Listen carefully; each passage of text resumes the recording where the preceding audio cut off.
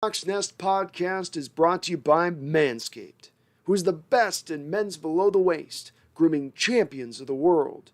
Manscaped offers precision-engineered tools for your family jewels. Manscaped just launched their 4th-generation trimmer, the Lawnmower 4.0. You heard that right, the 4.0. Join over 2 million men worldwide who trust Manscaped with this exclusive offer just for you. 20% off and free worldwide shipping with my code NEST, N-E-S-T, at manscaped.com.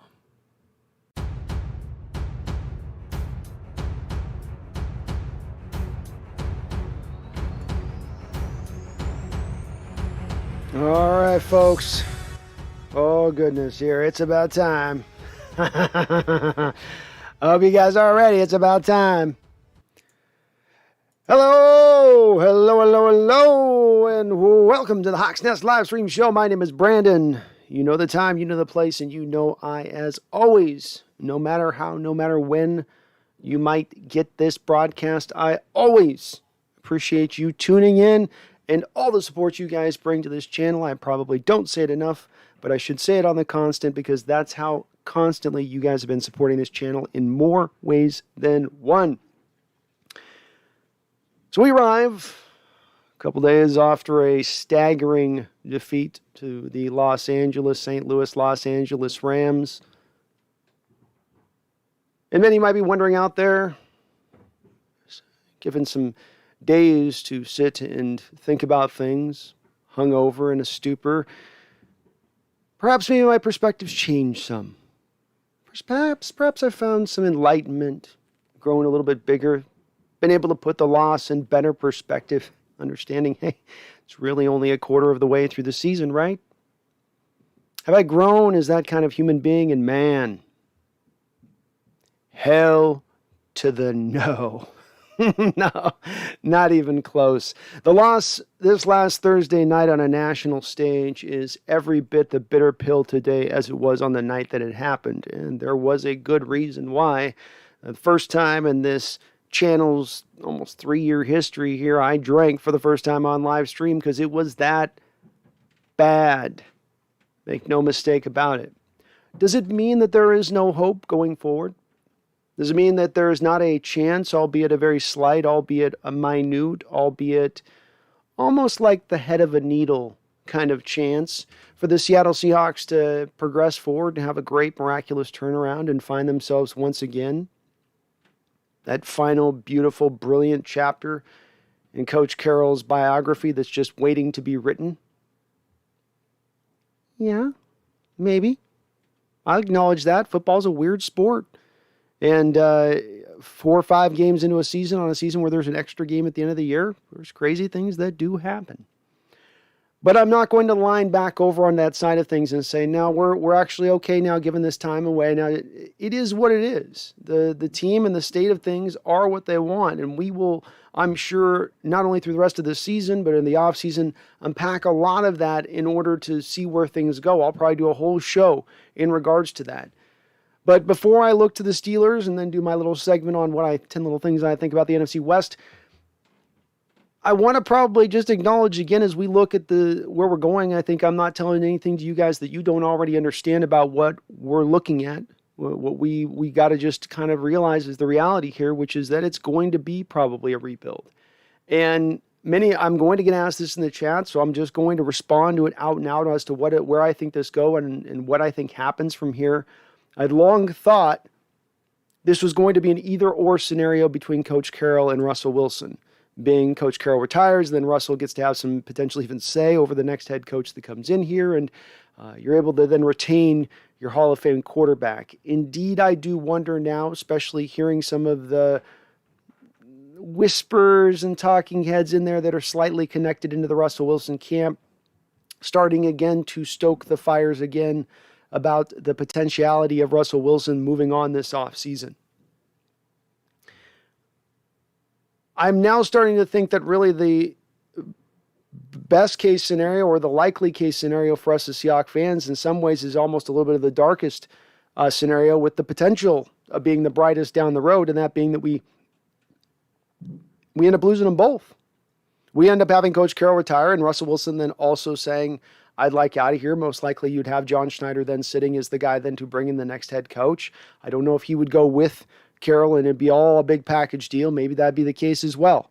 But I think Russell Wilson sustaining the injury when he sustained it in this last game, to whom he sustained it, in the manner by which he sustained it, after coming off the offseason, after, the Seahawks having time to not again run back into this scenario. I don't know if he'll just put that on a Carroll thing as much as he'll put that on an organizational thing. And maybe he has a point within it. Maybe he'll have a point within that. But if I'm reading the wind and where it's blowing right now, it's blowing with the both of these folks moving out of town, which again, I've wanted long to keep Russell Wilson here. I will say this, we're not going to get a chance with Russell Wilson, in my opinion, to really get to see him maybe to the back half of the schedule, but even then, his finger's not going to be at 100%. That's on his throwing hand. If he comes back in 4 weeks, that's great. He comes back in 4 weeks, but that injury's still there. He's still going to feel it. It's still going to affect accuracy and velocity. So we're really not going to get to really have that chance we wanted to have this season, where we didn't expect him to just fully take off in this new offense and launch himself into the stratosphere in year one, but to see indications that he could build upon this offense and take his own career to new heights, being it now that he's in a modernized offense for the first time in his career. Those questions will remain. Those questions remain because through the first 5 games of the season, we didn't see a lot of consistency in his ability to operate in that type of offense. It was expected. It was expected to be the bumps in the road. It's not to say that there won't be maybe 8 games down the road, but the time we've had to make this observation, to make this assertion, it's shrinking by the day. It's getting narrower and narrower and smaller, and that's going to, I think, again, lead the front office to be like, okay, Russell, we'll accommodate you. Maybe we think we'll just want to bring a different quarterback anyway. We'd lean to that direction anyway. I'm just, again, I'm not saying this with any dog in this particular fight for you folks. Part of what I do here is just to analyze how I see the situation playing out. That's the way it seems like and feels like it's playing out here if I was to be a betting man and laying down the money. Again, miraculous things can happen this season. If a miraculous thing would have to happen, it would have to begin this week with Geno Smith now at the helm, because Russell Wilson does appear to be down somewhere between 4 to 8 weeks with this finger injury, having the surgery as he did. So you got Geno going into Pittsburgh, primetime game. A Steelers team that has a couple of really good wins on their schedule against quality opponents like the Denver Broncos, like the Buffalo Bills in Buffalo on opening week. And they have their own problems. They are as middle of the road as you get as a football team in the NFL right now, statistically speaking. They've got some really good players, but what do they do special? It's sometimes hard to exactly acknowledge looking at them from the outside in. I watched a little bit of their Bronco-Steeler game here, and Roethlisberger's made a couple of throws. He's really in that point, though, as far as a quarterbacking career, where he's just moving back there like a mummy, where every hit that he's taken and sustained in his career, he's feeling with every movement that he does. And so when where he used to be he could move around a bit in the pocket in his youth. He had a little bit of an ability to scramble around, shake guys off. Now even the smallest of hits are kind of unsettling him a little bit. He's going to want a clean pocket out there. This game, I think you're going to have to come after him a little bit, because he's a guy who's averaging about 6.5 yards per attempt right now. So if you just throw the dink and dunk stuff out at him, he'll take that, and he'll gladly take it, because there can be questions with him as far as his arm and now still being able to push the ball down the field with the, not even the same kind of arm strength, but the same type of accuracy, where you see him down sitting around 63% right now as his accuracy. He is falling off quite considerably as a quarterback. And just like if you were to face Drew Brees last year, you give him all that short underneath route stuff, he's going to eat it up all day. So you've got to take away to me the short stuff. You're going to have to trust in maybe getting a little bit more Jamal blitzing in this game. I would reckon to bet we're going to see more of that.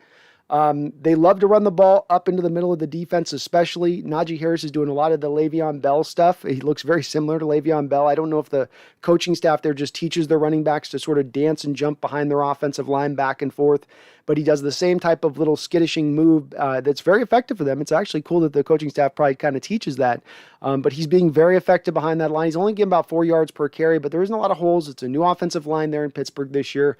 Understandable that Najee's having to do a lot of the heavy lifting there to create the holes that are available in the game. On their defensive side of the ball, hey, it's no secret here, just like last week, neutralize the best defensive lineman on that team, and you're going to go far to beating that defense. Who is it? TJ Watt, right? Guy's a Defensive Player of the Year candidate, probably going to be so for the next couple of years moving forward. like I recommended last week, which was maybe you want to double Aaron Donald every play, or at least most of the plays, a la what the Cardinals did. And the Seahawks didn't really do that. They doubled him some. But for instance, on Russell Wilson's finger injury, it was a single block. Much like that, I would say the same thing with TJ. Probably don't leave him out there single blocked a lot. He likes to rush from the front side rather than the back side. He's not really a blind side rusher, so he's going to be on your right tackle. He's going to be on Shell, not Dwayne Brown. So giving Shell a little bit of extra help will probably be helpful to the offense. We'll see if the coaching staff actually does something like this because, again, rough to see them not do it last week when it was also called for a player who's been even more dominating against you, who's been even better as an NFL defensive player in this league. So if you didn't do it for him, I guess probably shouldn't expect them to probably do it for TJ Watt. But the keys here is also attack them, the cornerbacks. Minkah Fitzpatrick is by far their best secondary player back there, but their corners are not awesome. They're all right. You can definitely go after them a little bit. I expect on the short and intermediate stuff like we saw from Geno when he came into the game in the Rams that we're going to see more of that again in this one. We'll see how it plays out in this particular game. The Steelers are great special teams-wise. They're at least our equivalent, if not a little bit better than us as far as their special teams unit goes and how they're playing right now. That could end up becoming an element in how this game plays out. Primetime games, we usually do pretty good at that, though we didn't do very good last week. But we'll see how it goes. If I'm making a prediction on this game, I'm probably going to give it to the Steelers. I think that they're playing at home in this game. They are playing not great football, but I think they'll play good enough football to be able to take down Geno Smith at home. And I don't know if Seattle's going to be able to tap into that energy you need to tap into where you've lost your best player on offense, and now here you go, you roll. I've also been predicting Seahawks wins here pretty often throughout, and I'm not going to do it on this one. They're going to have to start proving. They're going to have to earn my prediction win at this point, okay, people? They're going to have to really show me you earn this prediction so I don't look like an ass every, next week on my prediction. I wasn't confident on last week's, but I just can't. I don't think the world of Pittsburgh. I think it will be a close game, even with Geno in there, but I think that they're just going to have just enough, especially with Najee running up the middle like that. I don't even have a faith Seahawks defense can stop the run right now, so just kind of comes out of that. All right, we'll bounce over here to you guys in the chat in just 2 seconds. This is another, just for you guys that are new in the chat on this part, a new segment I've been doing every Wednesday here. This is just kind of based on, cat's in needy mode here. This has been based on just looking at the rest of the NFC West. I had done this segment thinking that it would eventually help us be a little bit more educated and understanding as to what's going on within our own division as we would be fighting it out, duking it out, to try to get that division title. We're not going to be doing that now, but nonetheless, this is a little segment I still like to do. Still gives us a perspective on what's going on around the division because we still got a long season, Red. I know there's still some of you out there that are a little bit hopeful and they're going, hey, you're telling me there's a chance, like Jim Carrey and Dumb and Dumber. You're telling me there's a chance. Okay. All right, here we go though. 10 things I think about the NFC West.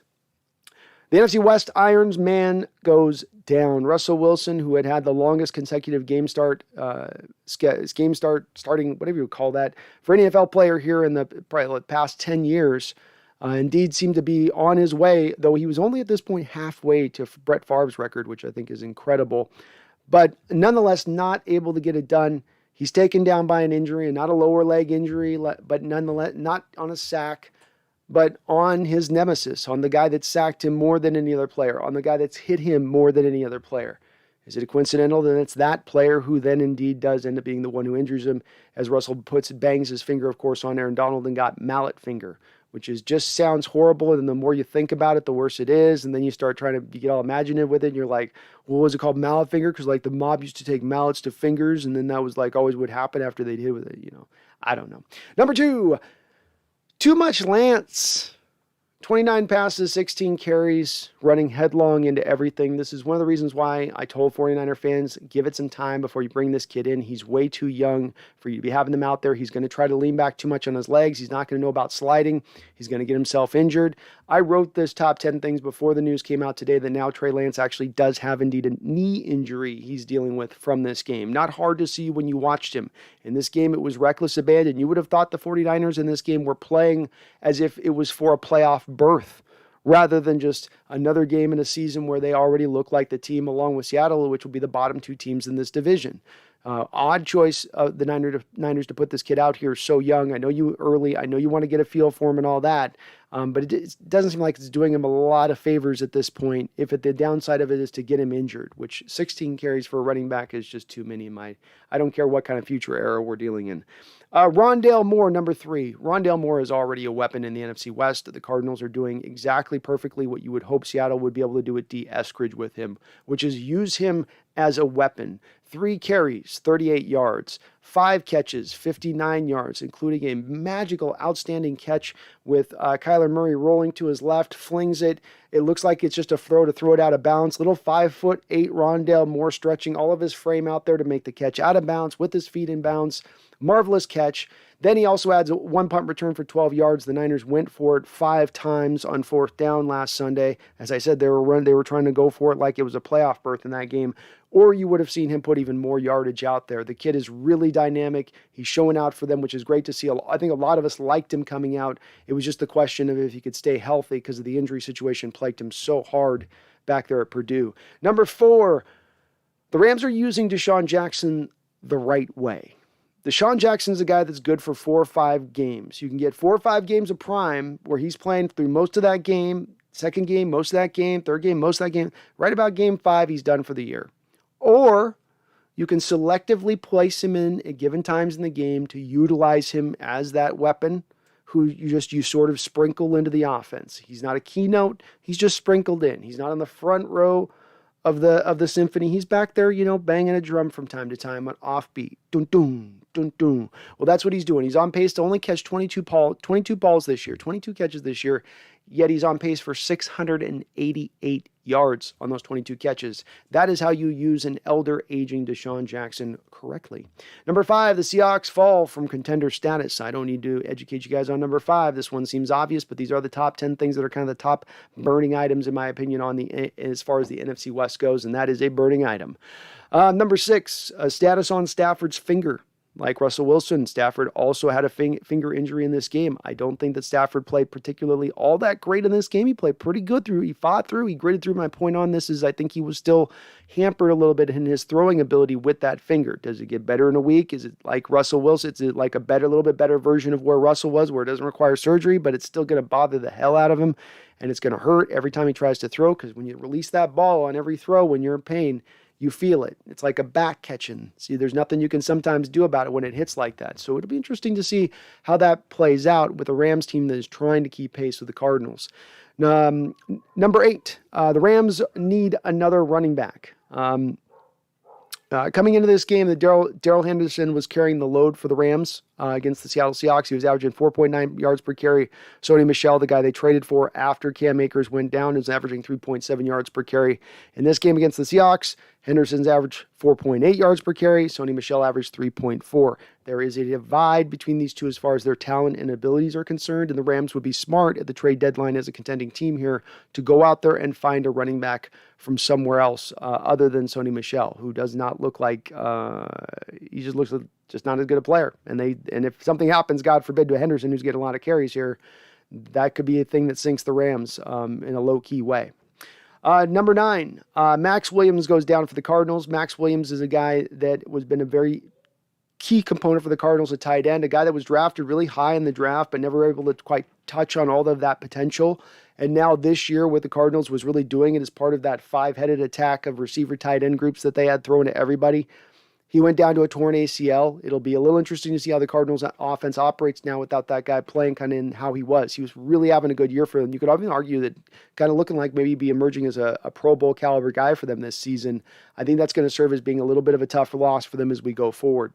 And number 10, and this is my little bit of a bold prediction on number 10 for you folks. Within a year, we will be talking about Nick Bosa and Darrell Taylor in similar terms as far as their pass rush impact. I do not believe ever Darrell Taylor will be the run defender, the complete player that Nick Bosa is.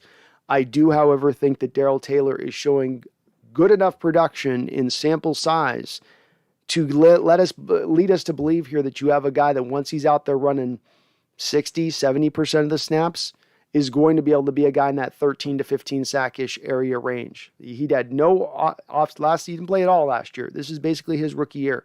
And he's a sack, I think, in every game but one through the first 5 games. There's something about what you're seeing in this kid and how he's doing it and how he's getting it done. I think there's a little bit more of a maturation process that needs to build. He's not to that moment yet, but I would not be the least bit surprised. And again, this is just my bold prediction here. So, take it for what you will. All right, let's bounce over to you guys in the chat, see what you guys think about this upcoming game, what you think our Seahawks were going to do. We will definitely talk a lot about the plan going forward with our Seattle Seahawks. I am developing right now for what I will do on a show down the road, a plan and a strategy for rebuilding this organization and re-putting everything back into place. And it will be a kind of a doubly lane deal where, some of it is under the microscope of, okay, what if Russell's here, but Carroll's gone.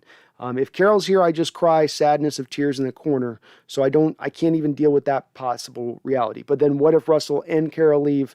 That's the main one that I'm going to be kind of operating under as far as how I'm putting together what they could potentially do. You could theoretically turn this around relatively quickly. I was doing a little bit of a snapshot as far as taking a look at the cap was concerned. You do have some money you can free up here in a couple of different ways. Of course, Dwayne Brown's money comes off the books. Bobby Wagner, you can get out of that, which is almost $17 million you'd save, releasing him at that point or trading him if that's what you wanted to do as well. So it'd probably be a release, I guess, if that was to come to it. So there's some ways they can get some flexibility here moving forward. But we'll kind of analyze that, I think, a little bit more in greater detail down the road as, look, there's still some more season left. The coffin may be shut, but the nails have not been driven through, okay? We can still slide the lid off at any time. The corpse raises up, screams at everybody. And we go, oh, my God, he's alive. So it's possible.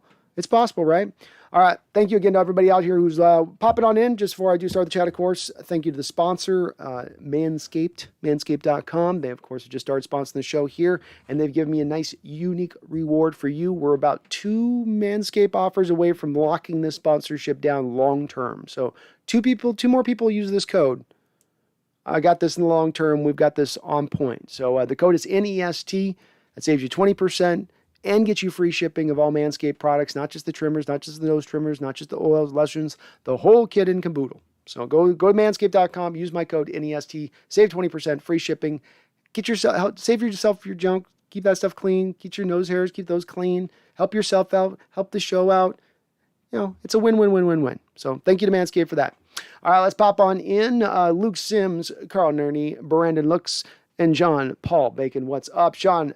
EB12, hello, how you doing? Luke Sims, what are we going to do about the quarterback and cornerback position? I would imagine that we will probably sign. They brought in Blake Bortles for a workout thing this today or yesterday. I imagine you'll probably bring a guy in like that. Many are speaking about Cam Newton. I do not believe Cam Newton is a likely option at this stage of things. So you probably are going to have it be some journeyman quarterback out there to back up Geno.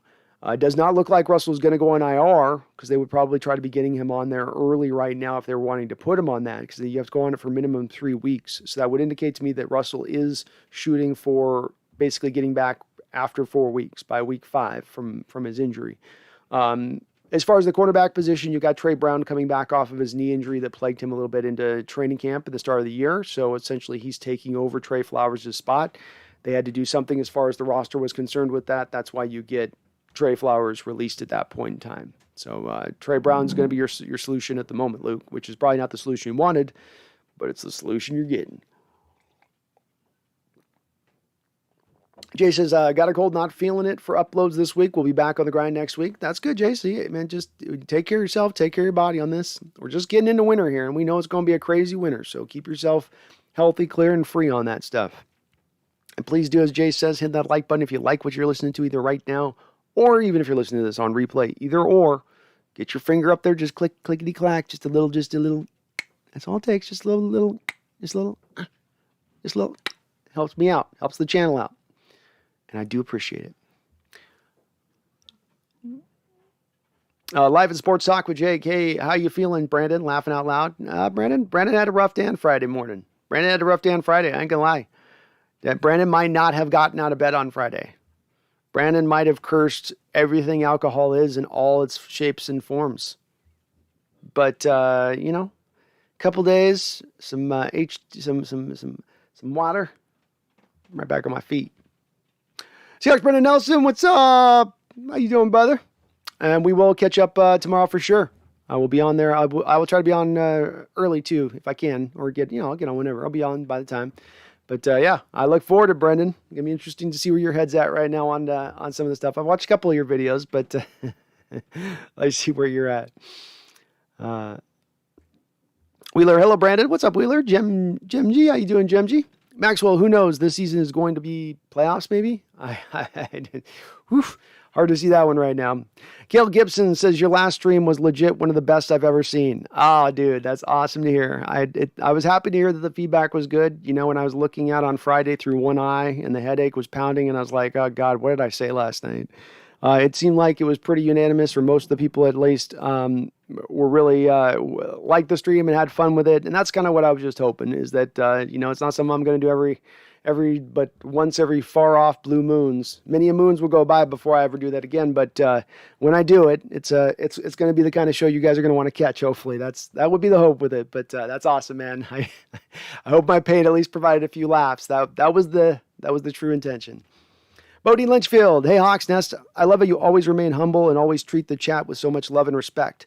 No matter what your mood is, you always remember we come to see you. Oh, this that. You summed it up well, Bodine. You know, there is no Hawks Nest. There's no me sitting here doing this if there's not you guys there in the chat. And it's you guys who take time out of your day and your life and come in here and chill out and not, like hit the like button, donating to the channel, becoming a subscriber to the channel. I ask you to do a lot of stuff.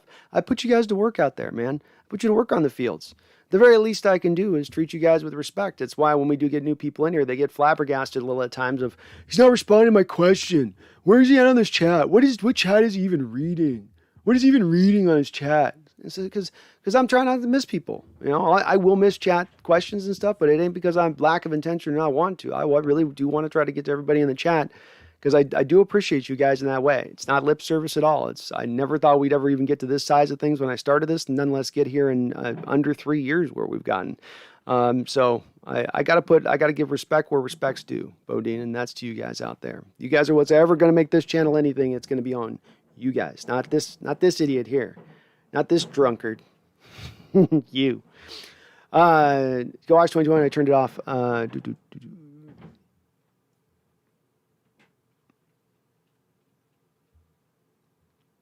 Dro, how do you think Geno can do in the quick game against the Steelers? Well, you look back to the game against the Steelers in Pittsburgh, and this is only a mere couple years ago. So usually, it's like every 4, 6, 7, 8 years or whatever, you're actually playing back in Pittsburgh or on one of those AFC teams, because you flip-flop every 4 years you play or whatever it is.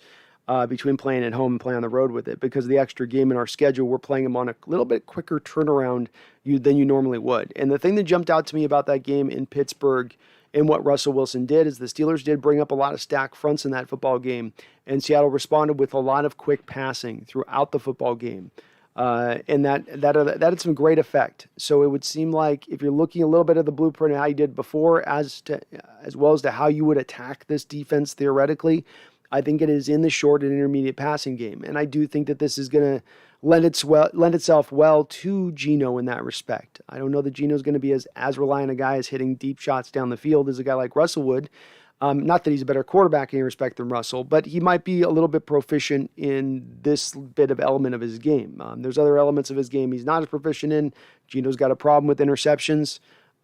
He's almost like the opposite of Russell, where Russell's going to really want to see the guy open and separation before he throws it. Geno's going to anticipate it, as he did on that Lockett throw at the end of the game, where Lockett's breaking out. Lockett's basically gets held on the play, goes uncalled, and it's an interception. The guy picks it off. So that's the part of Geno that you get the good with the bad with him a little bit. But I do think he'll be good within that short to intermediate space, and I do think Seattle just seeing it work. It would not just 2 years ago. We'll have it work again as we go.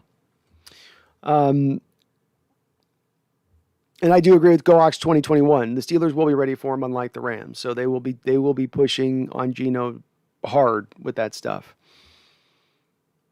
Brandon Luck says, let's just rank this year and next year. Let's just rank this year and year? What do you mean on that one, Brandon Lux? Austin L, hey man, just got to say that drunk stream cheered me up so much after the loss. Thanks for doing these videos. Oh, that's awesome to hear, man. I'm glad it did. I hope it would. I hope it makes people happy, laugh, joke around. I take this stuff very seriously. I try not to take myself too seriously, but I definitely think at the end of the day, even those moments where it's pretty dark for all of us, we got to find some moments of laughing and just kind of, that's part of the commiseration process, It's part of the mourning process. You go through your stages of grief. We eventually get back to smiling, laughing, and chuckling, and, brighter days are ahead one way or another. But thank you, Austin. I appreciate you, man, for saying that. And appreciate you for joining and hanging in there with me. Charles Riley coming in with a $10 donation. Thank you, Charles Riley. You are awesome as always, a member of the channel and coming in with donos. I love it. He says, Brando is alive and well. I was worried until I saw Dr. Sanders was present and capable of performing anything from serving drinks to basic advanced life support. Legendary stream. Well, thank you. I appreciate that, Charles. And yes, I always, whenever I got a drink, I want to make sure I got somebody there in case I go too hard, and he goes hard too himself, but he knew I was in a special state that night. So, you need wingmans for all things, man. You need wingmans when you go out on the town. You need wingmans sometimes when you're having one of those, it was like the effect. Last Thursday's effect was the same effect of you've had this girlfriend that you've been with and you're still into her and you were with her for a decade or whatever, right? And then she just broke up with you. And then your bro's there just like, all right, here you go, man. I know. Yep. She's a bitch. Yep. I know. She'll never understand. She doesn't get it. Here you go. Here's another shot. Yep. I know. She doesn't know how much you love her. That's right. There you go. Here's another. It's a little bit like that. And that's where I was in last night. So it was needed. It was needed. Devin Schultz says, could we see Seahawks make a move for someone like Dantzler, Byron Jones, or Joe Hayden? I believe I looked into the Byron Jones one previously, Devin, and Byron Jones carries too much of a dead money hit that accelerates too fast, too big on any kind of trade deadline with us on that. Dantzler is possible. I think he's got some off-field stuff going on a little bit with him. Some questionable CJ Henderson-y kind of stuff. He's a guy that I know my buddy D-Mac liked a real lot coming out of college. The thing that you knock on him is that he just didn't have a lot of speed. That was a big thing he was missing, really, frankly. He had a horrible, I think, pro day, a 40-wise. I ran something crazy, like a 4.68 for a corner or something. But he is a guy that, he was a gamer in college. He was a good cornerback. He had a great feel for the game, a good nose for the football. He would be a guy that I could see the Seahawks gravitated towards as far as a trade deadline target. And Joe Hayden, I think, carries probably a little bit too much as far as his cost versus what you get in return as a player. As well as I don't think that the Steelers in a moment, especially if they win this game as they are likely to win this game, I don't think the Steelers are in a place right now where they're in sell mode. I think that they're still in a position where they go, look, we turn things around. We've got a Super Bowl title in 1 year where we were 9-7. And I'm looking up Joe Hayden right here. So Joe Hayden basically for them to trade him versus what he carries as far as a cap hit is 0 across the board. So that's a trade you could theoretically move. He carries a base salary of $7 million, so you're paying like $3.5 million on 1 year deal at that point to bring him along, and he is pretty far along in the process. Pure Mind says, bro, I haven't seen you in a while. Man, much love from Texas. Oh, thank you, Pure Mind. I appreciate that. I'm glad to see you caught on. I know sometimes folks have missed it from this and that, and we got guys that missed for a long time, but that's why I did more of these shows this year too, Pure Mind. We're going to constantly keep doing more of these shows to hopefully for those folks that can't catch at certain times. We got European Hawks nesters. We got Australian Hawks nesters. So we want to get those folks when they can catch it all different times, and that's the future plans for the channel at least. GoHawks 2021 says, God forbid, but this has been bugging me. With the Hawks not doing Russ's contract, possibly opening the door to move on. Okay, as bad as that is to me, when Jody puts the Hawks up for sale, chances are she will sooner or later. The new buyer move the team. Lord, I hate that thought. Let me go backwards on that GoHawks 2021 because you're not alone in worrying about that possibility. And let me. I can't give you a lot of goodness on the above on your comments as far as that's pretty much the reality of it. But as far as our Seahawks leaving town, that's never going to happen, or at least not happen for the foreseeable future. There's a couple of things that will stop this from happening. First and foremost, the Seattle Seahawks, I believe, have a lease that goes somewhere into like 2040 as we currently stand. So they're at the minimum stuck for 20 years in that lease. They can't get out of it It's not the same as like you've got let's say the St. Louis Rams right now back at their old stadium in St. Louis where they're playing in this decrepit old building, and they're looking for a new stadium and the city won't do it. Or San Diego with their Jack Murphy Stadium, similarly, where it's this concrete jungled stadium that was built half-assed back in the day. You've got a pretty relatively new stadium here in Seattle that was just brought up and put together in 2000. You're not going to be able to just run away from the taxpayers on that and that bill that's owed there and the returns that they're going to expect for having put that stadium there. Since once you leave, all you'll have is basically a soccer team in there at that point. That's not going to ride well. As well as the one of the issues that's plaguing us right now is the fact that our owner doesn't want to move on because she's trying to keep the legacy of her brother keeping going. That's why Coach Carroll got a lot of the extension he did, I think, last year, is to continue on the legacy. Well, to that same vein, she's not going to sell to an owner who's not going to keep it here in Seattle first and foremost, above all else. She's got more money than whatever, and whoever she sells it to, they're going to make an incredible profit beyond what Paul Allen bought the team for, say nothing of probably the yearly profits that the team brings. So she's going to find an owner that's a good owner. This isn't like Howard Schultz with the Sonics, who sold the Clay Bennett, and he just sold to the highest bidder, and it was in Key Arena, which had been a remodeled stadium. It wasn't a new arena. They had done this like low-end remodel there. That's a whole different kind of ball of wax. So no, you'll not see them moved on. As far as the Hawks not doing Russell's contract, yes, 100% go Hawks 21. The two things that did not happen here is, number one, not redoing his contract, not converting his base salary to bonus this year.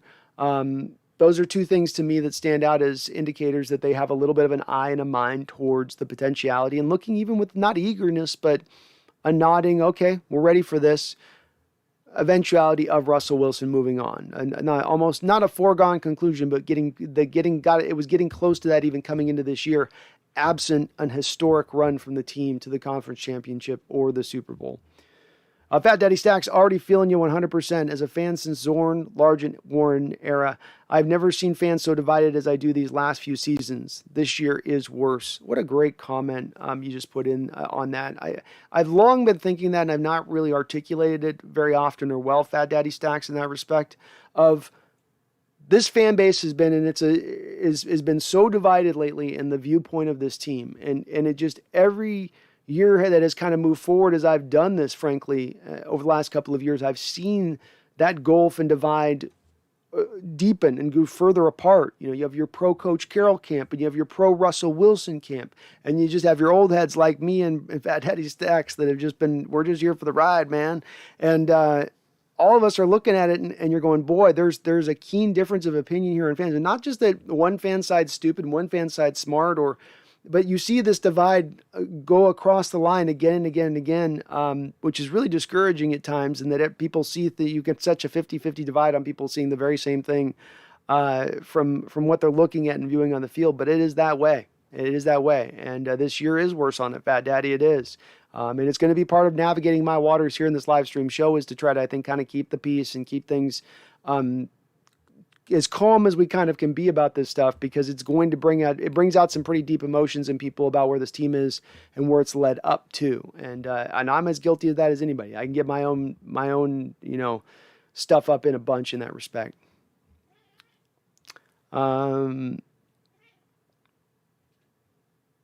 And the internet wasn't around in the Zorn Largent era, but there's other thing you got to consider about that era, is that there wasn't as much media being consumed. So everybody was consumed by the Hawks in the local area at that point. Everyone had an opinion of it. You went around, everyone would be talking about it where they were at. And that was the one difference of the internet now, where there is so many options, so much media. You have more people and there is more eyeballs theoretically, but it was so unanimous in the local area at that time. Bodie and Litchfield, the Broncos have a way better defense than us, but Ben looked okay against them. Geno is Geno. I hope Pete Carroll goes, and praise to God, Russ gives us at least one more chance at a bowl. I don't know if he's given us another chance, especially with Coach Carroll still here. If Coach Carroll does still remain here at the helm. Yeah, they looked better last week, and this is not a bad team. They're a little middle of the road right now, but they might end up being a playoff team when this is all shaking out, So it is a tough matchup for us. Not an easy crew to go up against.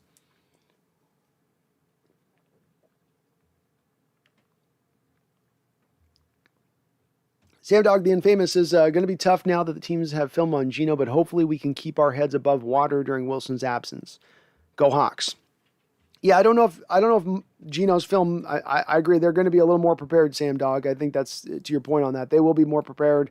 I think there'll be a little bit of still catching teams a little bit off guard, and that you've had so many years of Russell Wilson here at the helm and how Seattle has done things that you have to almost throw out a lot of the Russell Wilson tape, and that's where it gets to teams sort of having to kind of guess a little bit now in their defensive strategy, even though they do have film on Geno and they know what he wants to do and they know his tendencies, and all those old analytics from his Jets days still do exist and are here, though he is in a new offense, which again throws another little bit of monkey wrench into it.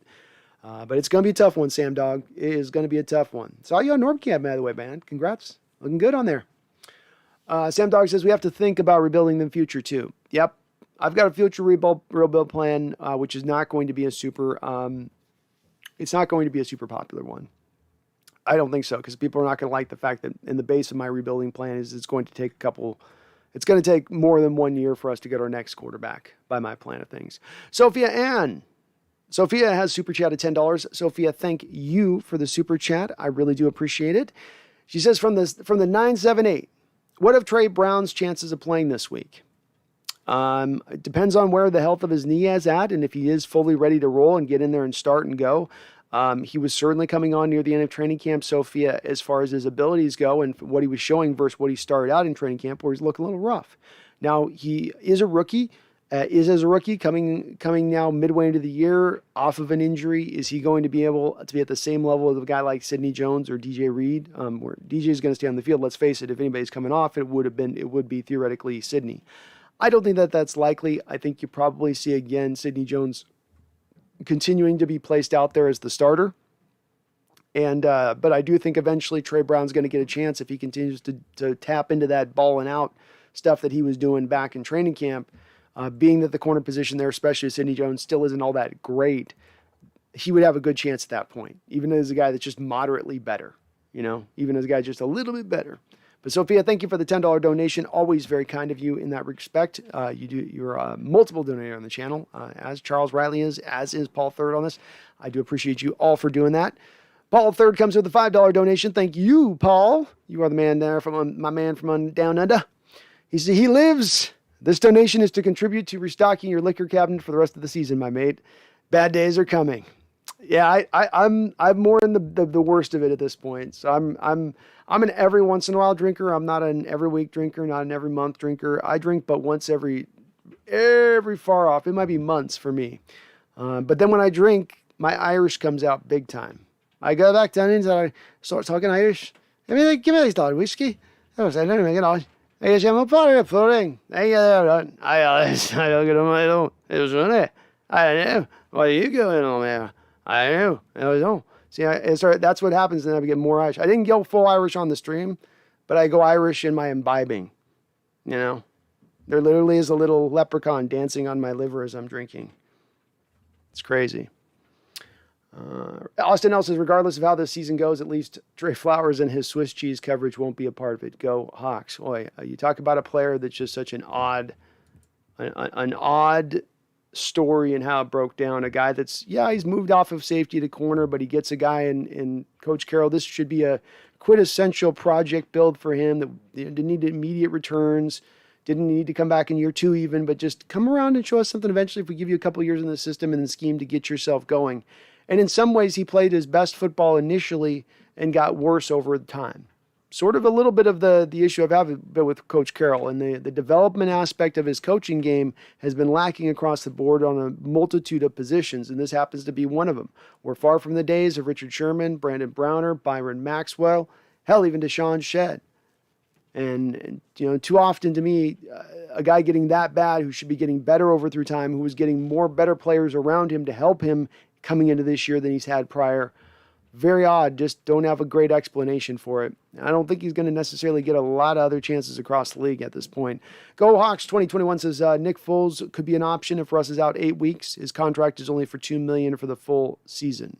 Nick Foles is an option as a trade, and certainly you talk about a guy that's got some magical elements, magical potential to him. That is a guy that was able to tap into it for a Super Bowl title. I would reckon to guess that that's not going to happen because I'm reading into the fact that the Seahawks have not put Russell Wilson on IR as an indicator that Russell intends to come back inside as fast a time period as he possibly can. Whether he's 100% or not, he's such a tough sucker that he'll fight through it even if it's painful, as long as the doctor's saying you're not going to re-injure it outside of re-slapping it off another helmet. Russell will probably be out there. So I would say that's the one thing that would hold that up, I guess. One thing I would say that would hold that up. And thank you to all the donators on the channel. Awesome.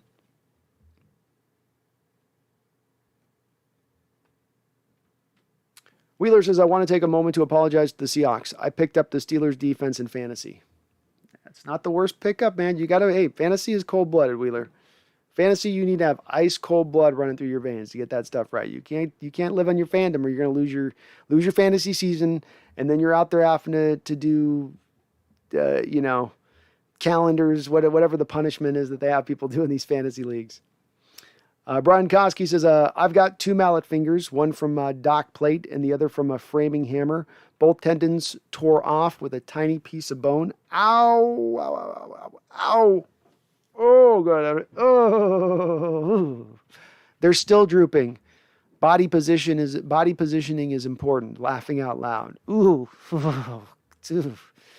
Oh, that just makes my fingertips hurt hearing that. That just yeah.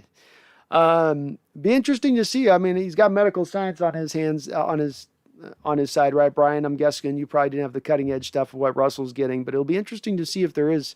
And this especially is apropos for him trying to come back early and come back maybe a little too early versus giving the time for those fingers to truly heal, because it takes a little bit of time, and those your fingers and your toes so far out away from where the heart is, it takes a little bit of time for those things to heal. They don't go as quick.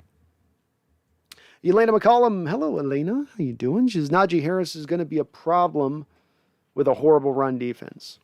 I think he's going to be a guy to be able to go after this run defense pretty well, because he looks for cracks and lanes behind offensive line. That's what he's looking for. And right now in this defense, you'll have at times one guy overrun his lane, one guy leave his gap, and that's where Najee will attack you with it. He's not a home run hitter type guy, but he's a guy that can just wear you down, a little bit of that Alexander Madison type back a little bit, but better, more talented, but in that kind of same realm. Maxwell Stern says, where would Taylor be right now if he had played last season? Further along, no doubt. It's also helping him where he is in the respect of having a year of, weight room development to get his body kind of right and fully ready. So you can't undersell that part of it, but there's no substitute for game experience and getting those games, getting that action, learning to do certain things. Like for him, he's great with getting to the edge, getting around the offensive lineman. Sometimes with him, it's about finishing and just turning and finishing his bend, getting to the quarterback fully. As easy as that sometimes sounds, it's sometimes about knowing how to just slow down at the right moment to be able to then cut your angle tightly to get to the quarterback. And he's just kind of learning it. Elena says Steelers defense is scary. TJ Watt, Devin Bush, and others. Yeah, they got a good front seven. I think it's the back end that you can kind of go after. And I like Minkah Fitzpatrick for him. He's a good player as well. But I do think you can get into that secondary a little bit. I don't know that there's going to be a lot of holes in the run game. To your point on that, Elena. That's the one thing I'll say at that. Brian, Darrell Taylor is a beast. He's got potential to sack 10 plus per season. I agree. I think he's got potential to be a 13 to 15 sack a year guy, to be up into that special area of things. I really do. I think putting on tape, he's showing it. Elena says Geno needs to run more, get away from the pass rush.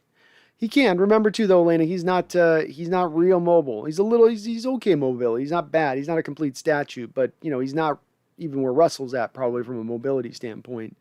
They're probably straight line pretty similar, but the side to side, the jackrabbit stuff, Joel Yun says focus on corners and offensive line next season and new defensive coach and get rid of Carroll. We can turn it around. I love your optimism on it, Joel, and indeed, I would say this. I operate under 2 lanes. Both of the lanes I operate on right now operate under the assumption that Coach Carroll is going to move on this season, that he will see the writing on the wall, call it a day. So we have two potentialities then that exist in front of us. One potentiality is that Russell Wilson remains. One is that he leaves. If Russell Wilson remains, I'm with you, Joel. I would really, before I even get to corners, Joel, I'd say no, offensive line first. Offensive line first. And I still want to find corners, but I want to put the priority at the top of the list, offensive line, for the first time in 10 years as an organization. What I wanted them to do last year. We can go corners number 2 on my list, Joel. So I'm with you on that. But me, offensive line number 1. And that's the way I would go if you were able to keep Russell Wilson. I don't know if you'll be able to on that, but that's where I would go with it like you would on that. And corners would be probably my number 2 on that. Because God help us with the cornerback room right now. Changing scheme, I think, will help too, Joel. But that'll also dictate it too, the corners you go get. Because if you go to more man-on-man scheme, which I think a lot of us would like, that would pair well with Jamal Adams here, then you would definitely need to go out there and get a couple of new cats. Maybe DJ Reed could do some of that. I don't know. Brian Koski says, rest in peace, Trey Flowers. Rest in peace, Trey Flowers. You gave it a good go, my guy. UE2K says, Seahawks moving is an impossibility. Thank you. The team is making cash hand over foot, and there isn't more profitable market that's desperate for an NFL team. Yeah, I just don't see it happening. Batman Fan 20, well said, by the way, UE. Batman Fan 20 says, is Seattle ever going to sign Geno Atkins? I would say that by this point that it hasn't happened, going into week 5 at this point, Batman Fan 20, and that no other team has signed him as well up into this point would be an indicator to me that maybe his workouts haven't been great. Maybe he's asking for too much money. Whatever the reality is of it, it doesn't look like that's going to go down. Nolan R. Vance, thank you. Nolan always coming with the donation as well, man. You're very kind. I appreciate you on that as well, a member of the channel. Nolan says, like the stream, jumping into an appointment, see you in an hour or two. I'm sure you will be here. I probably will be here in an hour or two. You got me pegged right, Nolan, and thank you for the $10 donation, my guy. I salute you. Paul Third, I salute you, of course, as well. Sophia and Charles Riley, you guys are all awesome. Thank you for donating the channel, supporting the channel. I got an amazing support group here, and it's good because I went to my AA meeting last week. No, I didn't, but if I did, I'd be going with you guys. Brian Koski says, hell yeah, last Thursday was legendary. I loved it. Your roommate is way cool. Oh, my roommate's awesome here. Aaron's awesome. So, and he knows his way around a whiskey bottle. So, when I say Aaron whiskey, he says, oh, I already got it uncapped, my man. You know what I mean? It's like that. The Food Gamer says, seeing the news Trey got cut, I burst out tears of joy. Understandable. That guy, he traumatized Seahawks fans this year. It traumatized me, and I'm hard to traumatize with bad play on the football field. I just go, get him rid of him.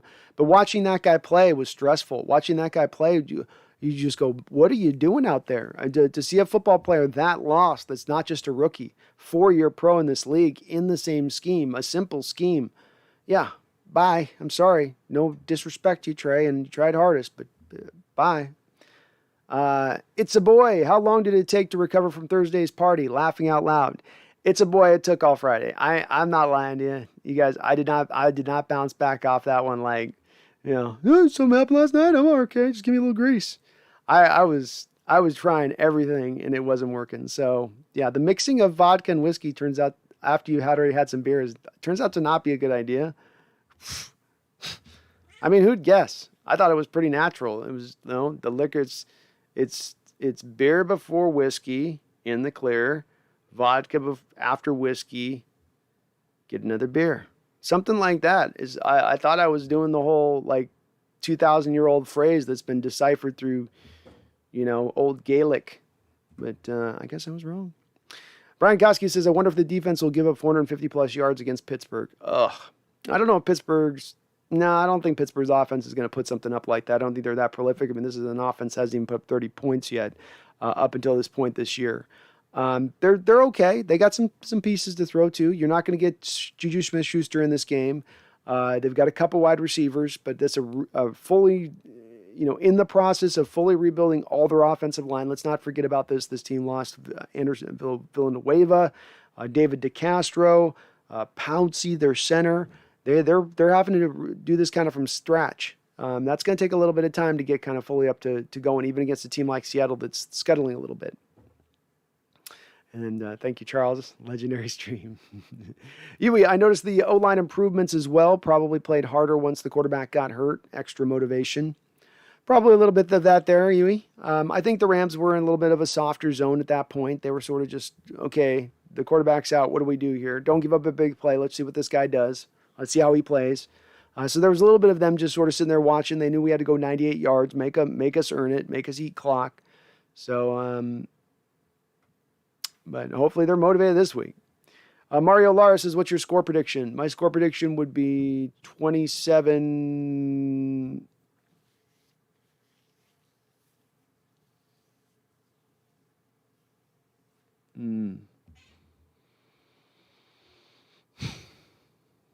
Good question. Let's go with 24-17 Steelers. That'd be my prediction right now. I going on Brendan Nelson's channel tomorrow, 3:00, by the way, folks. So I may change that prediction by that time, but that's about the general place where I'm landing at right now. Martin Bendino says, do you think Russ returns to the Hawks, or did he play his last snap for us? I do think he returns to the Hawks, Martin. I think he's too much of a competitor, and he doesn't want to just leave things where they're at now for the offseason at this point. So I would reckon to guess you're going to see him back here for our Seahawks this year. I don't think, though, that right now the trajectory of it is that Russell Wilson will last year past this year. I think he's going to want to move on at that point. But yeah, he's too much. They're not even letting him put him on. He's not even going on IR right now, Martin. That should tell you about how he's chomping at the bit already to get back. Even Tech World, Brendan Nelson made a great video. It asked, would you rather see this team recover and make the playoffs, but you got to keep the front office, or tank and get a new start with a new staff and quarterback? See a team recover and make the playoffs, but you got to keep the front office.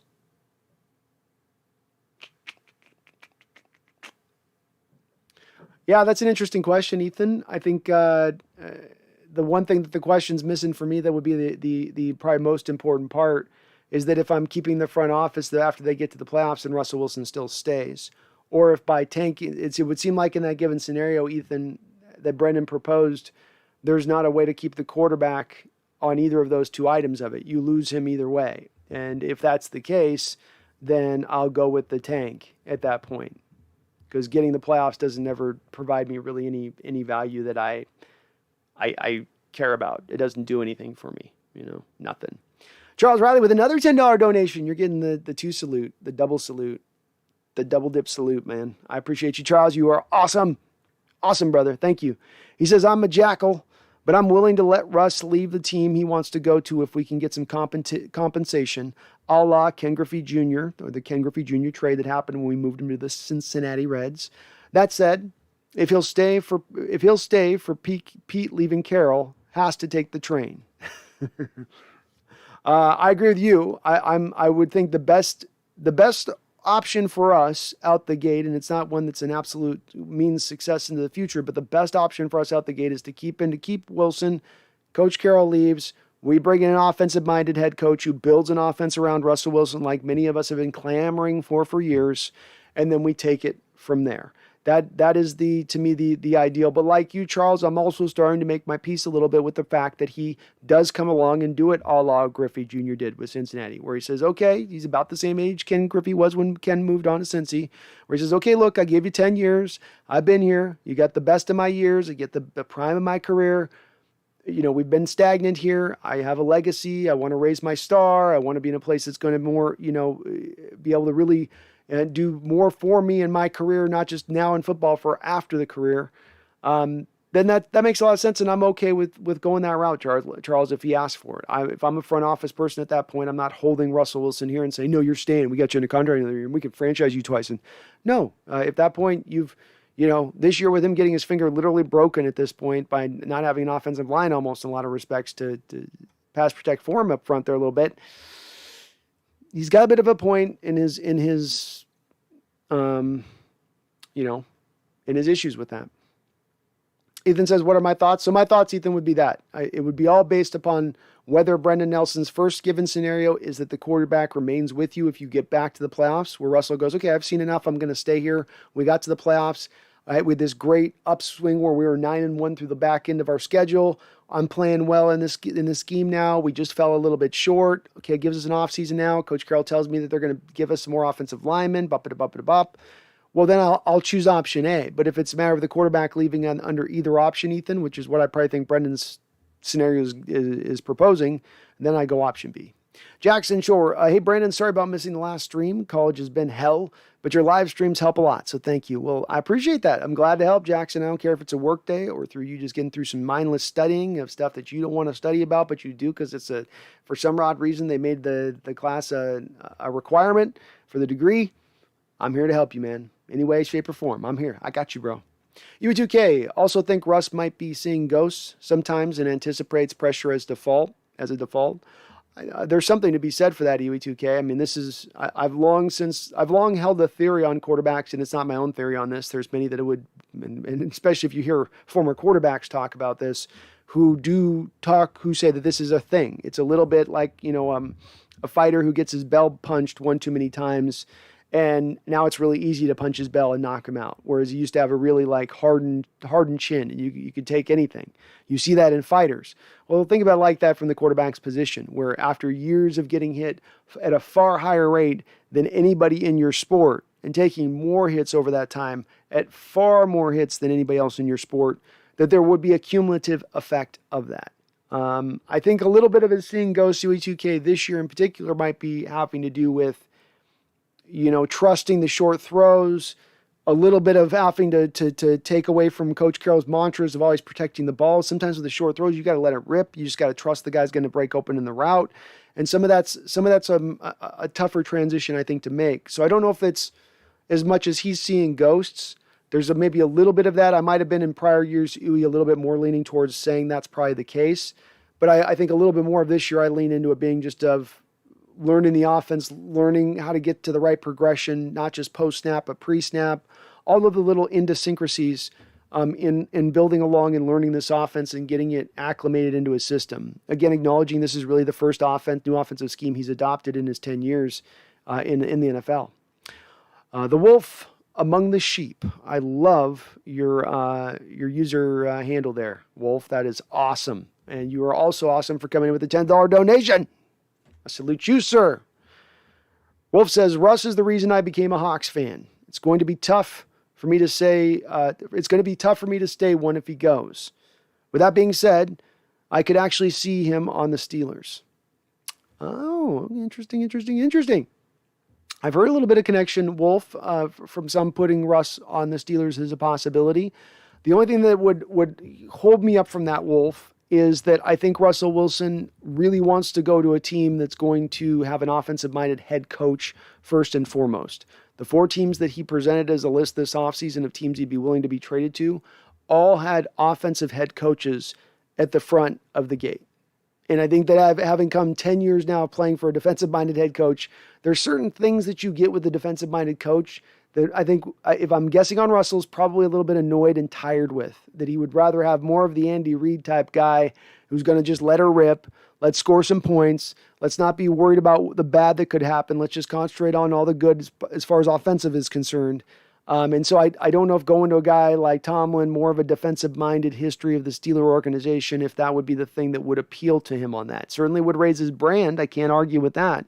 Would brighten his star a bit going to the Steelers. But then again, too, he's coming right after the end of the Roethlisberger's era there.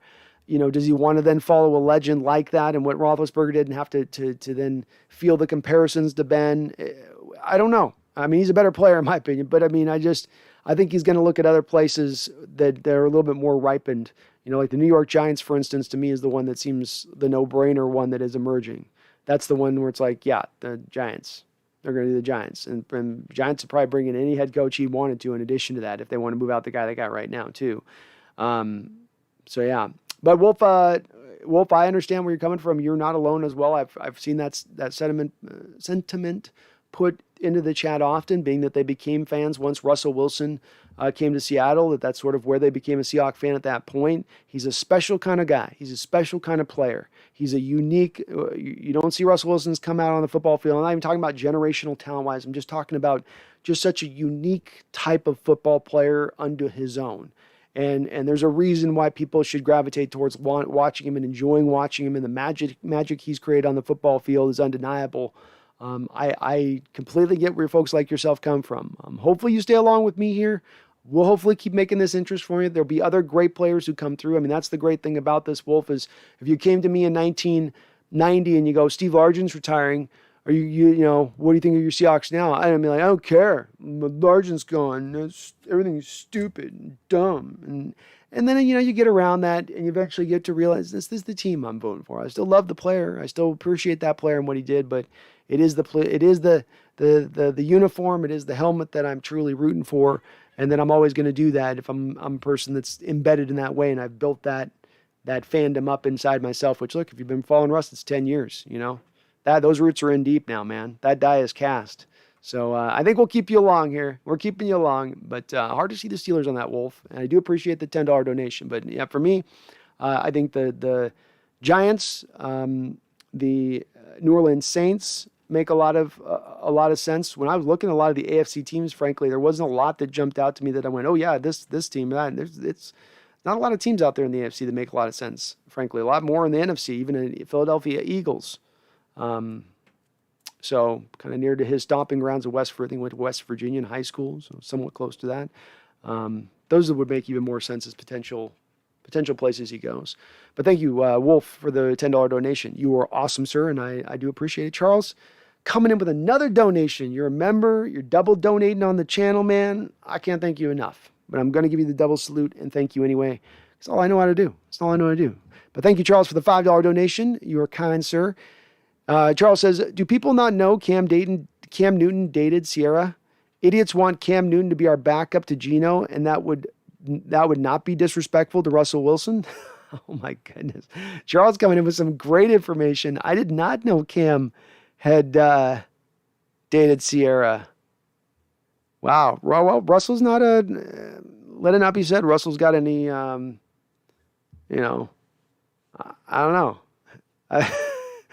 He ain't shy about, he knows he's going to be able to, I don't know. I'm just saying, Russ got a lot of confidence in his game on the field and off the field. Coming on the heels of that, just from the size differentials, that's all I'm doing here, folks. I'm just looking at the size differentials and you're going, well, I don't know. Other ways. But that is a great point on your part, Charles. Well said on that is if Cam's dated Sierra, he's not coming into Seattle. No way, no how. I still don't think there's the Cam Newton thing didn't make any sense to me anyways. I know that he's the guy that's out there on the streets and all that, but you bring him in, you got to toss out your whole playbook. You got to run the Cam Newton playbook of the read option, one read approach, limited throwing of the football. Why get yourself into bed for that without even the guarantees of him being able to really even carve up any extra wins going through that whole process to do that? I don't think it makes a whole lot of sense too on just that level, but again, too, even beyond it, like the fact he dated Sierra previous alone is enough to probably kill it.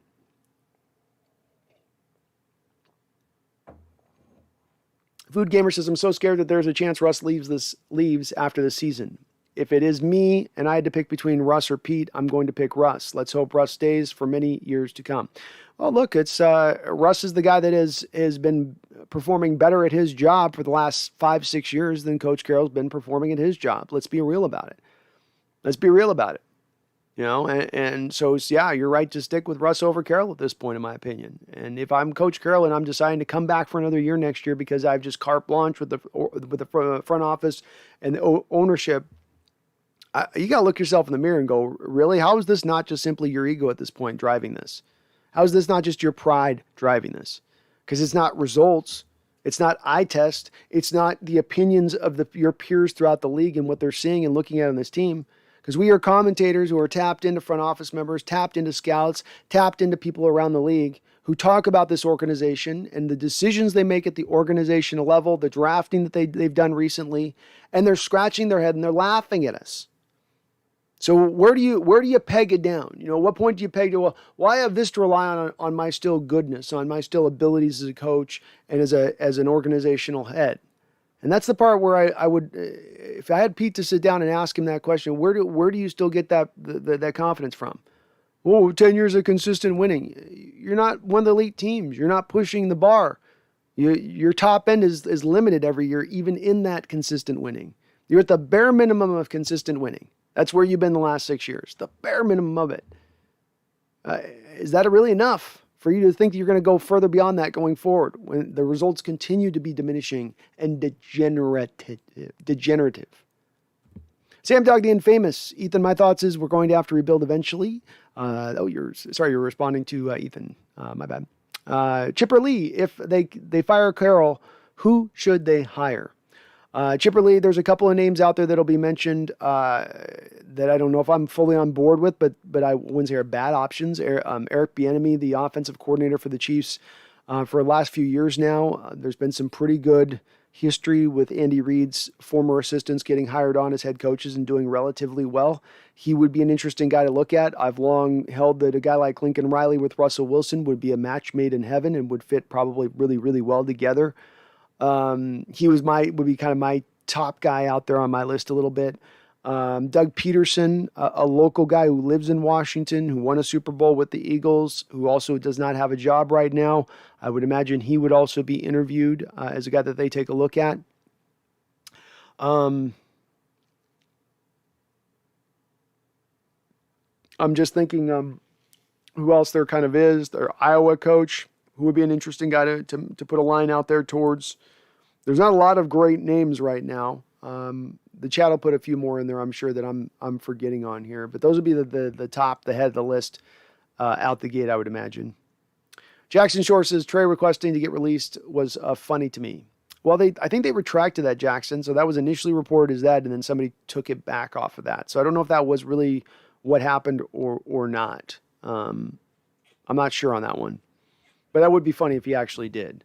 Nick Reeder, I'd like to keep Russ for a few years, and if we have the opportunity to get someone like Arch Manning, I'd think about it.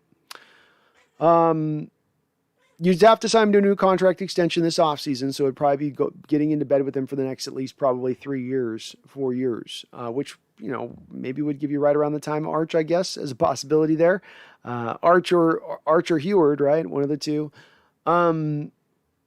So yeah, you would have to probably do that, but I would be okay with keeping him. My prognostication of Russ leaving at this point is more about where I think Russell's mentals are at with the team than they are about my own personal want for where Russell goes or where he'd be.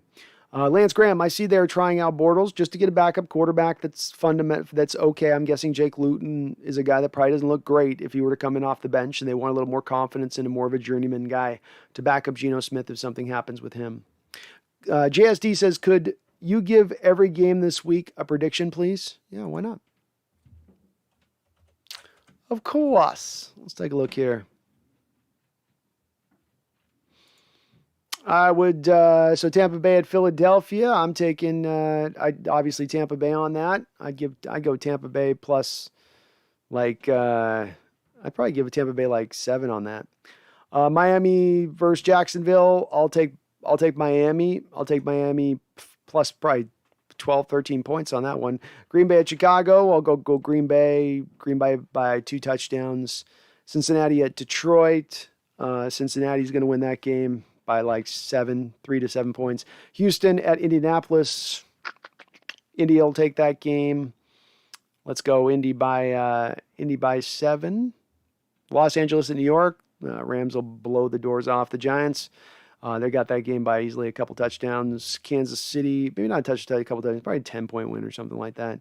Kansas City, Washington. It's an interesting one. Kansas City needs a win. They need a win right now. I think they fight this one out hard. So I'll give it to Kansas City. Kansas City ends up getting them in this game.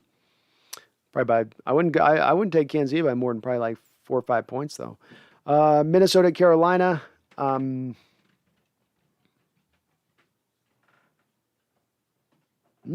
Interesting one on this one.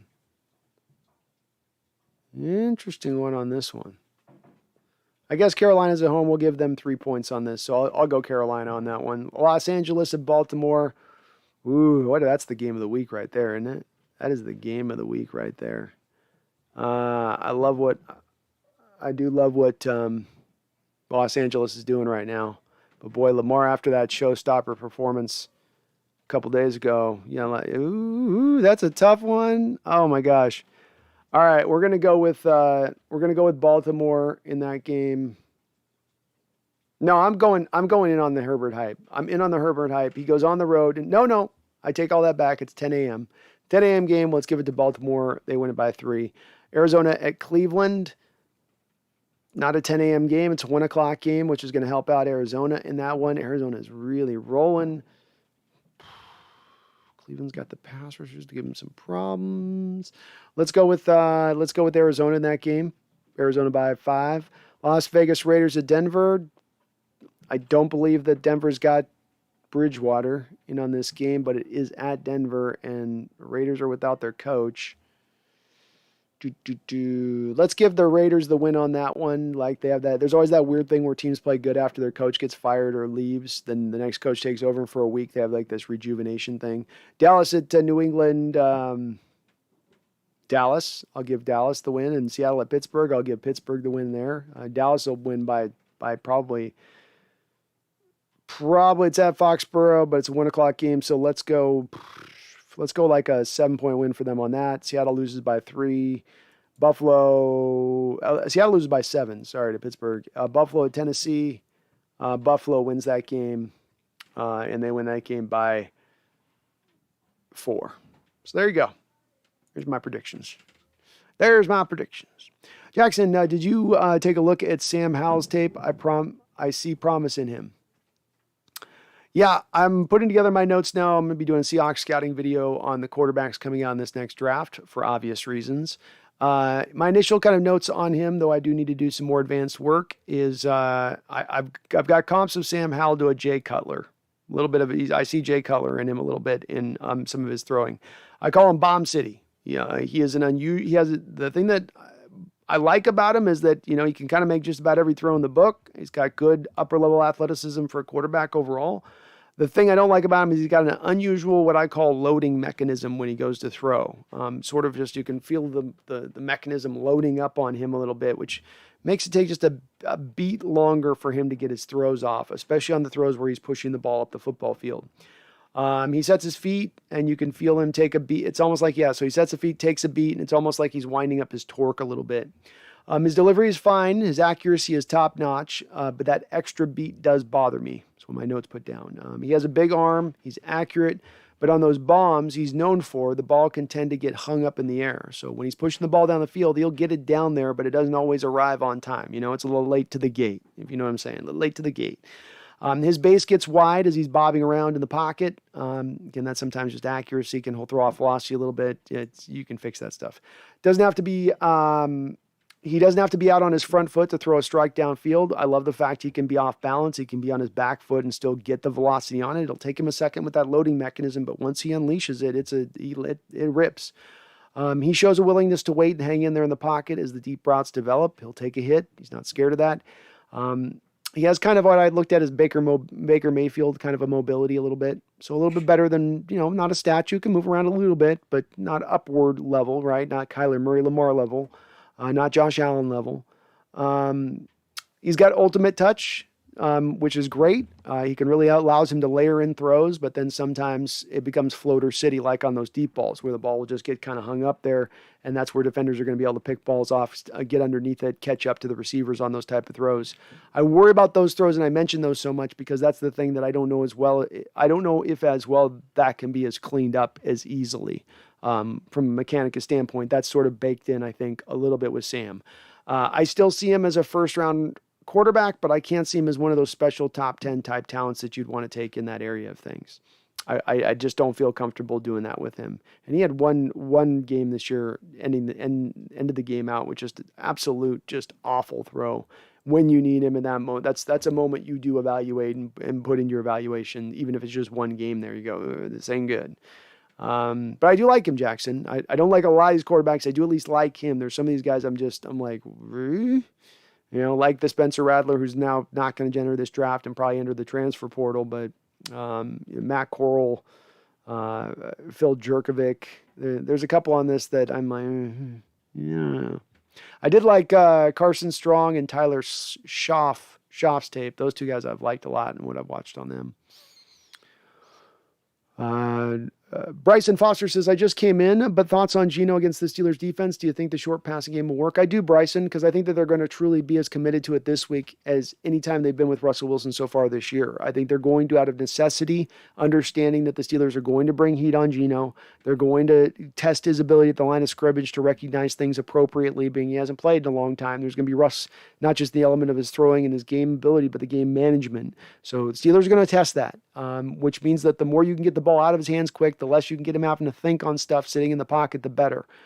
So I do think they're going to lean on it. That's part of what will make it effective, Bryson. But then part of what makes it effective on top of that is because the Steelers like to run their 3-4. They like to still run some of their attacking, blitzing nature of things that opens the holes then on the back end for the short and intermediate passes, as long as you're making your appropriate reads pre-snap. If you see things wrong pre-snap wise, and then it changes with the blitz and zone blitzes drop this way and that drops that, and now you get confused, you're dead in the water against a Steeler team like this. They have spent years killing quarterbacks who don't see things correctly pre-snap. And that's the part that's harder to predict with Geno, because we don't know a lot about him pre-snap and how he is right now in his career at recognizing things like that, or if he's going to get caught confused and think he sees one thing and then he sees something else. Jackson Shore says, does Quandre get traded at the deadline? Seems like he's shifting the blame, even though he hasn't played great as well. I mean, he hasn't played great, but I think he's been one of the players who's played pretty solidly on that defense, on a defense where there's not a lot of guys who played solidly. He's been one of them. On a secondary that's played putridly, he's been one of the guys who's played well. If I was him, I don't know if I'd be shifting blame, but I wouldn't be sitting there having to act like I got to take a lot of ownership in this moment for it either. I'd be sitting there going, hey, I'm doing what I can. And there is only so much a single high free safety can do in this defense. It ain't like Aaron Donald 3-tech where he can affect every single play at the line of scrimmage. You're back 25 yards off the line of scrimmage many times. You're there keeping center field clean, keeping the deep shots clean over the top. So your impact on a game is going to be limited sometimes because of that. But it's a possibility. He would be a target out there, I would think, because if there is a team that needs a free safety and runs a similar defense to us, that might be attractive to them. So absolutely, it's a possibility, Jackson. It is, especially when you got Marquise player that's sitting there ready to potentially take over his job should that go down. And thank you, Sophia, again for don't know. GoHawks21, thank you for that answer in regards to Jody's possibly selling. Great answer. Thank God for leases. Yes, thank God for leases, GoHawks2021. That's why cities lock organizations into those leases when they do build those new buildings, right? Because if you didn't do that, you provide owners a back end way to have you build them this new stadium. They get all the fruits of that on the early part of the stadium when it's packed houses and the novelty of a new stadium. But then 10 years in, they just decide to leave with the franchise. You'd want to build certain safeguards because, let's face it, oftentimes you're paying for the stadium 30, 40 years from the moment that you actually cracked ground with a shovel and started the process of building it. Ethan Tech World, you see a team like the Chargers, and I love what they're doing over there. Staley trusts Herbert and the offense more than Carroll does with Russ in our offense. It makes me so jealous on a multitude of levels. I mean, and Staley runs a great modernized defense to go along with that. But it's the thing it's been the biggest single frustrating thing for me for Coach Carroll, kind of above all else. I can maybe forgive a little bit of the reliant on the cover 3 and his defense, and that is a little bit of what it is. But the not recognizing what you had in Russell Wilson and not really bending away from your defense a little bit, backing off that so you can build into your offense a little bit more, never making that transition. And Coach Carroll never made that transition. Did he just give Russell Wilson secondary parts and pieces and never anything good to play with? No, he did. He gave him some shiny toys from time to time, but we're talking a great upper level offensive line. I mean, let's just call it what it is. And they've not given him that via bad drafting, via not giving second contracts to offensive linemen, via not going out in free agency and getting those offensive linemen. You've not done that.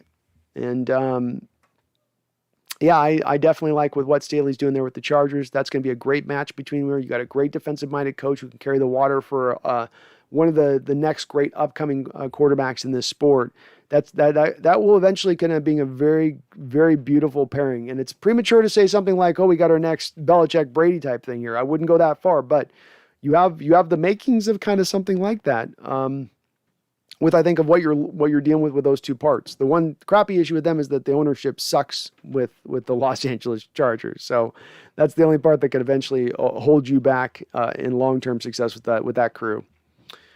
Jackson Shore says, who's more hated in Seattle, Howard Schultz or Alex Rodriguez? Howard Schultz will be hated more because of the fact that he actually lost us a whole organization. Alex just lied to people and went to the highest bidder when he said he wasn't going to do that. Went to a loser when he said he was going to go to a winner. So with Alex, it was a matter of, all right, Alex, you're two-faced, whatever. And that's gotten proven out in time in a variety of organizations and places he's gone to at moments. So you just kind of go, whatever. He's trying. It's interesting about your question, Jackson, is that Alex is actually trying to, in his ownership buying of the Minnesota Timberwolves, he is trying to get them to move to Seattle. So the problem Howard Schultz caused, Alex Rodriguez is actually trying to fix. And he's going up against a couple of different, of course, parties who don't want the Timberwolves to be moved at this point. And that's going to be interesting to see how that goes long term, because Seattle's going to eventually get an NBA franchise one way or another. But Schultz is the worst, because Schultz Jackson sold us out, and he's a hometown boy. That's Starbucks. That's Seattle. You sold us to a guy you knew at the time was going to move the team out of town, and you didn't think twice about it. That makes you one of the great villains that I can imagine. You should never show your face in Seattle again, as far as I'm concerned. If I could right now, I'd pee into a Starbucks coffee cup on stream to show my disenchantment with him. Charles Riley with another $5 donation. I appreciate you, Charles. That's like your third dono today, my guy. You're awesome. Charles says, is the supplemental draft an opportunity like we got Bosworth in? Pete will try his last card with a reach. Yeah, that is what we did with Bosworth, is that you were able to, and I might be misremembering this, but I think he got disqualified on a final year of eligibility for when he was coming back or something like that. So then he wasn't able to get into the draft on time, but he was a true first-round talent then that was in the supplemental draft. Of course, in recent years, we haven't seen this very often. Probably the best, most recent guy we've seen in the supplemental draft is Josh Gordon, who I believe the Browns selected. Okay, kitty. I know. Who the Browns selected. He was a really good supplemental pick. There are occasionally guys with some talent that come through that line, but it's a once every 10 years type of thing. It's not often you get a guy coming in through the supplement who's actually legitimate. But Bosworth was one of the rarities in that he was legit, not just legitimate. He would have been probably a top 5 pick if he had come out into a regular draft in that year. Where he was coming off of. I mean, he had won like all the college awards for the defensive players. I think he'd even gotten Heisman votes. Steroids are a hell of a drug. But appreciate you, Charles. Thank you for the $5 donation. Paul Third with the $5 donation. Another one, my guy. Appreciate you. Coming in strong. Multiple donos today. Multiple donos, multiple solutions. Salutations. Paul says, what is happening with Russ's injury? Pete is either misinformed or sugarcoating. Healing plus rehab plus conditioning can't be back before the 49ers or Texans. Yeah, once you get into the place, Paul, when you get surgery on the finger, to me, that moves it into the range of a 6-week type injury. I think what's probably driving it as much as anything is let's remember this about Russell Wilson. Russell Wilson literally got a high ankle sprain, and high ankle sprains used to be called broken legs. But we call them high ankle sprains now because they're more of a subtle fracturing of the leg bone.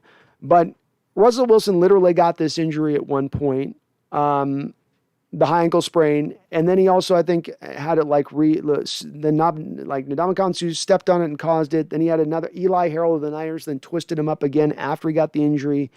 And he didn't miss any games throughout that time. I don't know the last quarterback's had a high ankle sprain that's played through it all the way, but there's few and far between you see quarterbacks who do that. My point on this being, Paul, is that with Russell Wilson, you have a uniquely tough SOB. He's the type of guy who can grind it through, and that if you think that those are the only injuries he's dealt with through the last 10 years, you're kidding yourself. I'm guessing when he retires, it'll be like, and then there was the fracture here, and then there was the torn cartilage on my rib on this side, and then there was the chipped bone off of my anterior cruciate angulomodicus. And he'll go through all the things when he's retired, and we hear about it truly, but I think he's so tough that he will come back, and the doctors will be like, well, it's going to hurt him. He's going to be a lot of pain. Like, really, probably should just give it some more time. And Russell will be like, I can fight through it. As long as I'm not going to injure it further, and they're telling me that it's fine from that standpoint, I'll just deal with the pain. And I think that's more of, Paul, it's more of Russell Wilson probably pushing that at that point. Again, as indicated by the fact that they aren't even putting him on the IR, which would be a 3-week minimum if you did that at this point. So, no, I don't know if it's right. Pete's definitely a sugarcoater, Paul. Don't make no mistake about it. He will sugarcoat like nobody else. He just pours sugars into our mouth, just dumps it. That like industry bag kind that you get at the store, that weighs like 10 pounds. He's just, it's going to be good. We're great. We're just about to turn it around. This guy's phenomenal. He's really coming on. It's going to be just, so he loves to do that anyway. Don't make no mistake about it. But just, I would read more into this being Russell Wilson. That's being like, I can do it. I mean, hell, he was out there at practice today running drills. And they had him running the cone drills and stuff. Ethan Chamberlain says, damn, bro, I thought you were dead. No. You may put me down. You may put me in the dirt, but I always get back to my feet. It might take me a couple days and a lot of water and a couple greasy meals, but I get back there eventually. Martin Bendino says, I think after this year, it'll either be Wilson or Pete still standing. Who'd you rather keep? I'd rather keep Russell Wilson, Martin. I don't know what it is that Coach Carroll does anymore that's special, unique, or outstanding as a coach, as a head of the organization, as a drafter, as a developer of talent. What is it that he does anymore that separates him so distinctly? I can look at Russell Wilson and see the attributes at times that separate him from other quarterbacks. I can't do that anymore with Coach Carroll. And at that point, it makes the decision for me a lot easier to make. I love what Coach Carroll's done for the city. I'm not throwing shade at Coach Carroll. This is all about the here and now and the moving in the future. Costa Rica and sports fan. Friday after the Rams lost, pulled my groin on a hooked 43-yarder. Ow, Costa. Ow. You Sebastian Janikowski'd it, huh? Oh, that sucks, man. It was just it was one of those weekends too for me. Just nothing went right. Stub your foot, jam your finger, mallet finger your finger. It was just one of those. It's just like let's just eject that weekend out and move on. Let's just eject that whole period out. But that sucks, man. Well, my head was in the pain of your groin on Friday, so I was having sympathy pains in some way or another. Insert colorful metaphor. Was Flowers a victim of not being played in a defensive scheme that utilized his ability to the fullest, being moved from safety to cornerback, or is he really not good enough for a roster spot on our defense? Flowers is I think it was probably the appropriate play to move Flowers from safety to cornerback, because when you're picked in the 6th round, if he wasn't picked as a cornerback to come here and some team was going to pick him in the 6th or 7th round to play safety, it's not like those are great chances or odds for you to even make the team picked at that point in the draft where you're picked there. So I don't think he was making the NFL as a safety. I think corner was his best bet to make it. To come to Seattle would have been his best bet in transitioning to corner, because he wasn't going to be asked to do as much man, which he was not going to have an ability to do. He was going to be asked to play zone, which he maybe have a little bit of a better ability to do moving on from the safety position to corner. So he came to really what should have been the best place for him to take off if he had a chance to take off. And he just didn't take off. And not only did he not take off, I think he's backtracked as a player. Maybe it's confidence. Maybe it's just never refined his technique in the way he needed to do. I think this is an answer maybe Coach Carroll could give you more in depth on, because it flummoxes me a little bit in the respect of looking at him and going, oh, you're 4 years in a scheme with what we're told is a cornerback whisperer in Coach Carroll, and yet your game seems to devolve over that time. And it's at its worst in year 4 and it's seemingly at its best in year 1. Why is that the case? And I don't have a good answer, because it doesn't really go that way in the NFL. UE2K says, have always loved the Seahawks, but hated the Chuck Knox era. Definition of mediocrity as the goal. Seahawks fans have always been satisfied with just not being terrible. I guess it's just part of the Northwest. Yeah, I think that there's certain people that are okay with just not being terrible. I agree with you there. I'm certainly not in that lane myself. I want greatness. I don't want just good or consistent winning. That doesn't do anything for me. I don't care if it's baseball, basketball, football. It just doesn't. This is about This is a sport about championships. That's where you're held into high esteem. That's what we're all should be chasing for and looking towards. And yeah, I think the Chuck Knock era was an era. And Jack Lynn, thank you for subscribing. Jack, you are awesome for doing that. I appreciate you.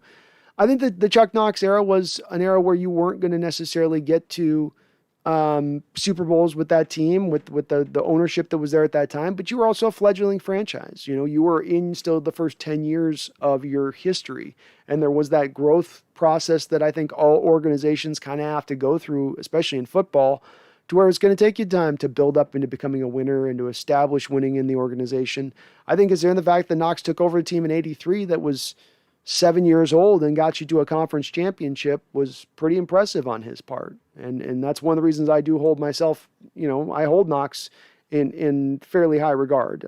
Wasn't the best coach in history by a measure. He's far behind where you've got Carroll and Holmgren, no doubt about that. But I appreciate the growth he kind of built in, giving Seattle a taste of winning, even if it wasn't all the way to get into the Super Bowl. And he certainly got roughed down, to your point, as it ended out. As it wound down, it got worse, Michael Venzer.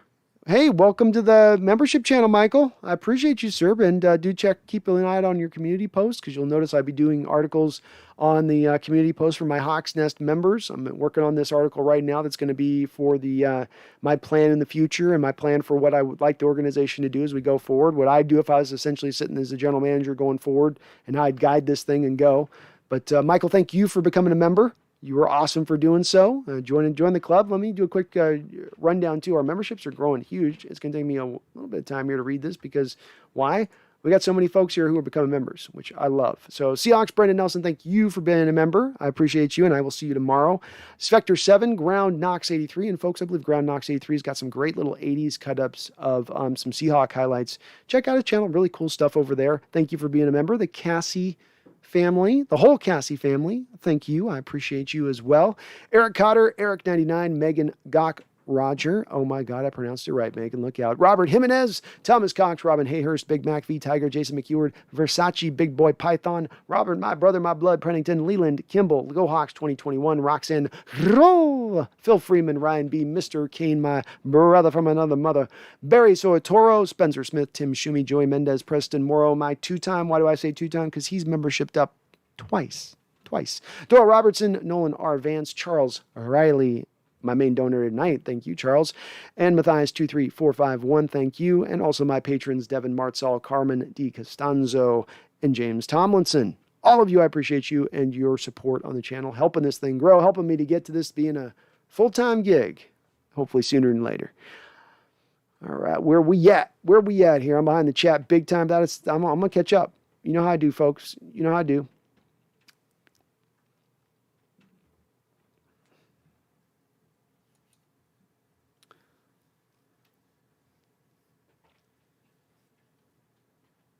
Jackson Short says, the funny thing is we can go 3-0 in the next 3 games. Will it happen, though? Hard to do with a backup quarterback. They do fall back into the old axiom. This was the old John Clayton axiom, which is that if you've got a good backup quarterback, he can keep you at about a 500 record when your star quarterback's out. That's usually, to shoot for anything past that's a little bit shooting for the unrealistic nature of it, because backup quarterbacks are backup for a reason. Jackson Shore says, I don't know if you saw, but Mark Sanchez said we called him and said we would take him. Thank God that didn't happen. Yeah, I'm not surprised to hear that was a possibility, Jackson. That was one of the more miserable drafts in NFL history, if you look at it. That draft that Sanchez came out, that was the Aaron Curry draft, where Seattle picked Curry number 4 overall, I think it was. So if you looked at the players at that time, Jackson, that would have been selected either before Curry or even after Curry, there was really not a lot of great selections. Everything was kind of crap. There was like one guy that hit at like 26 or something like that, but it was dicey. It was dicey. D Nugget says, I'm totally into the Kraken. That opening game last night was awesome. Oh, that's cool, man. Kraken's going to get some good pub here with Seattle falling off. They'll get some good early pub. Devin Schultz, do you think the Russell could be convinced to stay if Pete leaves, retires, and they go into kind of a rebuild with the new coach? Devin, 100%. I think it's a possibility. Do I think it's a likelihood? Not necessarily a likelihood, because I do wonder a little bit, Devin, about Russell kind of being done with the situation and just being like, I just want a new, I want a new spot. I want a new spot that I don't want to have to convince somebody. But hey, if they're giving him a say on the new next head coach, if he's kind of getting a little bit of a hand in that, that would certainly appeal to Russell. That would certainly appeal to him. So it's not for sure that he goes necessarily, but that's good. If Pete leaves, it'll help. It'll help. Jackson Shore, as a long-time Seattle Kraken fan, we will win the Stanley Cup this year. I love it. That'd be awesome, wouldn't it? Expansion team and Wingo wins the Stanley Cup. That'd be tremendous. Carl says, laughing my ass off. I no longer believe any story that comes out of a training camp as to who is balling out. Me neither, Carl. We fooled me once, shame on me. Fool me twice, shame on you. Right? What's up, Lester Cross? Hope you're doing good. D Nugget, I loved Russell's inspirational IG post yesterday. Well, he can be an inspirational guy, that's for sure. And he's not going to get bogged down by this. He's going to be all in. Mike Smith, do you think Flowers will play better if he gets picked up by another team? No, Mike, I don't. I think if he was going to thrive, he would have thrived in this scheme, in this system, and he's not done it. And if a simplistic scheme is a scheme that's confusing him on the football field to where he's not sure about his responsibility, or he gets oftentimes confused about what his responsibility is supposed to be, being that it's so simple, every other NFL organization is going to run a much more complicated scheme and secondary than we do. So if this stuff's over his head, that stuff's going to have him drowning. Douglas Thompson, big chances are coming. Hawks aren't going anywhere. Oh, big changes are coming, says Thomas. Hawks aren't going anywhere. I agree, Douglas. I think we are going to see some big-time changes. I think it's on the horizon and necessary at this point. Jackson Shore, did you see Justin Herbert being this good? So many called that a bad draft pick.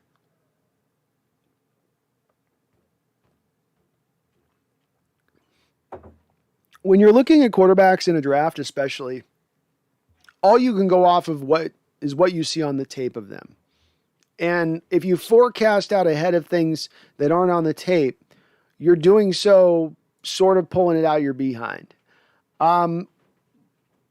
What we understand about Justin Herbert in Oregon is that Oregon ran a very simplified offense, called upon him and sort of hampered him in the same way we've seen at times Russell Wilson hampered in, being that, if it ain't there, then throw it away. Don't throw interceptions. Protect the football. Don't make mistakes, while still trying to utilize the big features of his game. And now he comes to San Diego, and they sort of take the training wheels off. They remove the bit out of his mouth. And now he gets to play the game free and wild, which he didn't show on his college tape. So many evaluators miss because of that. And that's very hard information to be able to pull from tape when you're seeing so staunchly him struggling to perform when he's got to operate off of script, looking lost when he's got to operate off of script. And the modern NFL game is all about operating off of script. So that part of him coming along and being really at the head of what's made him good, on top of the fact that he's just a beast out there as far as his ability to move, and he can make any throw in the book, and he can probably throw it 80 yards down the football field. Those things are all great, but that aspect of it you just didn't see on tape. And no, I did not see him being that good. I did like him better than Tua Tagovailoa. I looked at those two guys, and man, you got this guy that all the size, all the arm talent you could need, things that you can't coach up that he's got. And you got Tua's smaller, limited arm strength, injury history. I didn't understand the back and forth between who to pick. I would understand going with Justin, who had the pedigree and who had the production on the football field.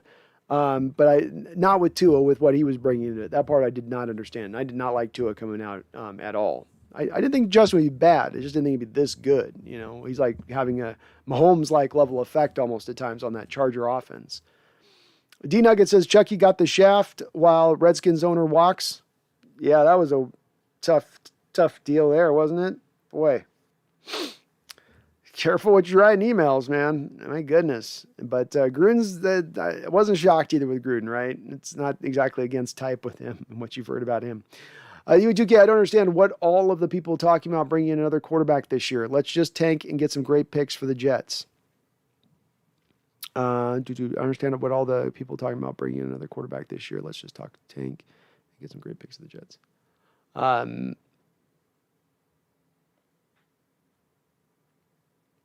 Oh yeah, I guess I think I want to keep our quarterback from my standpoint, Huey. I do. I don't want to move, but Corey, I know some fans are looking at it. Corey Hallbeck says, become a Corey says, become a Dallas Cowboys fan, brother.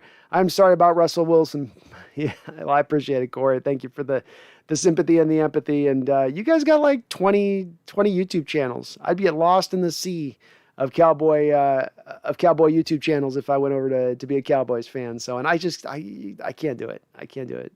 God bless you Cowboy fans that come in the chat, because you guys are awesome and always kind of nice when you come in. But it's not always been my experience with Cowboy fans in bars and whatnot in my other dealings. But you guys are on a roll. It's good to see. D-Nugget, let's change this channel to the Kraken's Nest. Become a hockey channel with no hockey knowledge. That could be fun. Jackson Shore, don't know if you want to talk about it, but my opinion, John Gruden deserved to get canned. You can't be racist and homo and expect to keep your job. Yeah, I mean, if you put stuff like that in emails, does it? I'm not a person that clutches at my pearls very often. At my nature of things, just personally, Jackson, I don't. It just doesn't give me much. Not much really causes me to get into that. I'm offended. I don't. I don't. I just kind of. I go, huh? What say? Okay, and then I go about my day. But I will acknowledge in this day and age, there's enough in this culture we're in right now where there's people that are sitting ready and poised to strike if you say stuff like that, and you can't say stuff like that. And some of the stuff it's beyond the pale, frankly, with I don't know how he expected to put that on an email and have that just land, but he did, I guess, he did. And yeah, if you put that stuff in email, I don't think you're going to be pretty shocked when you get the pink notice that comes around later on. And like, oh yeah, you said this racist thing to this guy that's the head of the Players Association. We're going to fire you now. Really? Are you going to fire me? Yeah, you can't do that. Alex Sacido says, do you think Russell Wilson will still be here in Seattle in 2022? And no, and my prediction right now would be a no. My prediction right now would be that he is going to move on, which is not what I want to see. So I feel like I always got to kind of load that up on the back end. UE2 cases, Lair of the Krakens, more important. Ooh, that is an awesome name. That is an awesome name. I'm starting a hockey channel, and it's going to be called Lair of the Kraken. The football season may be over, folks, but the hockey season's just beginning. John Paul Bacon, if Russell can start, he will start most likely. So far, Russell hasn't missed a start with the team since joining. I can't see it. Not off of surgery, because they can't just, the finger's got to be exposed, and off of surgery, you wouldn't want that exposed 1 week in. No way. I can't see it. Maybe he's in like a hyperbaric chamber right now, 24/7, just trying to breathe in as much purified oxygen as he can. Nick Reeder says John Gruden was a scapegoat for something bigger the NFL is hiding and hoping doesn't come out since they threw him to the Wolves. Well, certainly with Washington being connected, I mean, the crap show organization that has been over the last 10 years with their stuff. Yeah, it's like that's another one where you go, oh my God, them again. How did they get into this? But probably right on that one. James, don't insult us. Give us our age. Jackson Shore says, who has more potential, Darrell Taylor or Alton Robinson? Darrell Taylor would. Darrell Taylor's a high second-round pick. Alton Robinson is a fifth-round pick. There's a reason. Definitely a reason for that. And Alton's come back down to earth after he had a really hot start and very limited snaps to begin this season. He's not quite done as well with the increased snaps as we had hoped. CJ Shields says, what do you think our record will be at the end of the season? I think our record will be 7-10. 7-10.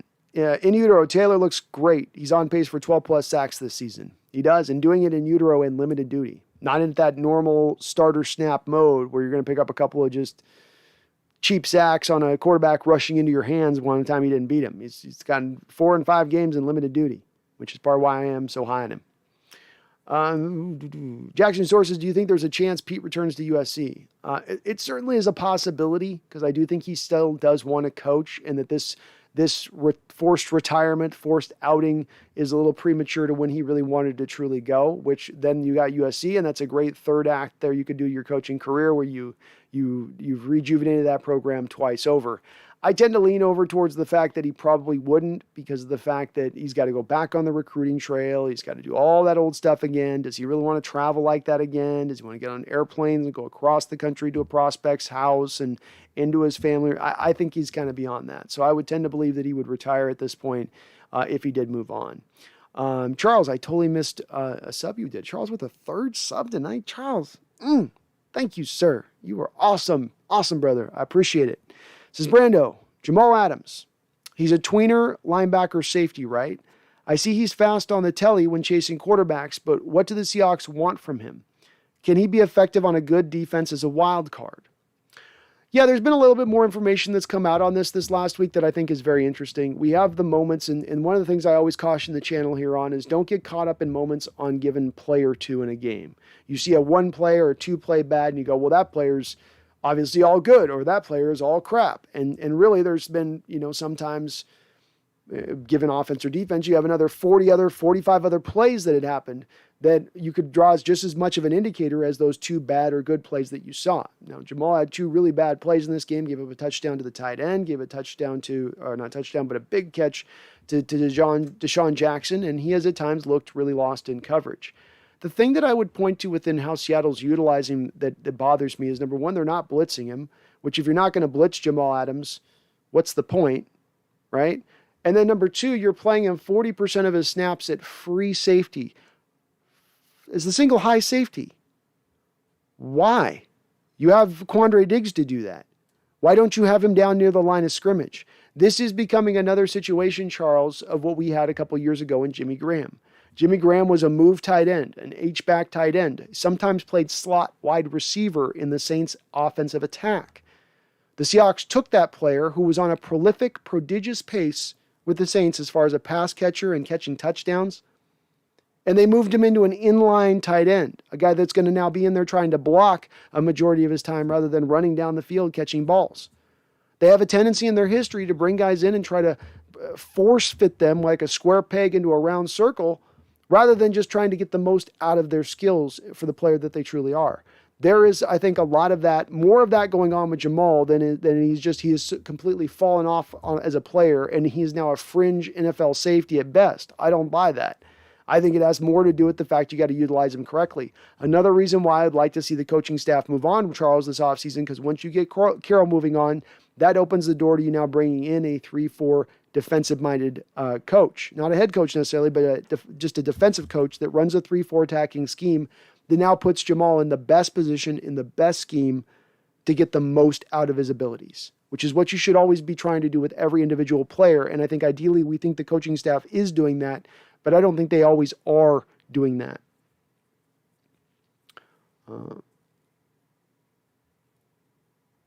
Chris Baker, do you think we can still make the playoffs if our defense turns it around and becomes top 5 in the league? Yes, Chris. I think you could. Yeah. Because that's the defense then that's holding down enough for an offense, even with the Geno Smith, who's limited as far as maybe his production over a game, that's at least holding in there. But yeah, if you could, that'd be that'd be even more of an incredible turnaround than last year, Chris, where you went from historic pace to right around 15th.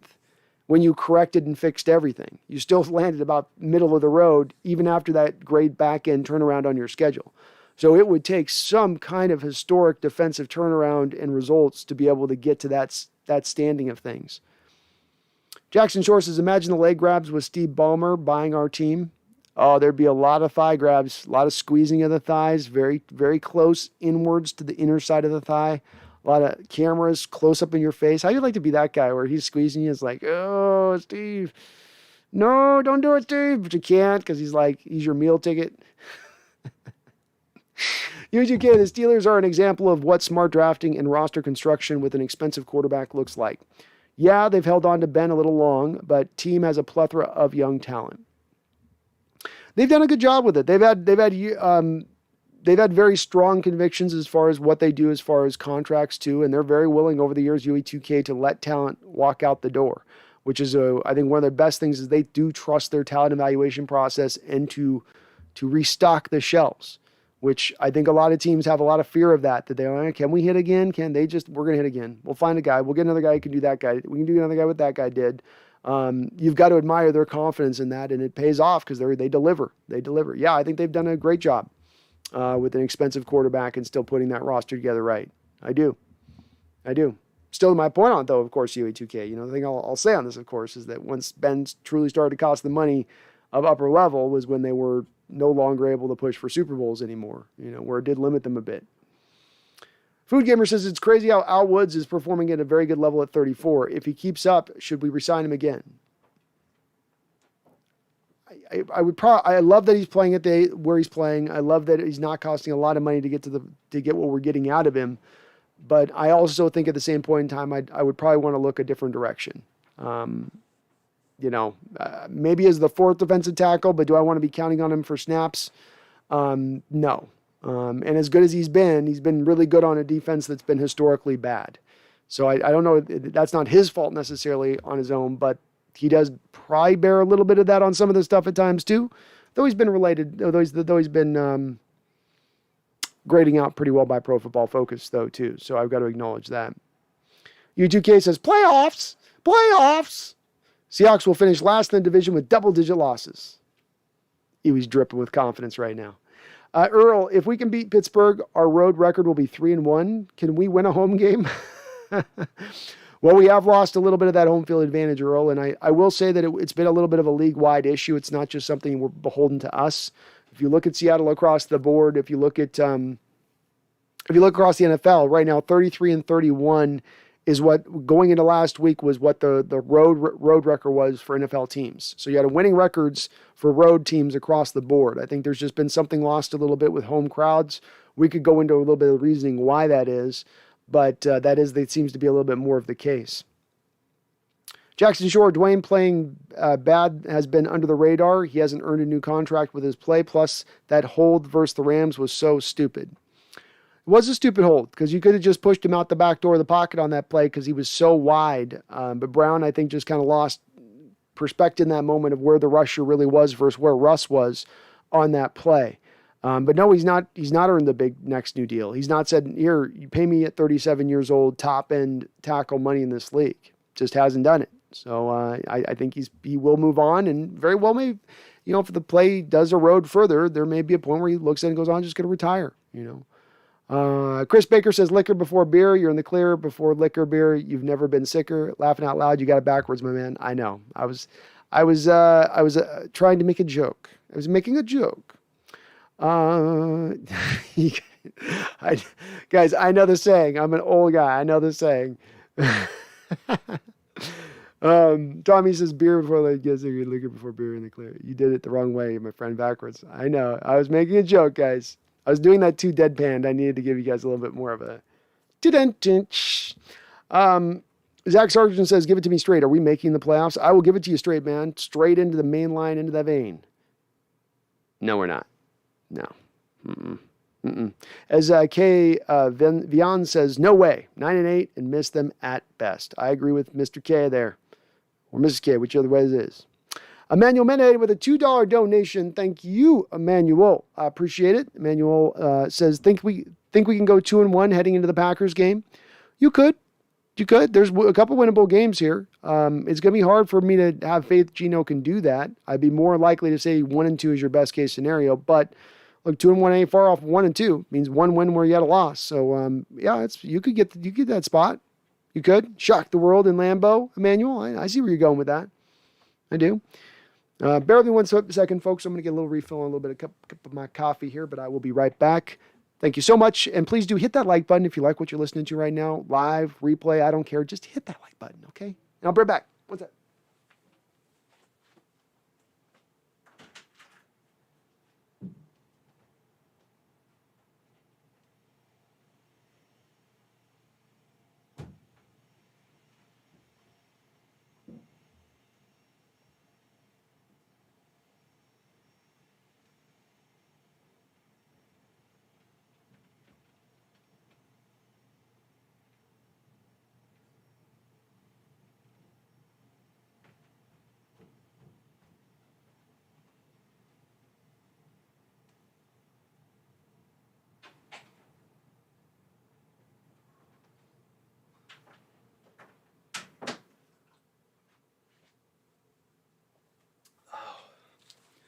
Mother's milk. So yeah, I think, Charles, I did answer you on that too. So the 3-4, the 4-3 will have a tendency to keep those safeties too high, whereas the 3-4 will tend to let that strong safety especially get down the box a little bit more often, which is why I'd like to see them move a little bit more to that type of scheme going forward with Adams, because you are stuck with Lee Adams for a couple of years here, and why not at least try to get the most out of a guy who showed some really good ability with the Jets running in that same sort of 3-4 scheme. Yep, Pouncey retired, Jackson. Yep. Jackson Shore says, I'll be 24 before I know it. What should be my first alcohol choice?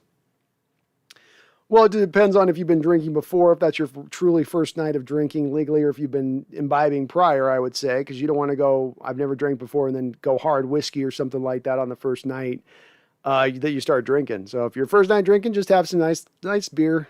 Don't go too hard. Don't get yourself crazy over the top. If you have drank a little bit, maybe a couple shots to warm up, something nice and easy, nothing too hard. Stay away from the Fireballs, the Jägermeisters, right? And don't go for the well. Don't let them bartenders pour you well liquor. Don't you let them do that evil to you. You say, you give me the top stuff. I'm 21 tonight. You do me right. Tommy Eden, over under on giving up 450 yards on defense against to the Steelers. Oh, goodness. I'm going to go under. And the defense steps up this week. They're called to charge. There's no Russell Wilson for them to lean back on. They know that the embarrassment will be on them. They'll be wearing it like vomit on a sleeve. So they got to own it. Douglas Thompson, season is over next year. Douglas, I'm at that spot. That's why I was drinking on the last stream, as I do think we are theoretically at a finished point. And I think there's a chance you could turn it around, but I do think you're going to pull this around in this division with all that is up against them right now is hard to see. It's possible, but hard to see. Zach Sargent says, so long form rebuild or 2-year-ish rebuild? I like the 2-year rebuild, and this is to give you guys a peek behind the curtain as to what I would do going into this offseason. But I'm operating from the standpoint that Russell Wilson does move off this season, and if he moves off this season, I'm not a big fan of the quarterbacks in this class of draft. And then I have a second component to this, which is that I've long held that if you're going to be rebuilding and you're going to be looking for your franchise quarterback, the opposite direction to do things is to first go get the franchise quarterback and then go get your offensive line and then go get your playmakers. I've long held and contended that we've seen great success with really young quarterbacks on their rookie deals. Carson Wentz, Dak Prescott, Jared Goff. And what all three of those guys had in common were upper-level offensive lines at that time. So first and foremost, going into this offseason, if I'm going through and operating from the assumption that Russell moves on, Carroll moves on, I bring in the 3-4, I look to keep, I may even keep Waldron here. Frankly, if I get some good returns from him, we'll see. But I get I keep a modernized offense here, but I go through this next offseason in building that lineup. I got Damian Lewis here already. I'm eventually going to get him back to right guard, but I'm going to be looking to draft for my left tackle in the future, right tackle, center. There's obviously a couple of offensive line positions we need to address there. And then next year, once I've got that line in place, then I go get my quarterback and hopefully what will be a better draft for quarterbacks than this one coming up. Troop says, enjoyed your drunk stream. More, please. If I was a bigger drinker, man, whenever I drink, I like drinking, but it hammers me the next day. And I'm not a huge drinker. So it's going to be once every once in a while, but you guys will know when the next time I promise you, I will forewarn you, for those who both like and don't like the stream on that. Tommy Eaton says, go with Don Julio for the first shot. It's not bad there. It's not bad at all on that. It's a good recommendation. Jackson Shore, what did we get for Griffey, Mike Cameron, and what else? Yeah, we got Mike Cameron. We got oh my God, I'm blanking. It was, we got a lot of useful parts. Okay, so yeah, it was Brett, the starting pitcher, Brett Tomko, Mike Cameron, Antonio Perez, and right-handed pitcher Jake Meyer. And it was held long at the time. That was not a good deal. It wasn't a fantastic deal. I mean, he was only going to go to one team, so the Reds knew they weren't going to have to give up their best assets at that time to bring him over. But those guys did help. I mean, Cameron helped for that 116-win season then in 2001. A couple of those guys, I think Perez got in there a little bit. Tomko was a decent pitcher for you here and there.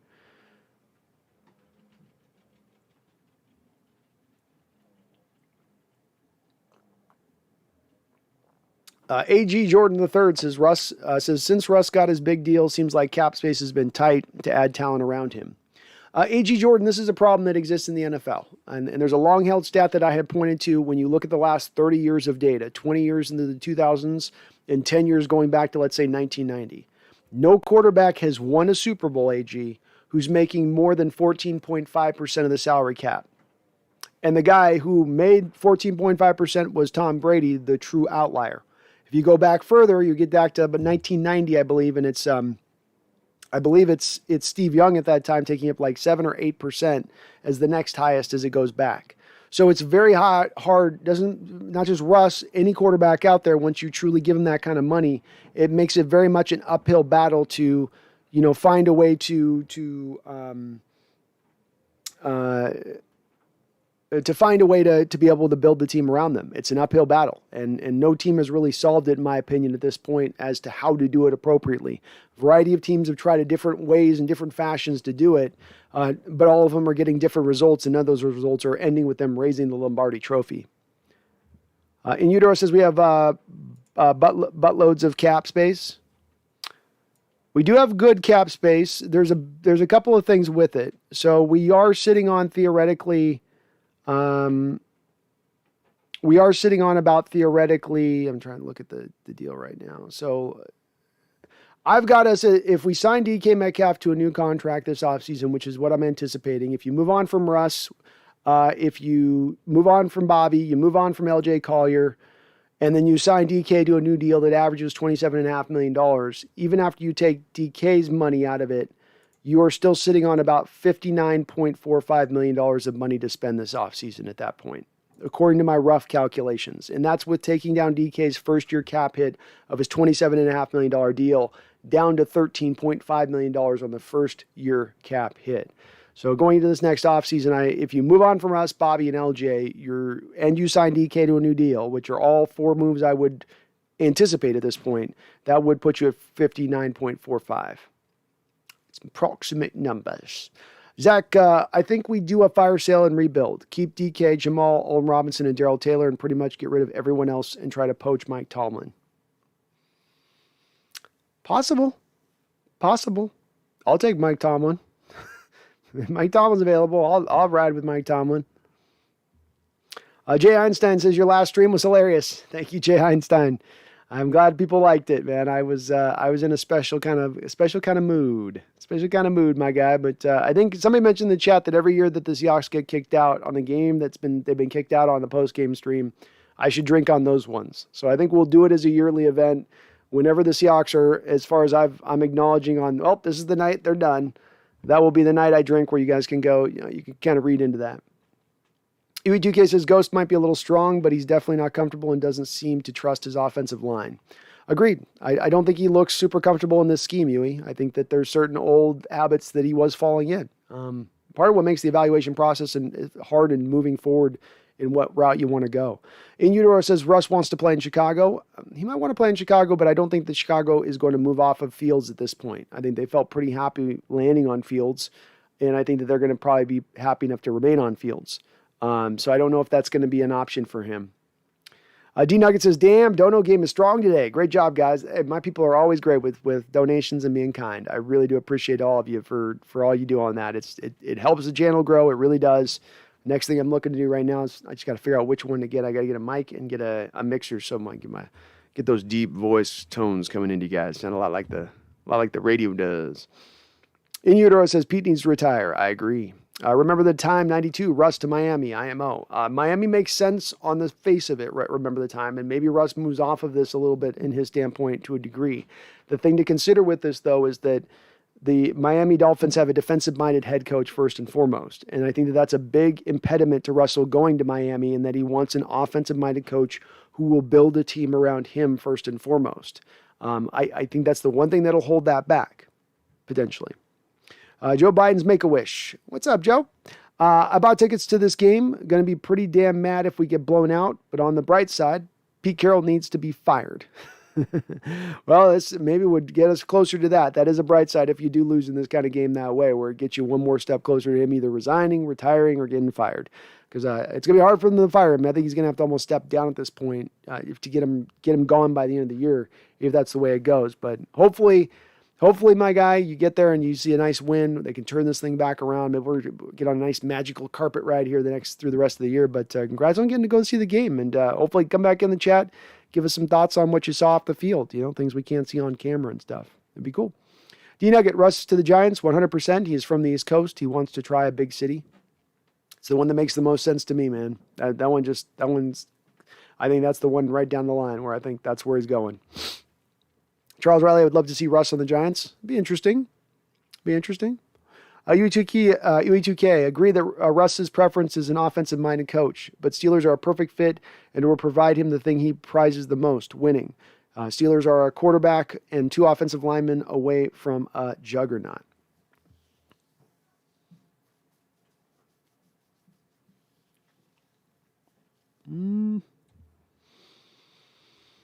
Maybe. I mean, like, they're a very good team. They're a solid team. I can't deny that. And I know Ben is definitely holding them back, like Drew Brees was holding back that Saints offense just a little bit as he was getting older. And maybe he does open the door on that one. Maybe he's open to it. The thing is, I think, though, following the steps so soon of Roethlisberger at that point, there's a little bit of a, do you want to stand in the shadow of his legacy then? Because then you're getting compared back to Ben instantaneously as a new quarterback coming in. Whereas if you went to like the Giants, they're a couple years removed now from Eli.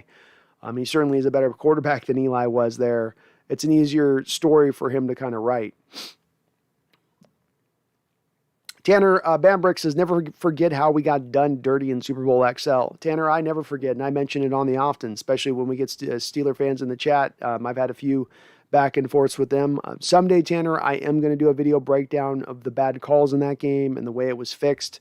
Part of why I don't is I think that the NFL would copyright my channel if I did.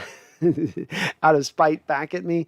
But look, that was the most fixed game that I've watched in my entire life. In my sporting history life of watching any game across the board, that was the most fixed. I wasn't around for the Black Sox scandal of 26, but I was here for 05 and their Super Bowl appearance. And that thing was dodgy as hell. All that was missing was as an Italian on the sideline smoking a cigar. You know what I mean?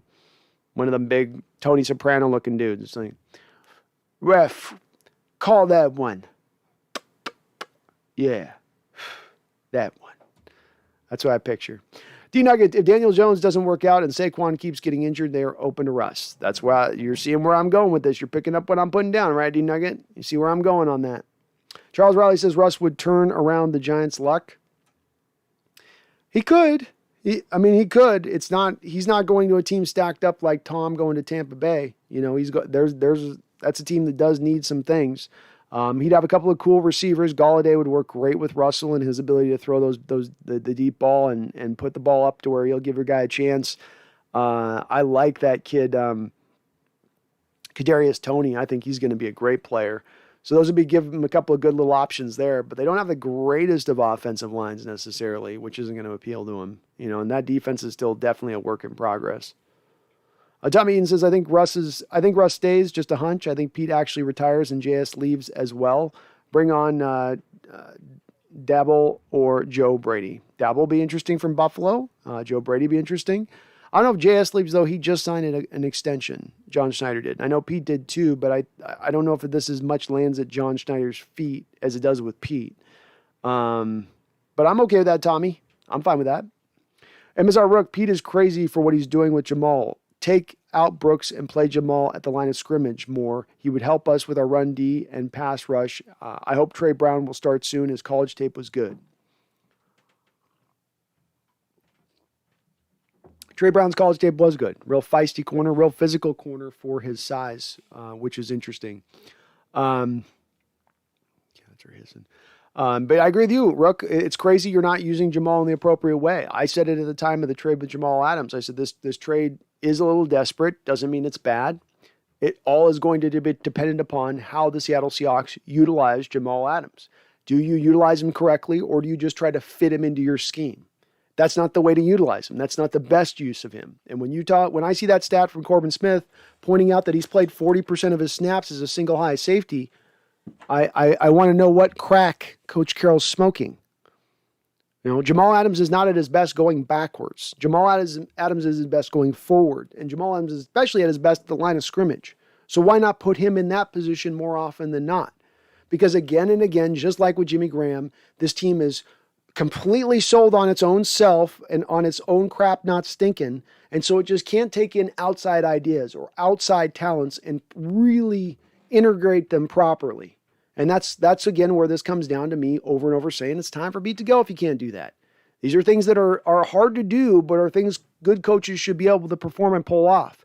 We shouldn't be looking at, was it Greg Marshall or Greg Williams, who was his defensive head coach or defensive coach there for the Jets, Jamal's, and going, wow, Greg Williams, the guy that sat at the head of Bounty Gate, the guy that's bounced around this league at every which way and over, did a better job of utilizing Jamal Adams than this Hall of Fame head coach who's supposed to be a defensive mastermind. Something ain't adding up with that, is it? Something's falling just a little bit short with that, isn't it? In Utero says, Chicago is the third largest market in the country, also an organization that has never had a Russell Wilson. Bears are still interested. I hope Pete goes instead. I don't know if Bears are as interested just drafting their quarterback like that. They didn't think they were going to have a chance when they were last year looking at Russell Wilson. They were picking 20th, and they thought all the top quarterbacks would be off the board. They didn't think Justin Fields would still be there at 12 where they could trade up and go get him. I think that caught them a little bit happily surprised, and I think that they're going to try to trust and stay with Justin Fields as it goes forward. Cheap quarterback, rookie deal. You're not bringing on an aging Russell Wilson who just now suffered his first major injury. They may be interested, but I don't know. UE2K says Cam is washed. Geno's better than Newton. Yeah, I'd rather go that way too for that reason, UE. I think especially as a passer, Cam is washed. I think he's done as a player as well overall. But Geno's a better thrower of the football, especially when it's about this offense and more shorter routes, intermediate routes, throwing on time. That's not Cam's game. Nugget, this is the first time this is first time Pete leaving talk is out there.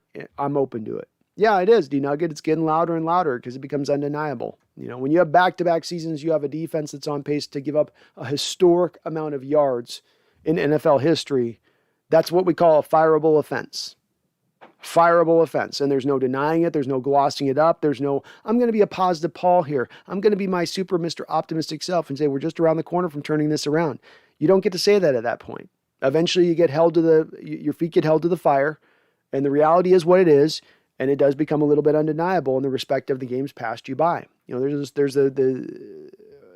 those people out there that get real sensitive about bringing up Coach Carroll's age and everything else. And I think that they miss the point on things when you bring that up. Because what they do is they do this new thing where they go, it's ageist to bring up Coach Carroll's age. To say he's old and that, well, it's, Bill Belichick's not too old. Well, Andy Reid's not too old. Well, blah, blah, blah, blah, ain't too old. Well, you're bringing in a bunch of names of guys who are old who also have continued to innovate over their career, who have continued to evolve over the course of their career, while Coach Carroll has remained stagnant over that same 10-year period. And I've given a lot of examples of this in the past for both of those coaches. You just don't see that flexibility and innovation within Coach Carroll. So, is it that he's old? It's not just that he's old. It's that he's old in belief structure, old in methodology. That's the part that's old, not old in his age number. It's the part where people I hear people speak on people get sensitive about people bringing up his age. And it's like, bring up the fact that people who tend to be old tend to hold on to old beliefs, and they don't tend to be open to new beliefs. That tends to be the general rule of thumb. And Coach Carroll's fitting to the rule of thumb. Bill Belichick is not the rule of thumb in that respect. Andy Reid is not the rule of thumb in that respect. So again, don't ever count on the anomaly or the exceptions to the rule. Count more on to what is truly the rule. U2K says trade Russ to Browns for Mayfield and some picks or players. Baker a perfect peak quarterback. Browns are a quarterback away. I could see a move like that potentially happen in UE2K. I mean, I don't know if Russ is willing to go to Cleveland as that big market, right? But he could then go to two organizations, win Super Bowls at two places that hadn't won organizations, and that would be a separating factor as far as legacy. And that's what we talk about with him, is him looking for the way he can separate himself as far as his legacy goes. And he's not going to catch Tom Brady as far as Super Bowl titles go, but you could separate yourself a little bit by winning in two different places. DBH says, do we really have a shot against Pitts? We have a shot, DBH. I would give them a good upper hand of having a 7-point advantage on us coming into this game for sure, but you've got a chance. It's not a perfect team in Pittsburgh. This is not the strongest team they put together over the last 5 to 6 years. It's a good team. I know you 2K said you think there's juggernauts waiting to happen, but I'm not quite to that level of where I see them at this point. But look, it's a great team. It's a great front seven. They've got some guys on the outside. Johnson's fast. He can run by guys. Claypool's like kind of a poor man's DK Metcalf a little bit, or slash very close to probably right where DK is in certain respects. DK is better. But they're dangerous. They're tough. In utero, we have to keep a quarterback who's on pace to be one of the greatest quarterbacks of all time. Bye-bye, Pete. I'm with it. Vizan says that, yeah, they worked him out. If anything, he would be a practice squatter. They've already signed someone new to the practice squad. Oh, you're talking about Bortles. Sorry. Tommy says Joe Braden, Eric Bieniemy, Lincoln Riley, Doug Peterson. All interesting names. Brian Daboll from the Buffalo Bills. He's the guy that's really elevated Josh Allen and gotten him along from where he came into this league at. All those guys would be very interesting, very exciting names, I think. And there's different reasons for all of them as to what you could point to. Not necessarily just the same thing down the line, but they'd be good offensive hires. Jared Johnson, I don't think Russ has much power to demand a trade. Even when his contract is up, Seahawks have a franchise tag. No way Russ would sit out to force a trade.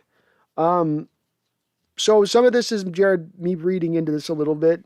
When you're going to have a quarterback like Russell Wilson came in this offseason, submitted a list of 4 teams that he'd like to be traded to if he was going to be traded, you reach a point where the front office and Russell Wilson have a very long discussion at that point in time and a very tough talk.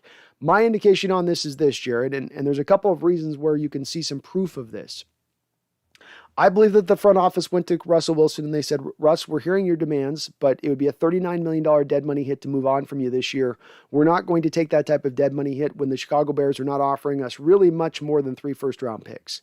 They have to give us more for the dead money. You alone is worth 3 first-round picks. The dead money would need to give us more value as well. And Russ said, okay, I'll be quiet. I'll be the good soldier this year. I'll put my head down. I'll try to make this work with this new offensive coordinator and this new scheme.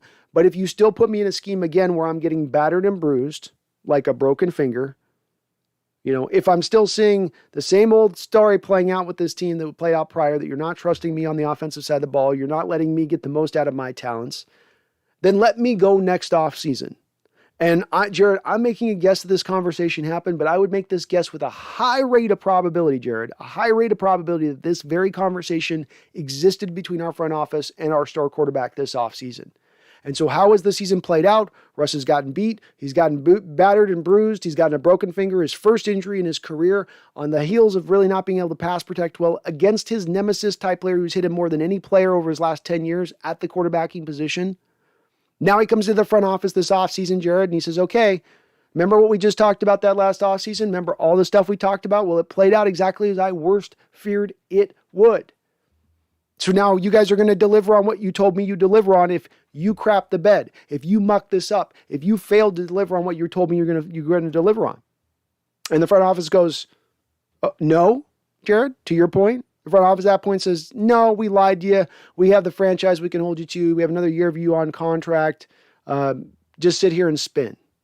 Do you think that that's a reality of how that would play out? Because I don't.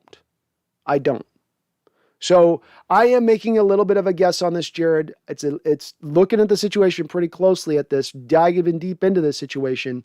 And I think at the end of the day, I know that you have a guy like Aaron Rodgers who couldn't force his way out of town and a guy in Deshaun Watson who couldn't force his way out of town there in Houston. I think there's different reasons for all those things as to why that didn't happen.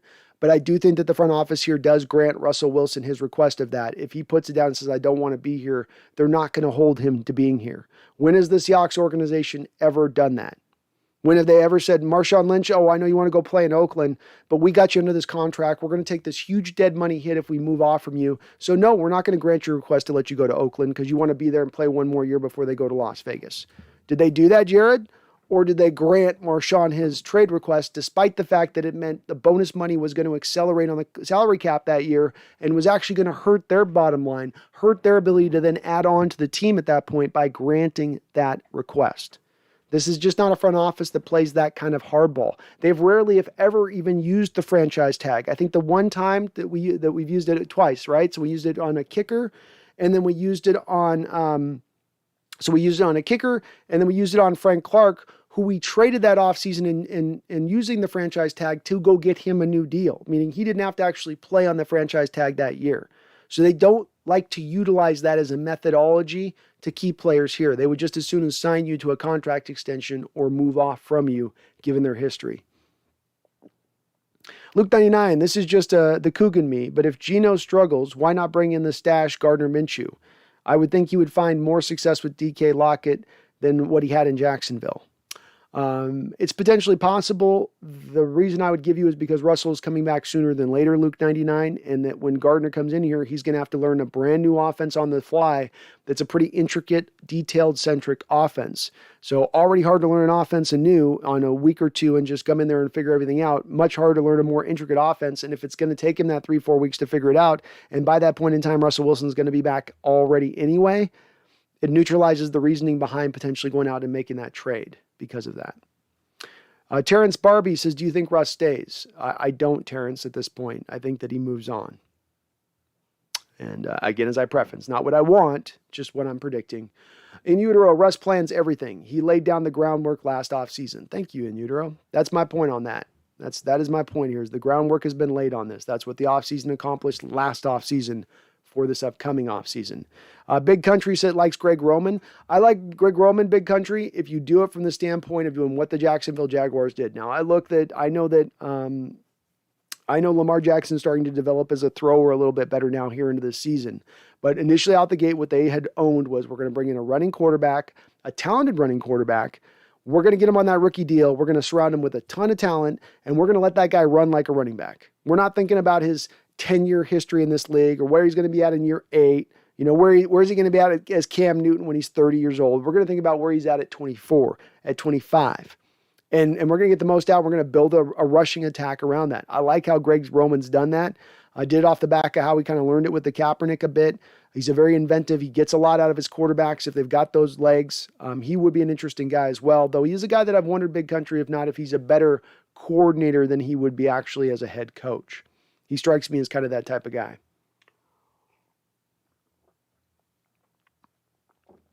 Zach Sargent says Minshew could be our Ryan Tannehill. Look, if you're talking about bringing in a Gardner Minshew in an offseason, if you're talking about having him have a chance to learn the playbook, I'm with you guys. He maybe has a little bit of potential there to be a decent player for you. But the thing to consider with him this year is he's going to be going into his 4th year. He's going to be due a contract here pretty soon. So you're not getting him on the cheap rookie deal anymore when you bring him in. And you really want an offseason with him to get him right. D Nugget says new Norbcap video, Pittsburgh video out. Cool. Oh, prediction video. Charles Riley says, UE2K, coaching options, Bieniemy. Yep.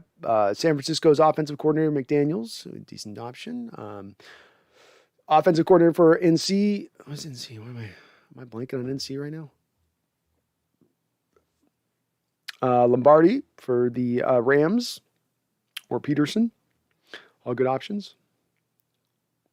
Ethan Tech World, Brendan Nelson did have some sweeteners in the Would You Rather Have video. He added some other things to both options. I recommend watching it. I'll check it out for sure. Charles Riley, Minshew is a discount Mayfield, whereas Tannehill is a discount Herbert. Yeah, kind of. Yeah, I go with that. Zach Sargent, Russ needs to restructure. Bobby too. If they are serious about winning, they need to work with the front office and take a cut so we can bring in some efficient players. I agree with you on that, Zach. Here's the thing that those players are going to, though, say to the front office when you do that this offseason. They're going to say, okay, you're asking me to take a restructure. You're asking me to take a pay cut. You left $13 million of salary cap space to blow in the wind last year during one of the final years we were going to potentially be here. How do I know that you're actually going to use that cap space? And I couldn't say this about Seahawks teams in the past, but I can say that about them this year, and it's disconcerting. In a make-or-break year, in a year where you're trying to keep Russell Wilson in the fold to the future, you're leaving $13 million on the books? What could you have gotten with $13 million this offseason that you did not spend? So that's the only thing with that, Zach, and I don't disagree that, look, you would ask both players to do that type of thing, and that would be what I'd ask. I don't think Russ is going to do that. I don't think he would restructure and that he would take less money. If he restructures, it's that you convert, base to bonus, and he just gets all of his money now instead of having to wait for it, but you get a little bit of salary cap relief in the interim. where it hurts a little bit more longer down the line at that point. So I don't disagree with you, but I think that'd be their one contending to you on that and what they might say as a counter. Mike P., what is the status of Jacob Eason? Is he available to get picked up? Seems a strange status with the Colts. I haven't looked much on what's going on with Jacob Eason right now, Mike, so I'm not sure on him. Idiot who's a Pittsburgh fan. Go Steelers, I guess. What's up, man? Ethan Tech World. Some of the sweeteners for the option to tank included tanking this year, but you could also bring in a new coach of your choice and you could keep Wilson. Some people just like to see the team win. I get that. Yeah, I get the people that want to see him win. I do. I think that I'm more in long-term health here as much as anything, and what's going to keep us to getting us back to the place of not just winning a little bit, but actually getting you to a Super Bowl potential. YouTube cases front office management isn't Russ or Bobby's fault. If we can afford to rebuild around their salaries, if we can't afford to rebuild around their salaries, trade them. Yeah. Charles Riley,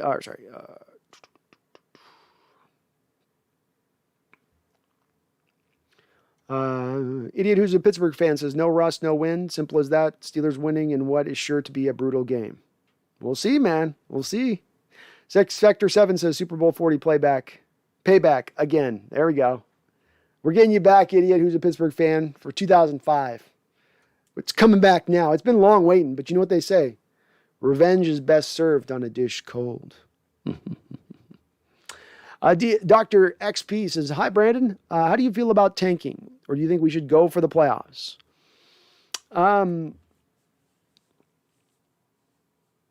mean, I'm not really on tanking necessarily. I think that there's really not going to be a keen difference between, I don't even know what tanking means necessarily, as far as like fire sale, and then you just don't bring Russell Wilson back and you just stay in that lane of things.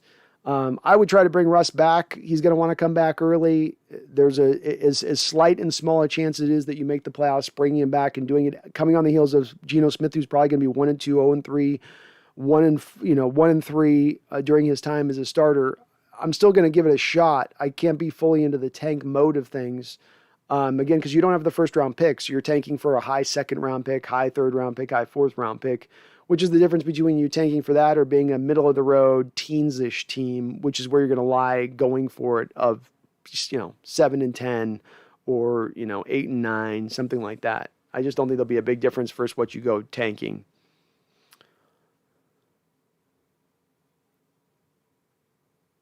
Corey Hallback says, thanks for picking my Cowboys. I really appreciate it. We haven't won in New England since 1983. I was born in 1984. Oh, that's interesting. Well, there's one thing with that, Corey, is you guys haven't played a lot of games out there in New England, right? From 84 on, you probably played like 2 games out there during that period. But no, you guys got this one. I think New England's still trying to figure themselves out, and they're a good team, but the way you guys are rolling right now, I give you the nod. Mike P., I've been screaming a year, Russ is past due for an injury. Wanted a better backup like Gardner Minshew or Sam Mills. Injury was very predictable. Marcus Mariota too. Yeah, I mean, we definitely could see this was going to come sooner than later at some point. He keeps getting hit like he's been hit. He's got the years he's racked up, the mileage he's racked up. It is going to happen, sooner than later. I think a little bit of what holds you back on this, a little bit of what makes this hard a bit is how you've roster built and how you are so up against the cap prior to this, how it's been so hard for you to fill out the team and get enough talent on the board to really contend. And then that leaves you going cheaper at the quarterback position or not drafting a guy. I mean, look at this last draft, Mike, you're down to 3 picks. Are you going to make one of those 3 picks a quarterback at that point in the 6th round? It's tough call to make at that point. Is that good enough to get it done at that point? Or you look at the previous year where you desperately needed pass rush help. So do you go for a quarterback at that point in the 2nd round of that draft and ignore a Darrell Taylor type? I know he didn't get on the field last year, but that's what's driven this a little bit, is that so much of their draft missteps have happened. They haven't had that, freebie aspect, that bonus kind of pick to where they could make that selection in that way. They've missed so badly at the draft. And I think that that's driven a lot of that to why they haven't. I don't disagree with you on it. I just think that that's been a big reason why you haven't seen it up into this point. And hard for me to have them make different decisions on other draft picks they've made at that point, being that you needed to address these other positions. Megan Gock-Roger says, with a $5 donation, thank you, Megan, coming on in the chat. It's good to see you on in here. Says, thank you to all the 12s who voted for Blitz for the Mascot Hall of Fame. Sadly, he did not make it to the second round. Well, that is disappointing, Megan. Maybe on the next vote, next mascot vote, we can get him on in there. So he needs a signature move, Megan. You know, he needs a signature flip in the game, or he like parachutes into the stadium every game, something like that. You know, he just needs a good finisher that separates him, and he'll get in. We tried though. We tried. Joe Biden says, do you think DK Metcalf will stay with the team? I do. I think the team's going to give him a good fat contract extension this offseason, which will make him happy. And I think he does remain at that point in Seattle. I do indeed. Fireball says, William Shatner, oldest person in space. That's crazy. That is crazy, man. How about that? 88 years old and still doing it? Jeez Louise. I don't think I'm going to make it 88. But if I make it 88, I'm not going to space. I'll tell you that. Tim, DB11, Pete needs to go. Keep Russell Wilson, bring in an offensive-minded as a head coach. Get the best defensive coordinator for hire for defense. Give JS a shot at running the organization. Let Bobby Wagner go. Let Jordan Brooks play middle linebacker. Tim, I like your ideas. I like everything you said down the line on that. Yep, I think you got to let Bobby go at this point. You're not getting, for $17 million it's costing you on your cap, you're just not getting that level of play. And he's still playing all right, but this is why you don't maybe pay middle linebackers that kind of money. And I think Jordan Brooks will be better at the middle linebacker if you were to move him over. So I'm with it, Tim. I'm with you on it. Tom Eaton says, on the underthrown ball that we all blame Jamal for, even though it was really Jones's fault, IMO, I saw what I thought was Diggs take a bad angle. Then pretty much gave up on the play. Not good. Yeah. I mean, I think it is on Jamal at that point. I think certainly Jones is some way you can point to with that, but I think Jamal is playing a cover 2 there. So he's got the cloud coverage to keeping things clean over the top on that spot. But again, I don't take that as all Jamal Adams' game is bad just from that play or two here or there. Tom Eaton, players might be checking out on this team, especially after the coaches kind of throwing them under the bus when they say the scheme has obvious holes. Could be some of that going on, Tommy. I think players have got to get kind of tired of it at this point, especially those who had to go through last season through the first 8 games and there not being any answers at that time. So there could be a little bit of that going on. Just more indicators here that Carroll's got to move on here a little bit. Jamie Cruz says we should have paid Griffin. Damn it. I wouldn't have paid him $14.5 million, Jamie. That's way too much money to spend on Griffin for what you're getting. And I know it's, has he played really that phenomenally with the Jaguars? Let me see.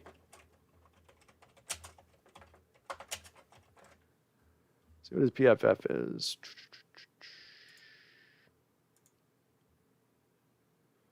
So he's a 63.5. He's allowed 16 catches in 5 games on 25 targets. That's no interceptions, 20 tackles. So, I mean, he's like 34th in the league as far as cornerbacks go right now by Pro Football Focus's metrics. Do you want to play $14.5 million for the 34th best cornerback in football? I don't. No, thank you. Iniudoro says Schultz doesn't own a Starbucks anymore. Okay, well, I won't pee in the can then. I won't disrespect them like that. What's up, Master Chief? Good to see you on in here. Call of it war to player. Go Steelers. Go Steelers, buddy. Good. Best of luck to you guys on Sunday. TLG Kevin, I'm already looking at draft picks for the next 2 years because our season is sadly over. I am starting to do that as well, TLG. You are not alone on that pursuit, and I will be diving more and more. I've got if you folks that don't know, I've got an offshoot secondary channel that I'm going to be building up here more and more. It's called Seahawks Scouting. So there's going to be more breakdowns going on over there as far as some of the college prospects and stuff. You can expect some more videos coming out from that side of things. So if you're not already subscribed over there, go over there and subscribe. Go on over there and subscribe on up. Leland Kimball coming in hard with a $20 donation. Leland, thank you. You are awesome, my brother, for doing that. You always come in hard. You, Megan, and a bunch, all of you. I appreciate you for doing so. Thank you so much. Big time salute to you, brother. Big time. Leland says, I've been a 12 since Paul Allen said I was. I hope we don't delay a rebuild to the point of dragging out decades. However, I'll still be a 12 when we host our next Lombardi. Go Hawks! I agree with you, Leland. pull that Band-Aid off fast, right? Don't do the slow pull. Don't get the hairs one by one pulling out of you. Rip that sucker off. And it'll hurt for a second. You'll gasp.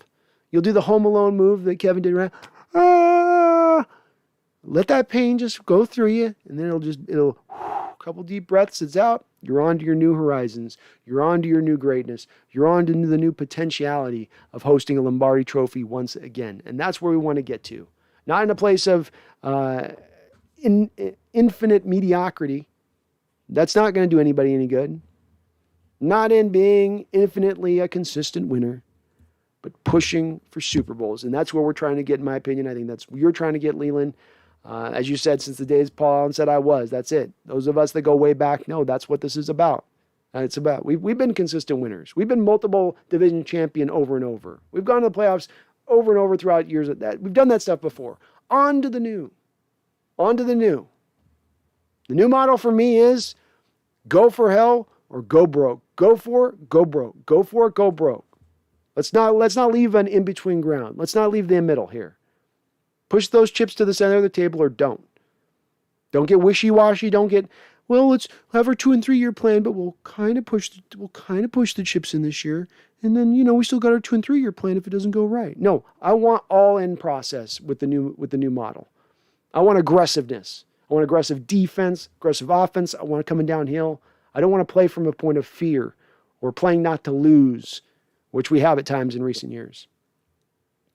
Megan Gock Rogers says, Brandon, been catching up watching Large End videos. Can see why you love him so as much as I do. Oh, Large is my all-time guy, Megan. That's my dude. That's my guy. That's people say, who's your favorite Seahawk of all time? That is my favorite Seahawk of all time. I'll give you your Russell Wilson. I'll give you any of your guy, Walter Jones or Cortez Kennedy. You guys have yours. He's mine. And I grew up with him. I grew up watching him with him. Megan, he also is the thing I've mentioned about this before, he was a purified doppelganger for my uncle. So they looked the same height, same size, looked exactly the same across the board. And then my uncle taught me about football and how to play and all that other stuff. So there was a lot of that inner working, weaving connection going on there with it. But he was an absolute fantastic player. Just an awesome receiver, all-time great receiver. I don't care what area we're talking about. I don't care about your modern NFL attacks. I don't care about your guy that's 6'4" and runs a 4.33. He deserves to be on those all-time lists. He does. I don't care who or what your standpoint is on it. You're wrong if you don't put him on your list. Harry Papas, thank you for subscribing, Harry. You are awesome as well for doing that. And Megan, thank you for the multiple donations, by the way. I do appreciate you. And Randall, you snuck in there. I almost missed your dono, Randall. But I got in there. It was right in there carved in, so I just about missed it, but I got you. I hope you're doing well, Randall, and thank you for your positivity the other night there on the chat, by the way, with keeping me in a semi-optimistic state as I can, as I can be. Randall coming in with a big $20 donation. He says, if Pete's gone, let's go get Lincoln Riley. Yeah, let's not play around, right, Randall? Why play around at that point? Why play around? Let's go get the guy that NFL teams have been coveting, who's just been waiting for the right situation, the right kind of spot, a little bit like Coach Carroll leaving USC, where for years people had tried to pull him out of USC, and it's just sort of waiting for that right moment, that right opportunity. He's a smart coach. Don't just go for the first chance you got. Don't just go for the first offer. You'll go to a crap team that you have to be a miracle worker to get turned around, but go to an organization that is hoisted a Lombardi recently, that's won recently, that has a culture established in winning, that has a Hall of Fame quarterback that you get to utilize and work with in any way you say or shape, form, any kind of creativity you want to implement. That might be attractive to Lincoln. That might appeal to Lincoln just a little bit. Maybe he's a little bit tired of doing the recruiting stuff. Maybe he's feel like he's gotten Oklahoma as far as he can get Oklahoma in the Big Ten, not being an SEC school. And if that's the case, go get him. Go get him. I think he would work really well with Russell Wilson, Randall, and he's a long reason why he's been my kind of number one guy that I've taken a look at above all else, is because I just think he would fit really well with Russell Wilson, and you can just tell him, take care of the offense, we'll figure out a defensive coach. Snyder, go find some defensive coach, Marvel guy out there that's sitting out there. Let's go that route, and I like that idea of things. But thank you, Randall, for the $20 donation. I do appreciate it. And Leland coming in with another $5 donation. My goodness, you guys are being very kind tonight. I really do appreciate that. do not mistake that. I do 100%. So thank you, Leland, for both your donation to the channel and being a member of the channel, by the way. A lot of my members of my channel here are donators, too. I do appreciate you guys for that. Leland coming with another $5, says he's got Eric Bieniemy for the next head coach. Well, that would be a guy who comes in for an interview, no doubt about it. I mean, if you might land on Lincoln Riley, you would end up interviewing Eric Bieniemy and taking a long, long look at him. He's going to get a job in this league sooner or later. He will. I know that Andy Reid calls the plays there, but there's been many coaches who were offensive coordinators before Eric Bieniemy became that with them, who went on to get head coaching jobs and had success when they didn't call players prior to going and being that head coach. So that in itself is not a thing that's going to restrict teams. It's just about really him getting the right opportunity. I'm kind of surprised he hasn't up until this point, to be honest with you on that. But he'd be a solid candidate. He'd be a solid candidate. He'd be a guy they would have on that list, Leland. There's no doubt about it. So, and I would be excited about him. I would. There'd be a little more question with him versus a Riley guy because you haven't seen him call plays, haven't seen him as a head coach of a team, running the show like that. That's the part that's a little bit more of a question mark, which will give a little slight hesitancy to bring him in. But there's no denying that he's a really smart guy, and he's helped that Chiefs team out to get to where they've gotten as far as offensively goes. He's had a hand in that. Megan Gok Rogers says, with another $5 donation, Megan, thank you. I appreciate you. I'm going to keep saluting you. Megan, I'm just going to be in constant saluting you down under there. So I'm giving you the big salute on that one. Thank you again, Megan, for all your donations tonight. She says, did anyone else think it was interesting that Russell Wilson was 12 on the top 100 players, or is it just me? I think we were pretty unanimous at the time when it went down, Megan, that many of us looked at that situation and said that's way too low for him. He should be up higher. It's a top 7, sounds more right. And you looked at a couple of the guys that were up ahead of him. It was kind of silly. I think it was more of this year you saw with the top 100 players more than previous years that it was really players looking at the past season. It was almost like when they told them to write out their list saying, don't think about what they've done legacy-wise. This is a list for what happened last year. They really seem to make it a point of emphasis this year with the top 100, which I like because it makes the top 100 a little bit more accurate. And if you are looking at just the last year of Russell Wilson's game, the first half of the year, he was a top 1, top 2 player in the sport.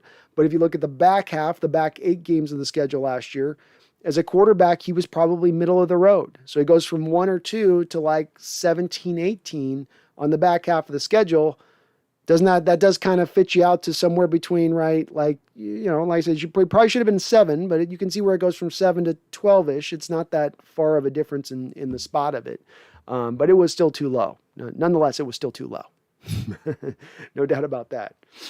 Charles with another $10 donation. My goodness, you guys are being so kind, man. Just thank you. I really do appreciate it. Thank you so much. Charles says, Brando, there are good teams in the NFL and occasional great bad teams. What do you think the difference between the Tampa Bay and New York Jets team is in college terms? Alabama and Georgia, or is it that close?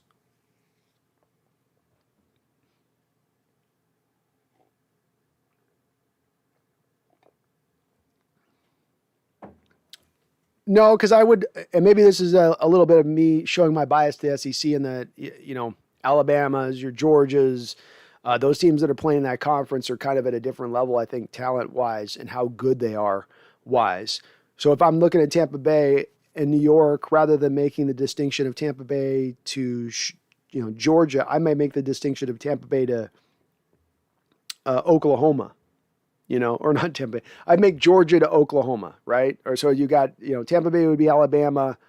The New York Jets would be Oklahoma. It would be more of that. And you'd have no low-end college teams. So you'd have no Toledo-type equivalent in the NFL at that point. It would be all upper-level programs, right? Because there is parity in the sport. There's a difference in talent between the greatest teams and the worst teams, but there is still a relative closeness to what those teams are. New York Jets, if they played the Tampa Bay Buccaneers 20 times, they might win 1 or 2 of those games. Whereas if, Alabama plays Toledo 20 times, they're beating the doors off them all 20 of those times. So I would probably draw a little bit less away from looking at Alabama and a Georgia team that's a really good, one of the better college programs in the league, and find somebody that's more in that teensy range or 20s range for the Jets if I'm looking at a good comparison for them. But I agree. That's about what you get as far as the occasional great bad teams. Most of them are good. The parity is a real part of this process, Charles, and it's a reality of the situation in the NFL. It's part of why when you look at finding ways to get edges in the sport or ignoring edges you could be taking advantage of, that's why those glare so much bigger, because there's just less ways to get edges. And if you have straightforward ways that you're just ignoring, you're going to limit how good you can be as a football team. And just one of the reasons why Seattle's been held back in recent years is that they a lot of times have ignored certain things that other teams take advantage of readily, easily, and they just kind of turn the blind eye a little bit. Thank you, though, again, Charles. You were awesome tonight for so many of the donations. I appreciate you. Leland Kimball says, also super chatted another $10, Leland. Thank you. We got the super chat rolling. It is hot. It's got flames coming off it, the chat channel does tonight. Thank you so much. He says, rolling in it tonight. Keep your awesome energy, Brandon. Well, thank you, Charles and Leland. You guys keep removing the donos, and I'm going to keep that energy high as hell. I'll tell you that. No doubt about it. So thank you. You guys are awesome.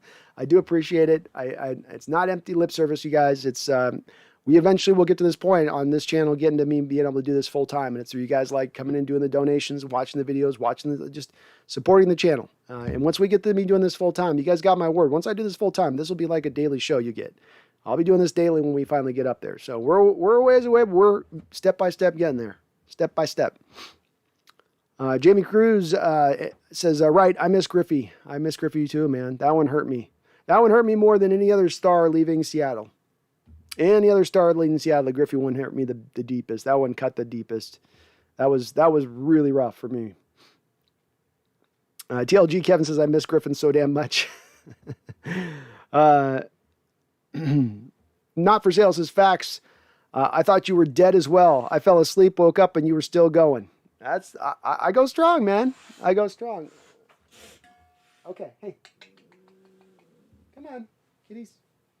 Let's be nice. Psst. Come on. What are we doing? Let's get you on the street here. There we go. All right. Kitties are having a little needy time, so let's give them some needs here.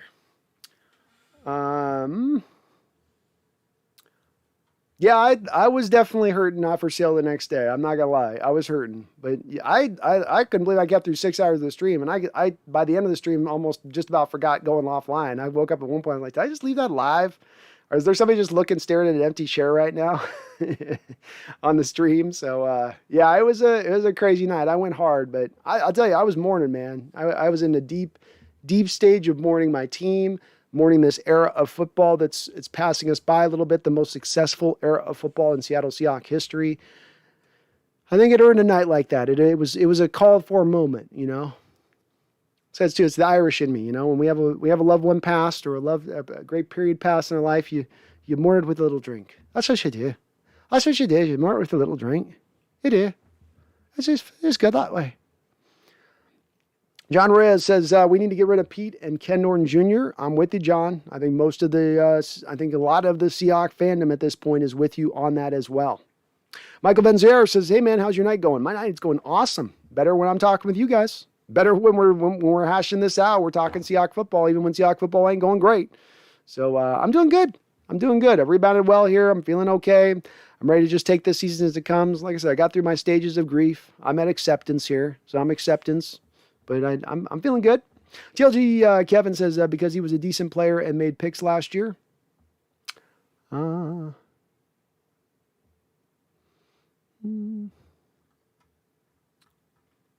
you guys. Thank you again for the donations. You guys are so awesome. And bear with me on the chat. I'm catching up.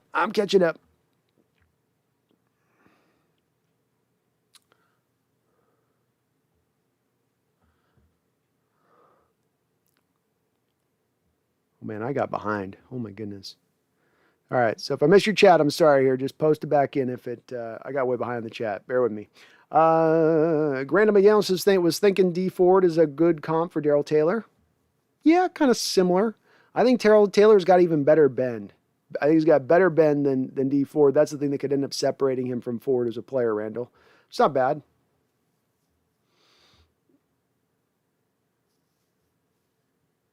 John Ray says, need to play Jamal and Neal. Let's Jamal run stuff and blitz. Let Neal drop back in coverage with Diggs. Try playing 5 DBs, 3 safeties plus 2 cornerbacks. I'm okay with it, John. It was the thing that was the oddity about this last Rams game is that you had a lot of success running dime packages against the 49ers, and then you ran none of it against the Rams, and Coach Carroll was asked about it, and he said, well, it just wasn't really in the game plan. And you go at that moment, why wasn't it in the game plan? Why didn't you implement it in? And I don't have a real good excuse for why they didn't. I'd like to see it more as well, John, to your point. Corey, I haven't heard your options on Urban Meyer's double finger salute to that young lady in the Ohio bar. What are your thoughts, and have you ever heard of a coach not traveling back with the team? No, I've never heard of a coach not traveling back with the team. Urban has been a weird hire the whole way with him in Jacksonville and the way that all broke down. And he's got a lot of backers who really pump him up a little bit. But if you look at his history going through Florida and stuff, you just, I don't know, and into Ohio State, there's some odd stuff that sort of follows him along. There's some odd things that kind of are at his heels, nipping at his heels a little bit. I don't know why, if you're a head coach, you want to be out in bars and stuff at that point. You've kind of had to put that to bed if you want to be a head coach to me and a head coach in the NFL to a small degree, especially in season. You certainly wouldn't want your players out there doing that. It's a bad look, and he's going to eventually be out as head coach, probably out by the end of the season, if not before that. And he's probably one of your top candidates to get over there to USC, frankly. Wouldn't be surprising in the least if he does exactly what Nick Saban did with the Miami Dolphins, where Saban went to the Dolphins for a cup of coffee, told them that there's no way he was going to go back to college. There was no way he was going to take the Alabama job. And then he went and took the Alabama job and went back to college. So I would see something along that same line with Urban Meyer going down. Random McDaniel says, what did Pete have on the side of his face? Anyone see that bruise? Yeah, Pete did have a big bruise going down the side of his face. It looked weird.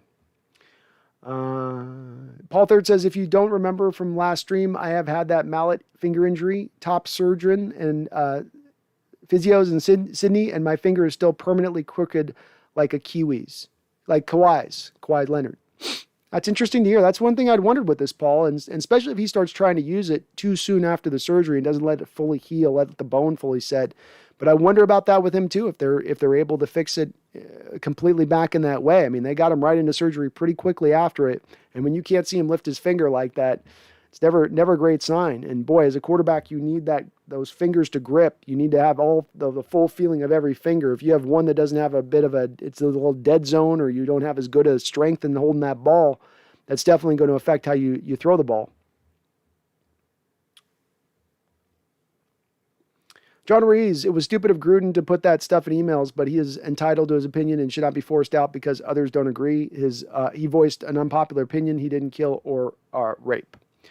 Yeah, and again with the John Gruden email stuff, the salacious stuff in life and sport, like just stuff like that when you got people who get offended, and then people that are on another end, and then people call for heads, and it gets all into this weird stage of things where I just go, I don't care.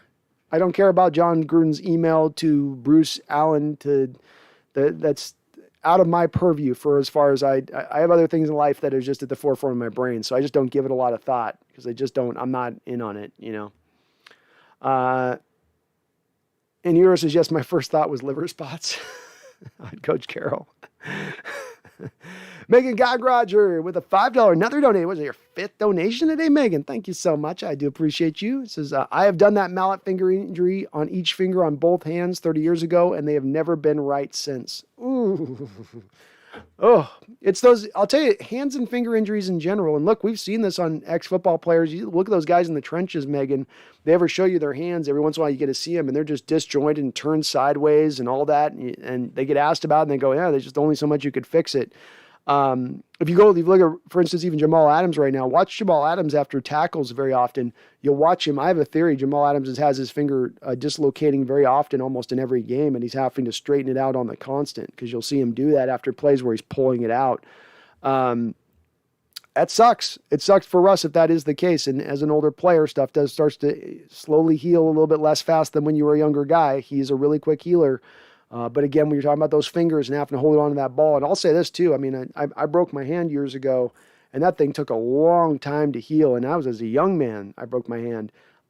Just those hands, fingers injuries. I don't know if you guys have ever had like your toe roll over and break a toe, how long that can bother you and stuff. It just takes a while for those things to really heal fully right. You might get back to being able to walk or utilize your fingers, but you'll know it's there. Jimmy Cruz says, I'm going to the next home game. That's awesome, Jamie. That's it. They need some crazy feeling a loud stadium. Let's make them feel. Hawks feel how loud we can be in the Northwest. Break records. Let's do it, Jamie. Get in there and don't let nobody around you be quiet. You know, that stadium needs to be loud. We need the energy. They're going to need it when they come back, man. No Russ. They're going to need everything we can give them. Great mention of that, and absolutely. I'd love to see that stadium get back to rockin' status. Mark Harpercorn says, how was the hangover? Laughing out loud. It was not good. That was a rough hangover. I paid the price the next day for that night. I absolutely did. But it was for you guys. I made that sacrifice for you if you guys really think about it. I was drinking for you guys. I was taking your pain inside me with my drink. Mark says, maybe Gruden could replace Norton. Laughing out loud. Hit the like and sub button for this hard-working man. Thank you, sir. Well, thank you, Mark, and please do, yes, if you like what you're hearing live, if you like what you're hearing on replay, I don't care which one, if you could do me that favor, just hit that like button for me. I know it's small, silly. Why do I got to hit the like button? I just want to listen to you. Okay, I'm already listening to you. I got to hit the like button and listen to you. What am I going to go get you your mail and your groceries too? No, just hit the like button and listen. You know, those two things help. But if you could do it, it helps me out, helps the channel grow, helps us get bigger. We're on the road to 5,000 here. We're already going to cross 5,500 probably on this stream. So we're rolling. John says, if someone is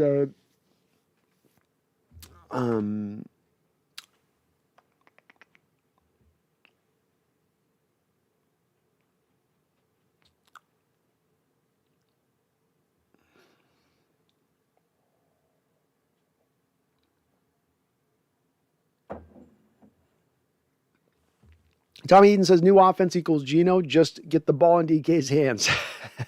Dixon double punch your ass to victory. Defense just hold everyone and hope some slip by the refs. Might work. Hey, at least it's inventive and something new, Tommy, right? Like at least it's inventive. Get back to heavy blitzing too. Like you're already giving up a ton of yards in your soft zones. If you're going to give up a ton of yards anyway, at least do it coming downhill. At least doing it 100 miles an hour. Randall says, I just want to have a discussion. Is it actually racist or a racist because we're told it is in regards to Gruden? I don't know. It probably depends on perspective, Randall. And in this day and age, people have a wide variety of perspectives on that, on what they characterize what, you know, so it's probably depends on who you ask on that. And your answer probably differs all across the board, like the rainbow. John Roy is, when crucifying a person for their personal opinion is okay, someday it may go the other way. I guess you'll be crying about, oh, sorry, you're not responding. I don't think you responded to me. Corey, how many picks do you guys have in this upcoming draft? I would almost bomb one more year. I know that sucks, but it might take 2 years to get it done. I do think it's going to take a couple years to get it done, Corey. I'm advocating actually for a 2-year rebuild to get this thing on point. We have all of our other 6 picks, I believe, in this upcoming draft. We don't have our first round selection that we're missing, Corey. So the Jets are going to get that one, sadly, but we can't determine what we do going forward based upon trying to prevent the Jets from getting the best first round pick. We have to do what's best for the organization first and foremost going forward.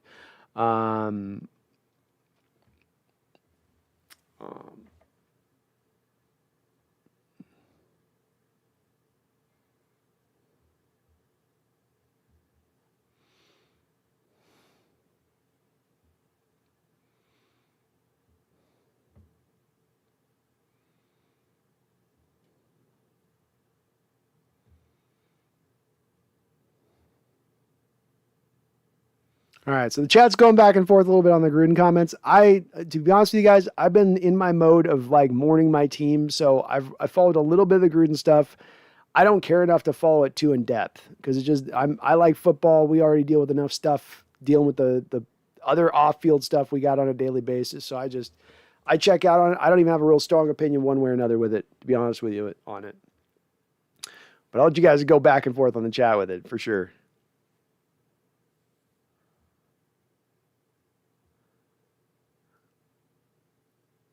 Corey Helbeck says, I watched that 2005 Super Bowl as a Cowboys fan with no dog in the fight. I couldn't believe those calls.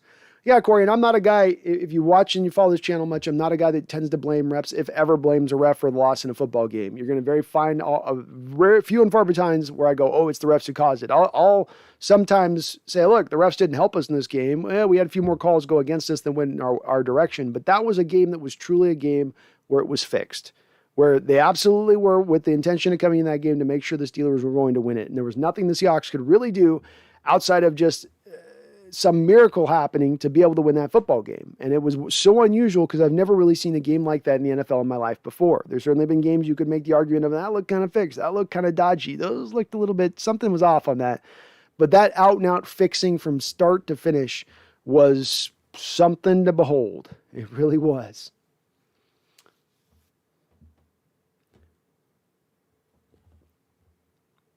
Carl Nerney says, watching Pete's conference today, man, he looks defeated. Hard out for him to, even for a guy that's the eternal optimist that Coach Carroll is here, because there is no answers. They've tried the answers. There is no trade. There's no fix like there maybe has been in prior years. That's the thing that I think he is starkly facing and inherently aware of and is undeniable, unavoidable, and you can't run from it. So he has to just go in there in every press conference and go, well, I hope our defense can get lucky this week, and maybe Geno can hold the water until Russ gets back, and then maybe we can figure something. But there's not a place of confidence from where he's operating from. And so not surprised that even a guy like him who always has a smile, always going, hey, we're going to get this going. And I saw the same body language you did, Carl, and I agree. I think you're going to see kind of more of it as he's guy facing down a little bit of the mortality of his coaching career, which is not a fun thing and not something I revel in talking about here, because I do have a lot of respect for Carroll and what he's done here. I do think there's a little bit of overstaying your welcome. I do think there's a little bit of, and rather than leaving a little bit gracefully and recognizing the signs, you're sort of holding on to the bitter end. And that's the part that I pick at a little bit. But it's understandable. Tommy, it's about a division. Russ would only have Dak really to compete with in the NFC East, at least for the next 2 years. Dak has it like Brady did in the AFC East. Yeah, it makes sense why he'd go over the NFC East. I could see that being a spot. Randy Daniel says that Locklear holding call in 2005 Super Bowl is what stands out, and Hasselbeck penalty for making a tackle. That's right. And the Locklear, what I like to mention too, Randall, that player was offsides on back-to-back plays there that led into the holding call, which was called because we had converted a first down and we were at the 2-yard line on a Jeremy Stevens catch. And then later on in the game, I mean, folks, how can I succinctly put how fixed that game was? Matt Hasselbeck threw an interception, tackled the guy that intercepted him, and they called Matt Hasselbeck for illegally blocking. You heard all that right. You heard everything I just said right. That is how fixed that football game was. GoHawks 2021 says Bobby looks beat. Never seen him so down. Yeah, he doesn't look great. He's getting horrible linebacker play around him. That's got to be a part of this. He's not, elite Bobby anymore, but he's still playing pretty well. But around him, Jordan Brooks is just doing nothing. It's got to be tough. In Utero, sports can unite people. Most of us are here because we're Hawk fans. Exactly. That's why I stay on my Hawk lane. I remember the time, 92. I say Miami due to the fact they have a load of draft picks with Houston and their own. I can see them seducing Seattle. Good enough for it to happen. They are definitely a sleeper in this. They are a sleeper. And if you took away their coach, if they just took away the fact they have a defensive-minded coach, I'd be all with you on everything down the line. Makes a lot of sense. Big market, East Coast, a place you can kind of capture the imagination Russell can to establish his own second legacy into his career there. There's a lot of stuff that makes sense with it. But that defensive-minded coach, I think, is going to be a big impediment to him going to any team that has a coach set up like that. John Ruiz says, I would like to see Jamal blitzing and run stuffing, play Neal and Diggs together at cornerbacks. I would too, man. Use them in the right way. Utilize them in the right way. Rusty Memes. How you doing, Rusty Memes? Glad I got you laughing. Rusty Memes says, why everyone hate Jamal Adams? I don't know if everyone's necessarily hating Jamal Adams. We're disappointed with him, Rusty. We're paying him $17.5 million on average per year. We give up 2 first-round picks, a third-round pick, and a player, and we're not getting the same kind of player that the New York Jets had. So that's a little bit disappointing to everyone. There's also more reason than that. Our coaching staff not utilizing guys exactly correctly, especially him. But he's also not necessarily played out of his mind incredibly great either. Tommy says, I think the defense we need to go with this year is a modified dime and send Jamal in the blitz more with Ryan backing up in his zone. I'm okay with it.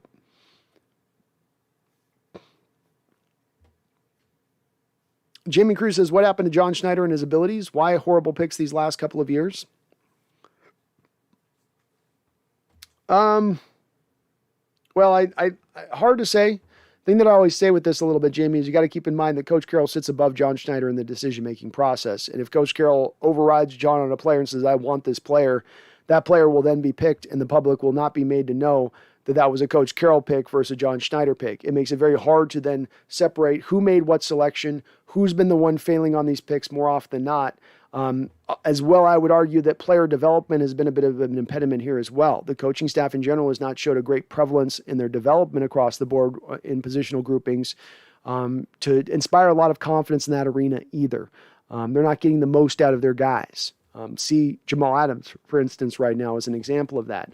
So hard to say with that. I think that they enjoyed a lot more early success at the beginning of their era here in Seattle, both Schneider and Carroll, because I do believe Coach Carroll had a lot of inside information on the players coming out. I've long maintained this isn't just about the players that they picked and drafted. This is also about the players that they avoided in those early drafts. Players that Coach Carroll had gone to and recruited, come into their living rooms and met their families and knew how they ticked and knew how they operated, knew how much they loved football. And that aided him in those early drafts. And the further away he got from that time period, the worse their drafting got with it. I tend to lean in that direction of things. I don't know if Schneider's bad at drafting, but I almost can't say it because Coach Carroll sits above him and just makes it impossible to pick it one way or another. In Utero says, Adams is being misused just like every other major player we've traded for. Yep, 100%. 100%. Clara, how you doing, Clara? So good to see you on in here. It says, Colin Cowherd describes the Seattle Seahawks as old schemes and playing desperate. Pete does need to retire. You're right, Clara, and yeah, Cowherd is on this one, and he's correct on this one. He's not always right. He's sometimes off, sometimes on. This is one that he's on. This is one that he's on point. He's been on with it for quite a bit of time. And some of this with Cowherd, though people might not like Cowherd, he does have sources throughout the league that supply him information, that give him a narrative of what the league is talking about and how they're viewing certain organizations. And the league overall, and the way they view this organization, is a little bit in a joke status right now. Is a little bit of a clown show status right now. And I'd like to see that turned around. And that turns around by you moving on and bringing in big time change to this team. Doesn't guarantee success, but at least a step in the direction towards that versus what we have and what we know we're getting right now. Paul Third says refs made up for Super Bowl XL with the 2013 championship game. Harbaugh was losing his mind with the refs. I don't know about that. And Paul, I've heard certain 49er fans say that game was fixed. I know there's the whole punting, non-roughing of the kicker on a punt call. You go to a couple of calls in that game, but at the end of the day, it was not as prevalent as the 2005 Super Bowl. And we could have easily have just won that game, whether those calls swung back one way or the other on just a couple of those little calls in that Niner game. So I don't know if I would say they made up for it on that. It would take a little bit more probably than that to make that. You literally robbed us of a Super Bowl. You're going to get a little bit better than that. You know, I'm going to need a little more than that. Clara B. Calf says, what's your thoughts on John Gruden? Honestly, Clara, this has been a little bit of a discussion in the chat that's gone back a lot. I've been really lost in my mind at this point caught up on where my team is. I'm tunnel visioned on my Seahawks. I can look a little around the league as far as teams playing and look at that. When we get to the off-field stuff and then we start to get into emails and then what he said and what she said and then this thing was said and then this guy, this was super offensive and that was it doesn't interest me as much. Like I'm not a guy that likes it doesn't do anything for me. You know, I like football. I like just X's and O's. I like watching the game. I get to this other stuff off of it in any way, shape or form. And I just check out for it. So I don't really have a good opinion on it.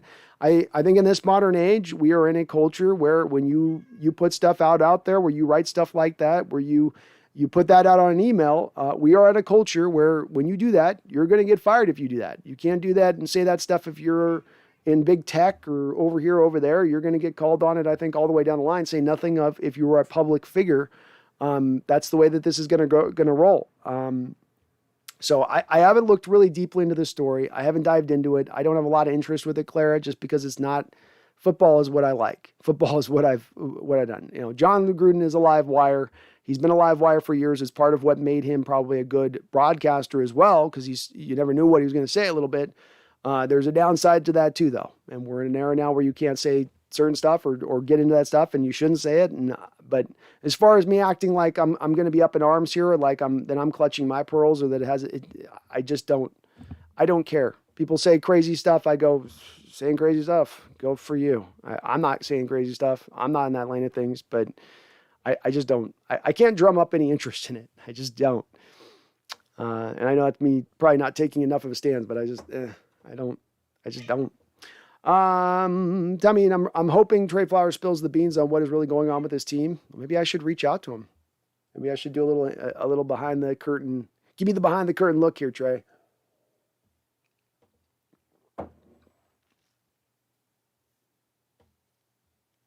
Randall says, Antoine and Elizabeth Cobb, Mitchell Trubisky trade, decent game manager, cheap, rebuild the rest of the team around him.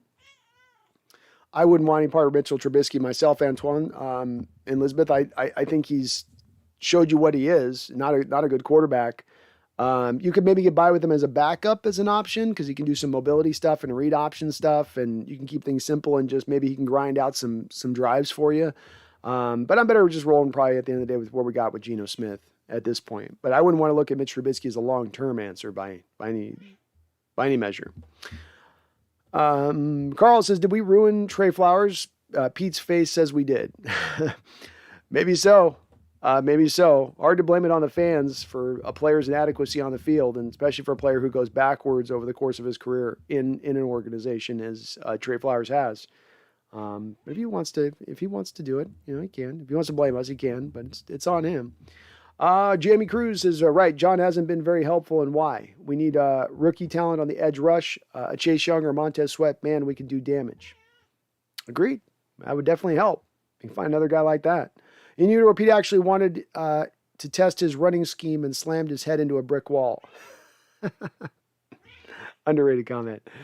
UGK, Claypool is a better wide receiver than DK, better hands, and has more short area quickness. DK has greater top end speed, but Claypool is a better all around wide receiver. I don't know about that. Let me look at this.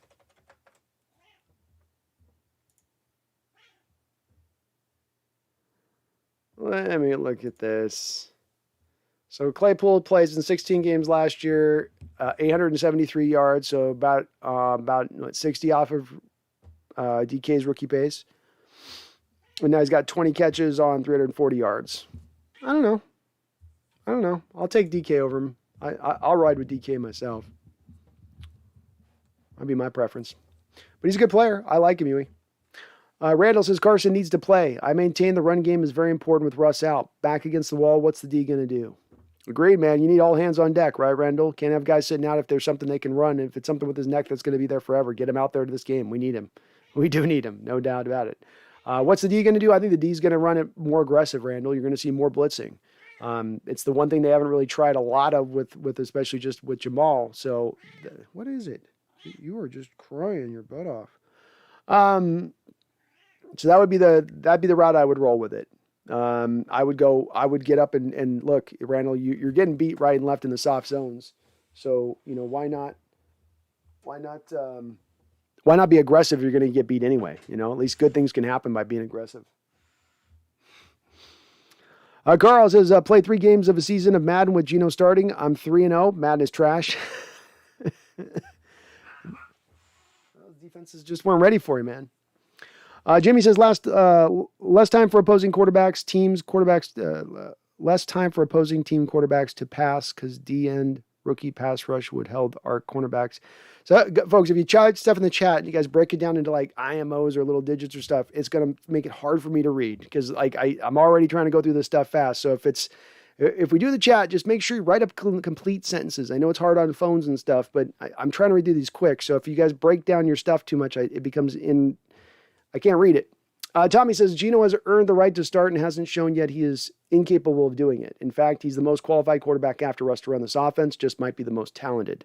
At this point, I think you got to ride with what you got on him. You're running a complicated offense. He's been through it the whole offseason. He knows the offense well enough at this point. Bringing another guy who's a Gardner Minshew or Blake Bortles, even if they're a little bit more talented than Geno, even if they're a little bit more better than Geno, you're not going to get the returns on that, to Tommy's point, with them trying to get antiquated to the offense as they're trying to start on the fly. I think that the results, the returns on that are pretty diminishing, and you got to kind of just go with what you got. John Roy says, if we don't get pressure on Big Ben, it's going to be a long day. It will. Big Ben's not the quarterback he once was, but especially in that respect, it's the mobility side. He can still throw around a decent amount, but he cannot move like he once was able to move back there in the pocket. He can't take hits like he once did. He took a hit in this Bronco game where he's sitting back there. The Bronco barely kind of nudges him a little bit, and it's a fumble. And you go, ooh, yikes, Ben. That's not a play that happened 10 years ago to Big Ben in that way. But you got to move him off his spot, got to try to move him around a little bit, get him uncomfortable. And to me, this is where we come back to Randall. You were asking on that. This is where you generate the rush, generate the pass rush with blitzing a little bit, especially with Jamal. And I like that Russ is doing all he can to help Geno. Me too, man. Russ is a team player. No doubt about that. Mike Melda, if Russ walks, what happens to players like Jamal Adams? Will he also request a trade? It will probably affect other players in certain fallout aspects of things, Mike. There's no doubt about that. We don't know how it will affect DK Metcalf negotiations. I maintain it won't. At the end of the day, he'll sign with Seattle, and that won't affect that. But there are other guys that can affect, down to guys like a Bobby Wagner and whatnot. With Jamal, that would not be the case. He just signed a new contract extension. You're not going to accommodate a trade to him because you're going to say to him, look, we're going to have to eat all of this dead money hit in order to fit you in. We can't fit that. So you're going to have to sit here and wait. You just signed a contract. You're going to sit here and stay. And if you don't, we'll fine you $60,000 a day. Players don't have the ability to hold out or force things like they might have prior because of that fine system that's now in place with the new CBA agreement. So no, Jamal Adams remains. I don't know how many players necessarily move or stay necessarily. Tyler Lockett's staying. He just signed a new contract as well. So I don't know that it has that much effect at the end of the day.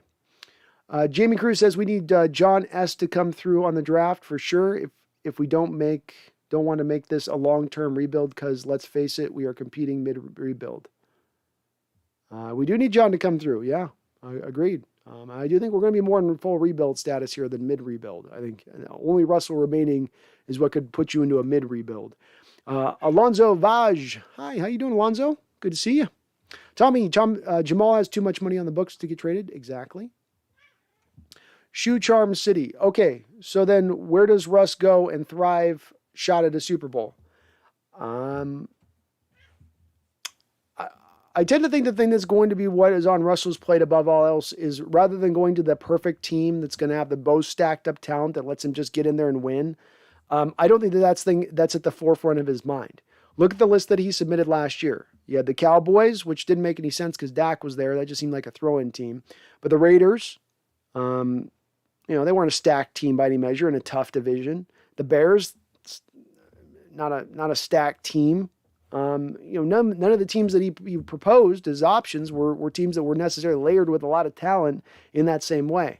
I think he's driven more by the big market aspect of things. Who's a big market East Coast? I think those are the things that drive him to where he wants to go, and that he thinks the Super Bowls will then come of that. I will get an offensive-minded coach who will build an attack around me. The Super Bowls will then come from that because they're actually trusting their best player at that point. That would be my guess on where Russell sits on that thing. I maintain the Giants are the number one team at the top of the list. They would be the first and foremost one that I'd say he's probably going to look at them ahead of anybody else. Beyond that, hard to say. Eagles, Saints as an option maybe. Not a lot of AFC teams that stand out to me. Miami has been mentioned, but they do not have an offensive-minded coach, so I think that would pull them back from doing that. People have mentioned the Steelers, but I don't think he's going to want to follow up Ben Roethlisberger's era here in Pittsburgh. I don't think that's going to appeal to Russell in the least. So I think it's going to be a team that's looking for a new trajectory. He doesn't have something in place already, but he can establish his new legacy there, the second part of the legacy of his NFL career. So those would be the teams off the top of my head. Randall, I do think the D will show up. I have nothing to back this up, just my guess. I love your optimism, Randall, and I hope so. I think they will too. I think that they're going to be challenged this week to know they don't have Russ they can lean on. They've got to bring the water, and if they don't, it's going to be embarrassing. They're going to further become an embarrassment in this league if they continue to put the performances out there that they have. And eventually, pride's got to kick in, right? Eventually, somebody's got to have a little bit of I care about what I do. I care about what I'm putting on the football field and what people are seeing. John Roy says that Eric Bieniemy would be a good head coach candidate for Seattle after Pete. I think he would as well. Alan Crooks, I'm a Steelers fan, and I picked the Seahawks and Steelers for this year's Super Bowl. Would have been a fun Super Bowl, Alan. Would have been a fun Super Bowl, and I appreciate you having some faith in us as a Steeler fan coming into this year. I'm sorry we weren't rewarding that faith with it, but I am not selling your Steelers short at this point in time. That offensive line can come together for you guys. You have the defense in place. I like Najee Harris and what he's given your offense, and if between your offensive line holding up just enough and Roethlisberger able to get a little bit more juice out of that arm, you guys are going to have as good a fighting chance as anybody. And let's face it, you won the division last year, so it's solid team. The Steelers, and they're going to have every bit of chance, I think, in that AFC. The tough part for you guys, Alan, of course, is I think the AFC is a little bit stronger than the NFC is right now, which means that your pathway to get to the Super Bowl is just that much harder because of that. Hawks 2021 says, go Hawks, man. Farabaugh, think we can get Fields plus picks in return for Russ from Chicago? I think if Chicago's willing to trade to us, then yeah, you'd have Fields at the front of it, and you'd get picks in addition to that.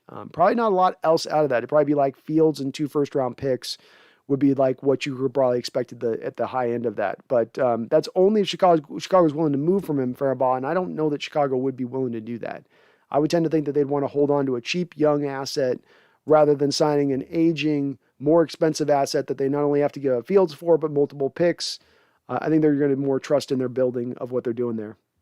Jamie says, I see they might trade someone I do not want to say because it's sad, but most value, but I'd want to keep him, dare I say, 14. I don't think you're going to trade DK. I don't. I think you hold on to DK. I think they like what they got in DK. I can't see that happening. Maybe it's possible if they don't want to pay him, but hard to see. I think you hold on to him. John Ray says Fields has a lot of upside if we're rebuilding. He does. I like Fields. I just don't think Chicago's willing to give him up.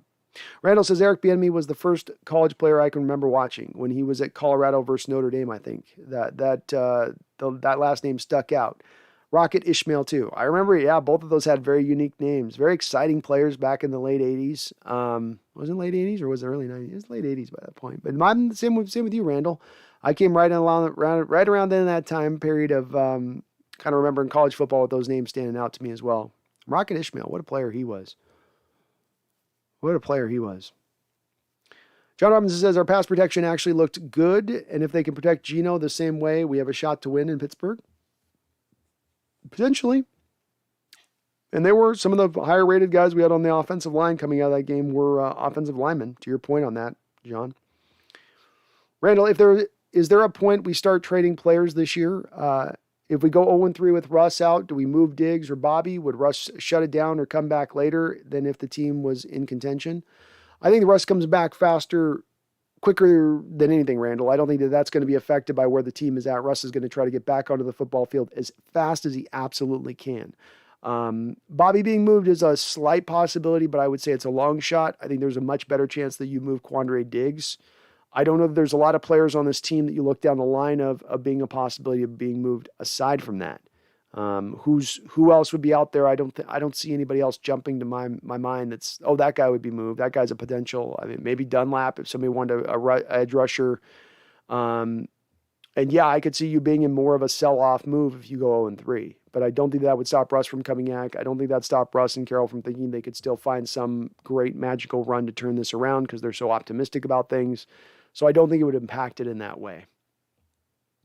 Music Kingdom says TJ Watt is able to tear up our offensive line. He might. I mean, he's got Brandon Shell over there, and that's a tough matchup for Brandon.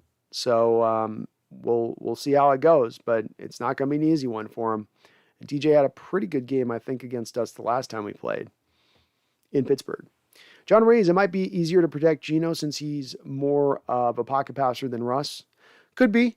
Absolutely could be. He's going to get the ball out of his hands probably a little bit quicker, a little bit more often, faster than Russell Wilson does, which is going to always make an offensive line's job easier. No doubt about that.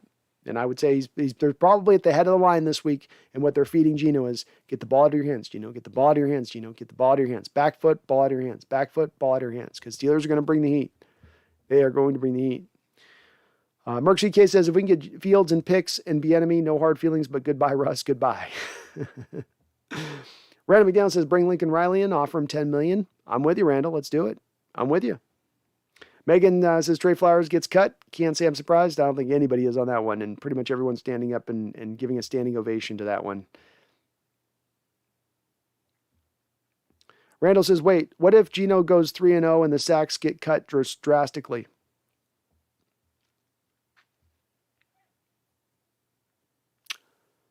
Well, it's going to be on Russ at that point, right, Randall? I mean, at that point, if that happens, then Russ is definitely taking too many sacks, and he's definitely not acclimating to the new offense very well. If Gino's taking the same personnel and getting that out of them, then that is an indicator that Russ has not picked up the new scheme or is going to be unable to maybe pick up that new scheme as much. Because once Russ comes back, theoretically, within your given scenario, Randall, as he goes 3-0, Geno does, Russell comes back in and then starts getting sacked back at the same rate we saw early on this season and saw last season, seen throughout his career, which would be pretty staggering difference with Geno in these 3 games if he's able to keep that clean. We'll see. But that would be an indicator of that if that was the case, if it played out that way. Megan says, agree, Brandon. We'll let him know. Nice. Shoe Charm City, I like Geno Smith. With a week to prepare, I predict Seahawks will roll over Steelers this weekend. Oh, my good, Shoe Charms. I love it. I love the optimism, my guy. Man, imagine if Geno just comes in there and just blows it up. Megan says, Brandon brought a new bottle of vodka today. You in or out? I'm out for a while, Megan. I need to recover. I'm still in recovery mode. I went way too hard. Way too hard. My brain was bumping for a day and a half after that stream.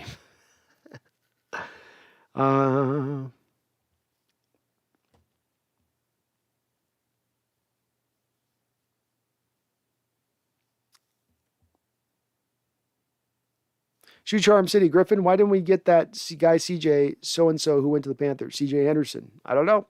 Panthers got super aggressive at the corner position. CJ Henderson, they traded for Stephon Gilmore. They went hard. So Junga says, how'd that hangover feel afterwards? It was painful. It was great pain. A lot of sleeping. A lot of, dear God, why do I drink when I drink? This is why I don't drink. I'm never drinking again. You know, the whole thought process you go through in hangover state. It was brutal. It was brutal. The sun hurt my eyes. All that stuff. Jimmy Cruz, if we trade away Bobby, we could have paid a good cornerback. Yeah, you could have. You could have slid Jordan Brooks in. Theoretically, you could have done that. No doubt about it. No doubt about it. Tom Eaton says, Griffin, he is who we thought he was, and we let him off the hook. Thankfully, says Tom Eaton. I agree with you, Tommy. I'm glad Griffin didn't get brought back here. I would not want to pay $10 million a year for the 36th best cornerback in the league. I know our cornerback situation is bad, but we should have gone out and fixed it in other ways. Not either or relied upon Trey Flowers or sign Griffin. We go with option C, which is something else different than that. So it doesn't have to be a binary one on this one. It doesn't have to be ones or zeros. There is another option here we could have gone with outside of the Griffin option. And I think the Jaguars, as they get through this season and this offseason, are going to, if you check with them, do you regret that contract? You like that contract? And let's not forget they had money to spend, being that they have a rookie quarterback on a rookie deal, so they've got a little bit of extra cap space to kind of overpay for certain guys that aren't worth it. John Reyes is a bit of a wild card now without Russ. Absolutely. Who knows what we're going to get now, man? Who knows, John? Hope Geno is able to roll. Me too. Megan Gock Roger coming with another donation. Thank you, Megan. You're so kind. That's like your 7th donation today. Appreciate it. Thank you so much. It says, yeah, baby. Hawk swag is on the way. I did that in Austin Powers voice. I don't know why. It says, Hawk swag is on the way. Good. Get that swag going, Megan. The more swag you get, the better chances we win. That's how the universe works with this, okay? So more swaggy Seahawks gear, all that stuff. That's more of the silent energy you're putting into the cosmos to get a victory this next Sunday. Don't deny that. Shoe Charm City, draft picks. We suck drafting rounds 1 and 2 for like 3 years now. We do okay in the second round in recent years, Shoe Charm City. You drafted DK Metcalf in the second round. Dale Taylor's looking like a pretty solid second round pick. Even if you go at this past 5 to 6 year period of the dark period of era of drafting with Coach Carolyn Schneider, you had Frank Clark, you had Tyler Lockett, you had Paul Richardson. Jaron Reed was a pretty good player for you for a little while. You did okay in the second round. Now, I have no doubt about it, the first round has been a bit of a bugaboo. That's been a little bit of a problem area for us. But, yeah, second round we do okay in. Tommy says, I guess you could say Griffin knows how to play this defense. He is fully capable of giving up a ton of yards underneath and never playing the ball, just as Pete likes it, apparently. Yeah, he'll do that for you.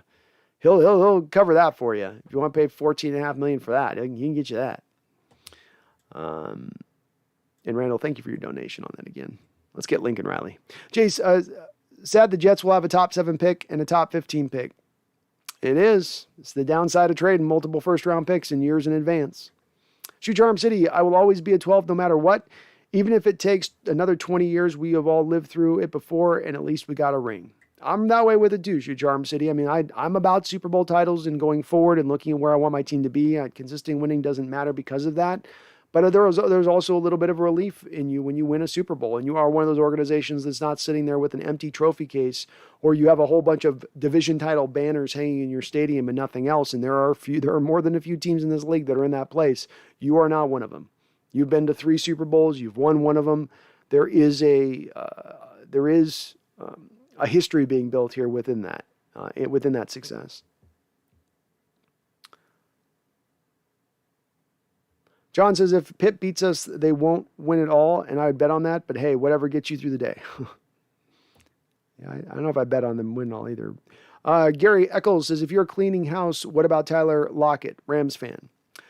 We just signed Tyler Lockett to a new deal this offseason, Gary, on contracts in the NFL. If you sign a player in year 1 and then you're into year 2 and then you try to trade or release him, you have 3 years of bonus money that accelerates all at one time.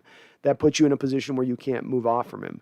So Tyler Lockett, Jamal Adams are both in the same place. They're going to be Seattle Seahawks for the foreseeable future, at least for the next probably 2 years.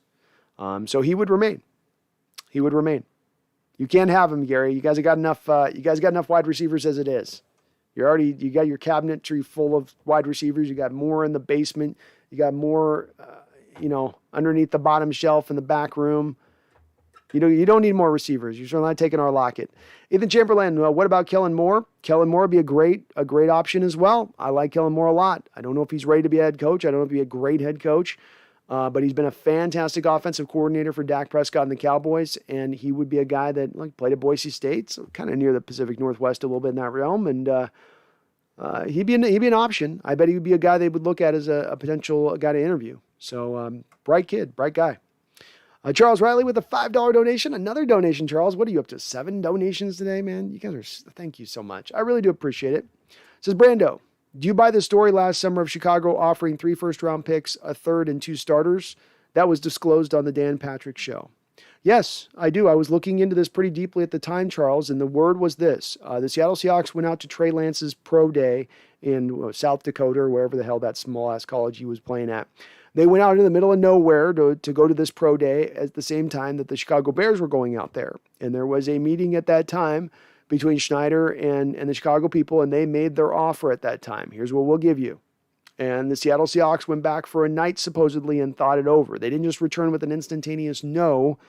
They thought it over for a night and then came back and responded the next day with a no, this is not enough. I do believe that was the offer. Part of it, I believe it's the offer because I don't think it was good enough for the Seattle Seahawks to take at that time because of the $39 million dead money hit. You're talking about the 3 first-round picks is the value for Russell.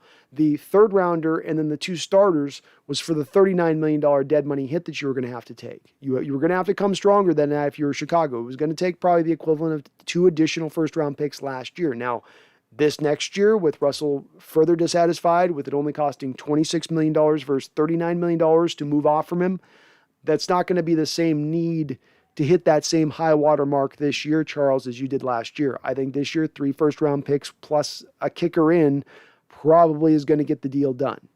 Probably gets the deal done this year. But yeah, I think that absolutely went down, Charles. I think they got very, very close this offseason to Russell moving on. But it just wasn't quite enough. Not to eat that dead money, because that $39 million dead money with Chicago's offer there would have meant a complete lost season this year. And they always want to compete every year. They don't want to just do a whole rebuild into that's something we can definitely take away from this front office and coaching staff. Megan Gock-Rogers says, Brando, can you explain the difference between soft and man coverages to me, please? Yeah, so there's different zone coverages. You can play zone coverages in a way, Megan, where you can be aggressive in your zone coverage. The Miami Dolphins do a lot of aggressiveness in their zone coverages with their corners that is directly related to what they're doing in their front 7 with their blitz game. So they speed up a quarterback's clock, and the corners are in a position to aggressively jump on balls, jump on even short routes there is, let's say a quarterback's trying to throw a hot route, which is a short, quick pass to get the ball out of his hands to get around the blitz. So he gets that ball out of his hands. Well, the Miami corners might have a little bit more freedom to come up and jump a route than, say, a corner in the Seahawks system who's playing also zone, but their zone coverage is more reliant on them playing what I call the soft zone. And what a soft zone, Megan, would be that you're playing zone, so you're playing to a zone on the field, but you're also playing that zone with the thought process in the back of your mind of, I have to protect deep first and foremost. So I'm responsible for the zone, but I can't let anything get behind me either. And this is going to lead you to then giving stuff up in front of you, because technically, even when you give up those completions in front of you, at that point, you're being successful because you're not giving up the deep plays on the back end. So that's kind of the difference between a zone coverage in general, a soft versus an aggressive zone coverage. Man coverage, Megan, is you literally have you have a corner, or you have a linebacker, corner, safety, whatever. Whoever they're covering at that point, they're not covering in a zone or space. They're covering that man. They're following that man wherever he goes. So if he goes this way, he goes that way. If he goes across the field over to the far edge, he's going to follow him all the way there. Whereas in a zone, you stay to the zone of a field. You're on the near hash mark, near the 30-yard line. You've got about a 7-yard zone in what you're being called to do based on whatever the zones. There's a variety of different zones you can run, Megan. So there's all sorts of intricacies within this. But in general terms, you stay in your given space and cover who comes into your space. Whereas with man, you're literally covering the man, not a space. Randall McDaniel says, Geno Smith, the new Nick Foles. I'd love to see it, Randall. Let's see that story written. Let's see that story go down. Tommy Eden says, Kellen Moore is from Washington. Went to high school there. Oh, okay. I didn't know that. That's awesome. Prosser. Let's bring the guy in for a look this offseason then. The Prosser Mustangs. That's a strong name. That is strong. Tom Eden says, I hated playing Prosser. Always had a good offense. Got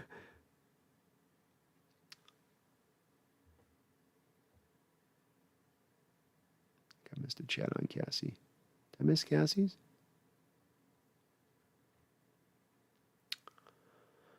Randall says, Lincoln Riley, fantastic with the vertically challenged quarterback. Yeah, he's got a rich history of dealing with smaller quarterbacks. A real rich history of dealing with smaller quarterbacks. Tom Eden says, I did get to play against the Hewards, though. That's cool. Jimmy Cruz, nice work, Brandon. Good content, brother. If ESPN doesn't call you tomorrow, they are missing out. Go Hawks. Well, thank you, Jamie. Anybody ever calls me for anything, I'll do a radio show in the middle of the night, man. So I'm always ready to roll. They got a live wire, though, with me, man. Drinking on live stream and stuff. I'd probably be unacceptable. Randall McDowell says, what about Doug Peterson? Is he the next Mike McCarthy? I get more shades of Mike McCarthy with the Doug Peterson type than I do a guy that's this brilliant-minded head coach that that you definitely want to jump on with his next spot. Look, he did a great job with the Eagles. He inherited a really good roster there as a head coach. Certainly got Carson Wentz and the best out of Carson Wentz that anybody's ever going to get out of Carson Wentz, and that's saying something. And he would be a candidate, Randall, but I get more shades of Mike McCarthy with him than I do, a guy that really gets me excited. Megan says that Brando, if this show becomes daily, I will never get any work done. Hey, I'll be happy to allow you to never get any work done. So, put that blame on me. I don't care. It's what I'm going to do, but that's a long-term goal. When we'll get there eventually, there may be just a day I wake up on this, Megan, and I'm looking at the modern age and I just go, F it. And I just start doing daily shows regardless of whether we're really there for me to do it or not. But we'll get there at some point here, sooner or later. Randall says, if Pete does leave, John Schneider moves up to team president and we get a new general manager, or same title with more control? Same title with more control, Randall.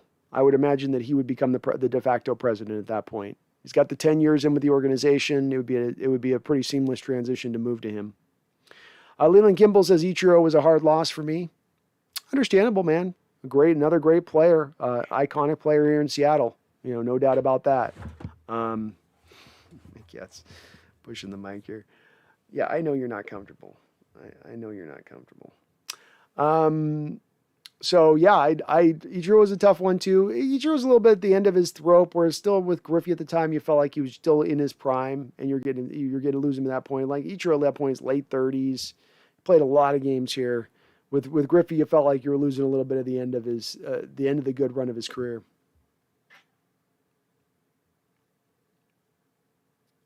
Shoe Charm City says you mean you didn't miss Tom Chambers? Oh, Tom hurt too. Tom hurt too when he left. That wasn't an easy one. That was right in the midst of Tom Chambers leaving and Mark Langston getting traded. This was all pre to the early 90s. That was a tough time. That was a tough time in Seattle sports.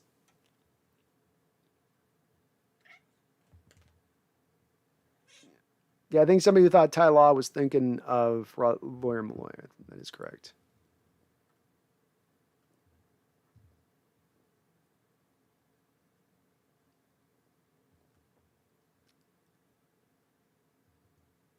Marcus Connor says, just heard Blake Luton is starting a quarterback, not Geno. No, Marcus, that's not going down. You're not going to get me on that one, Marcus. She's Charm City, my man Xavier, the X-Man. X-Man with one of the all-time great nicknames, the X-Man. He was a rugged player too. John S. Not sure if it's Pete so much as Russell Wilson drinking the Caps milkshake. Doesn't help, John. The Russell's taken up as much of the cap as he is, and I've long referenced that when you pay a quarterback the kind of money you're paying Russell Wilson, the kind of percentage of the cap you're paying Russell Wilson, it does become basically an impossibility nearly in the NFL to go win a Super Bowl. The one thing I have countered with this a little bit, John, is that you are sitting right now on $13 million of unused cap space at the moment. So it becomes hard to make that argument about Russ when you're not using every last inch of cap space you have to use, and you have a team that has some deficiencies that could be filled with that cap space. Random McDaniel says, think Malloy's from T-Town, Tacktown. Yeah, Lawyer Malloy's from Tacoma, 100%. 100%. TJ, what's up? TJ, good to see you on in here.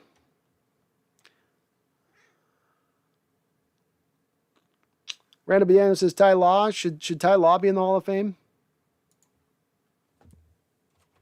Let me look at him. I think he's got enough. I do think he's got enough, especially when you reference in multiple Super Bowl winner, and one of the better players on that defense for multiple Super Bowl winning teams. I'm looking right now, 53 interceptions in his career, a good tackler, a really good player. He got his 5 forced fumbles. I might take a look at what he did in the playoffs. But I think that's enough. That's enough to get you in. I mean, Sherman's going to get in with less interceptions than that. Sorry.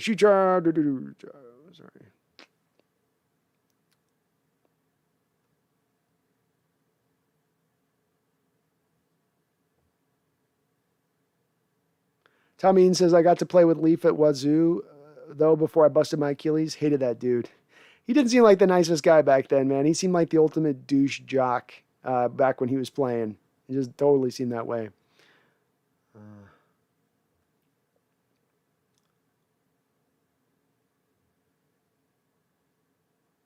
John Roy says, what does that mean? It's not in the game plan, being the dime package. I always thought the game plan was to win. I did too, John. I don't know why you would have something like that work one week and then you decide to just throw it away the next week completely. And it's not like that the dime package wouldn't have worked against Ram schemes where they're going to run a lot of wide receivers and tight ends out there, which would lean you into a dime look. So, not exactly like it made a lot of sense how they would go away from that, especially on a defense, again, John, that's been scuttling this year. It's not like you had a lot of winning schemes or winning turns of the dial here to get things, moved in the right direction. Yet you just suddenly ignore it this next week. And it's just kind of part of the odd decision making with this front office. Not front office, just the coaching staff and how they trot out game plans and what they choose to do week in and week out. Just strange.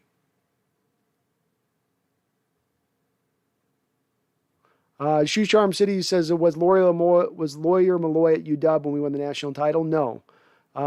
He was in like 95-ish or so. So he was after that era.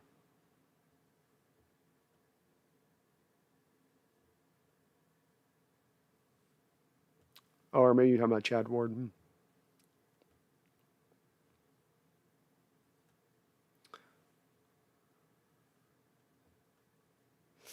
Boy, Mega, it's disconcerting about those mallet fingers on Russ. I'm getting worried with some of you folks on the feedbacks, especially our Aussie people. It must be in Australia. You have to get mallet finger as like a rite of passage. It's like you walk through the Outback and then you get mallet fingered at one point. Kind of like in Africa where they, give circumcisions with sticks. It's a little bit like that. But Goodness, you guys are making me scared about his long-term healing on those fingers. Tommy says extremities don't get much blood, doesn't help for the healing. Yeah, I can speak to that too. Like with my hand. I can still tell the weather with my broken hand. In utero says Calvin Johnson's fingers are as crooked as I've ever seen. Yeah, they don't look good. I've seen them too. And they're big, long, so it's accentuated by the fact that they're freaking like 7 inches long each of his fingers. And they're all crooked. And it's... That's from having a guy like Matt Stafford with his 90-mile-an-hour fastball hitting you in the hands. Megan says, I want the 12s to shake the ground and raise the roof. They better. They better. Tom Eaton says, refs in Steeler games are also crooked. Facts. Yeah, they do get some calls their way. They do get some calls. Randall says, back on Gruden, which of the Gruden brothers makes the worst decisions? Remember when Jay was smoking a J-Dog at a bar with a young Scarlet? I'll go with the younger Jay Gruden on that. Neither are the epitome of great decision making, but the younger is probably a little bit worse with that look. In Utero says the Sporting Life showed Megatron's hands. They look brutal. They did. It's a young Stafford trying to prove to everybody how hard he can throw it. Poor Calvin. John Ruiz, I broke my hand like 3 times and several fingers. Not a good experience. Takes a long time to heal. Still hurts. Yeah, same thing with my hand. Let's see if I can show you guys. Too, like my hand never healed right. So if you guys look on this hand right here, it's right there I broke. So you can kind of see that it still always goes down a little bit more versus the other side. You know, it never fully kind of heals. Those finger injuries just don't heal right. Maybe it's the lack of blood flow. I don't know. Randall McDaniel says Brett Favre did play with a broken thumb. He did. He did. Brett was different, man. His pain tolerance was just different. John Roy says Gruden as a defensive coordinator in Seattle. Shoe Charm City, we're going to simplify the offense for Geno, spread it out, and run Collins, use Disley more, than we will roll. I love it, Shoe Charm City. I'd love to see that. I think that is a blueprint, a plan for success into this game to try to utilize that. Spread the ball around. Just pepper it around the field, you know. Don't lean to just one guy or the other. Use your talents out there. Just get it worked around a little bit. Just worked around a little bit, you know. Megan Gok Roger with a $5 donation. Thank you, Megan. Again, 9th donation today. Thank you just doesn't seem quite enough. So I got to figure out something, Megan, for you. I'm going to get like a special Megan notification bell here. Megan says, play cricket with no gloves and get hit with a leather ball at 90 miles an hour as I did for 10 years is the reason for my mallet fingers. That would do it.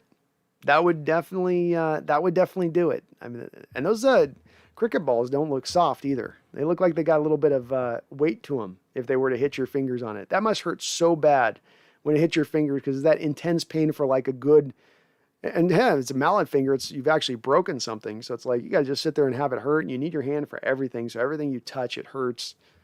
It's bringing back bad memories of my broken hand. But thank you for the donation, Megan, and hopefully you eventually get some stem cell work on that or something, or, you know, put some good ointment on it, you know. You found some way where it doesn't hurt you too bad now going forward. Shujarm City says 2005 was rigged, F Bowl. Even my mom says so. It's undeniable. Even the Steeler fans will say it. I mean, they can't deny it either. I mean, it just is. You know, you guys got your Lombardi. Enjoy it. It's your number 1 for the thumb, whatever the hell that means. But at the end of the day, it was stolen for us. And I'll forever think of it being stolen. We were the best team in the NFL that season, far and away, playing a team that was 9-7. You know, we should have beat them. We should have beat them. If the refs stayed out of the way, if they didn't at every point in time arch it in the direction of the Steelers, we would have beat them. Even when they were arching in the direction of the Steelers, we still almost got them. Marcus Connor says, why are they saying Blake is starting at quarterback? I don't know, Marcus. This is the first that I'm hearing it spoken of that. So have not heard why that would be the case. It's going to be Geno. So if they're saying that, they're wrong. Shoe Charm City, soft zone coverage is Trey Flowers blowing it, and man coverage is stick on glue. There you go. That's a good way of putting it. Mufaz, Aburaham. Ooh, I even tried that with a little accent there, so I hope I got that right. It says, I was thinking we trade Russ for a bunch of picks in the offseason and then trade those picks for Watson. Also bring in Bieniemy as a new head coach. Thoughts? It'll be interesting to see where Watson goes, Mahfouz, because you are going to deal with public backlash wherever he does go. Being a place like Washington and in the way that we are sort of affiliated and the way that we sort of go about our business in the Pacific Northwest, it'd be hard for me to see us trade for a guy like Watson. I would tend to think he's going to go probably somewhere else. I don't have a good idea of exactly where that would be, but I just would tend to think, I guess even a Watson guy going to, like, let's say Pittsburgh, that has a little bit of a history, let's say, of having a quarterback who maybe has some nefarious allegations placed to him by women, yet they still were able to get beyond that and let him get back on the football field. That might be more of a spot I could see him going to. I do think, though, at this point, Mahfouz, chances are, to me, better than good that you're probably going to be trading Russell Wilson for picks at this point. But what that means and what you do with those picks after that, who the quarterback is you go and look for after that, it's a little bit harder to say necessarily. I would tend to think, too, they'd want to get a rookie quarterback on a rookie deal, try to replicate again what they did in 2012, 13, 14, where you have a rookie quarterback who's very talented, who's very cheap, who's taking up 0.0005% of your salary cap, and then building a team around him. I would tend to think the coaching staff, and especially if Carroll's here again, that's what they would try to do. Joe Biden's Make-A-Wish says Russ should go to Washington. I think the big thing on this that I keep harping on this with Joe's Make-A-Wish is that he wants to go to an offensive first head coach. So he's not going to want to go to a guy who's a defensive minded head coach first and foremost, in my opinion. I could see why you'd make that connection because he has the West Virginia high school stuff that he goes back to there, and it would be very near to where he grew up. But that would be the thing that I think that would impede that a little bit. John Roy says Bieniemy would be a good head coach. I think he would. Megan says, wow, never heard of anything so warped. You think you're watching something else. Tommy Eden says, imagine watching your team's first Super Bowl and seeing how the refs did that to us. We will never let that go. No, I will never let it go. It was brutal. It almost cost me my fandom in Seahawks. It came as close as I've ever come as far as being, I'm done with Seahawks, I'm done with the NFL, was on the heels of that game. That was the game where I said, this is done. We finally, after I wait 30 years, I go through all these bad times. We finally get a team that's good enough to get there, that's earned their right, that has the players to do it, that has the coach to do it. And that now is ours, like Goonies, now is our time. Our time is now. And you stole it from us. You took it from us. How dare you? How dare you, NFL, for a team that already had 5 championships, to make the blue blood a little bluer? It was very infuriating. Mark Harpercorn says, off topic, but from a Navy veteran, happy 246 birthday to my Navy and all my brothers and sisters who served. Thank you to all of you who served in our military. I will add on to that as well, very much. A thank you to all of our folks who have served in the military, including my brother, former Marine. I appreciate everybody out there and all of your service. I'm sure we got a few service members out on some stay out in the middle of Guam or something, hopefully listening to me. I like the thought of that, at least. That'd be awesome to know that. But hopefully everyone's doing tonight in that respect, and thank you for that service. Megan says, I remember watching that in parts and not knowing as much as I do now and thinking that the reffing was a little off. Big time off, Megan. And the key on it is if you watch the game for the true indicators of it, if offensively, the refs called nothing when we're on the Pittsburgh Steelers side of the field, right? When we're on the Steelers 33-yard line with 70 yards of field in front of us, no holding calls, no BS pass interference calls. But the second you got past the 50-yard line, the moment that happened, out came the flags in every way, shape, and form. The second you started to threaten to score, that's when the refs started to pull the brakes, started to grab the e-brake, and, that was really the big indicator for me, and it kept showing up throughout the whole game every time. Mason Dale says the plan was to drink until the pain was over, but that's worse. What's worse, the pain or the hangover? Kanye West. Yeah, for me, the hangover, as bad as it was, and wasn't as bad as the pain I felt that night, though, in the respect of knowing this era is over and knowing what this is going to mean going forward. So, the hangover is bad, but that only lasts a day. This hawk pain in my soul will last far beyond.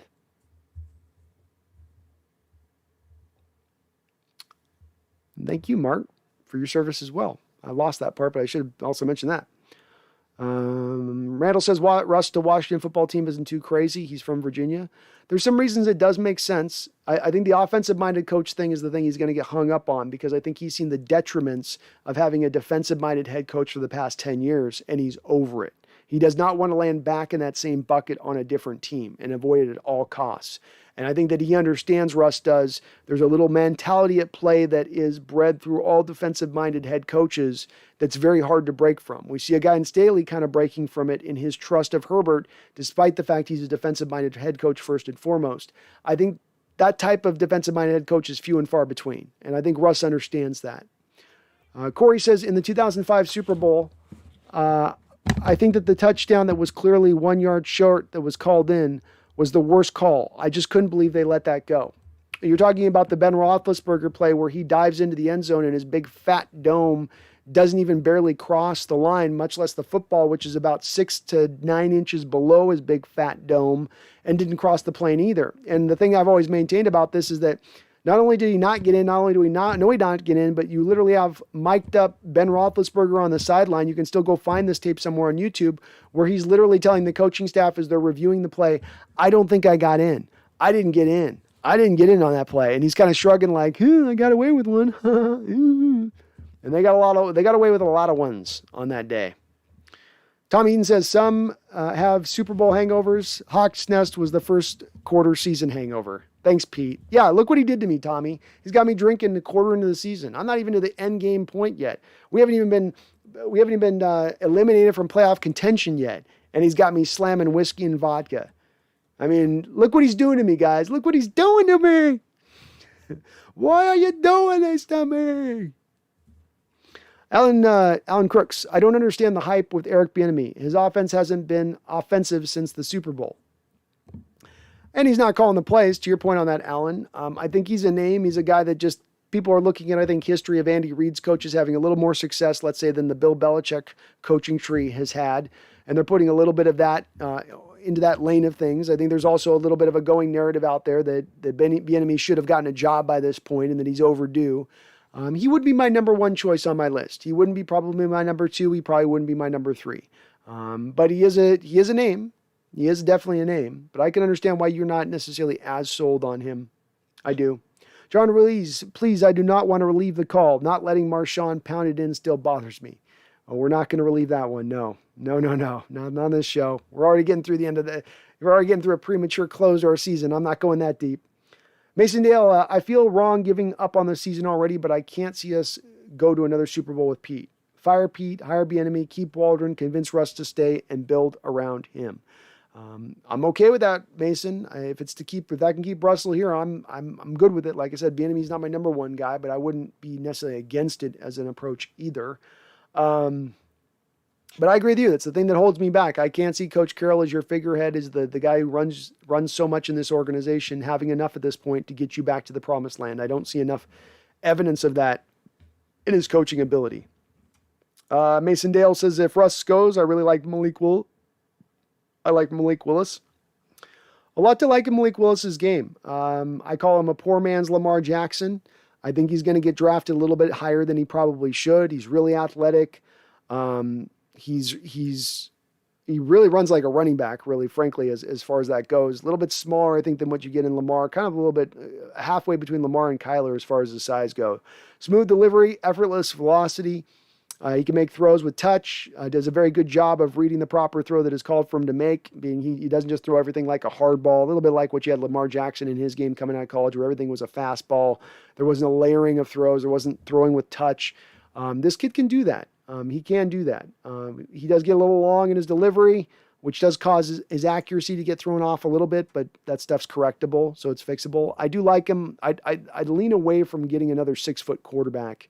I want to go with more of a bigger guy at this point because I've seen the limitations of having a smaller quarterback, which makes me want to gravitate a little bit away from it if he's not a guy who's just completely a difference maker as far as athleticism goes, a la a Lamar or a Kyler.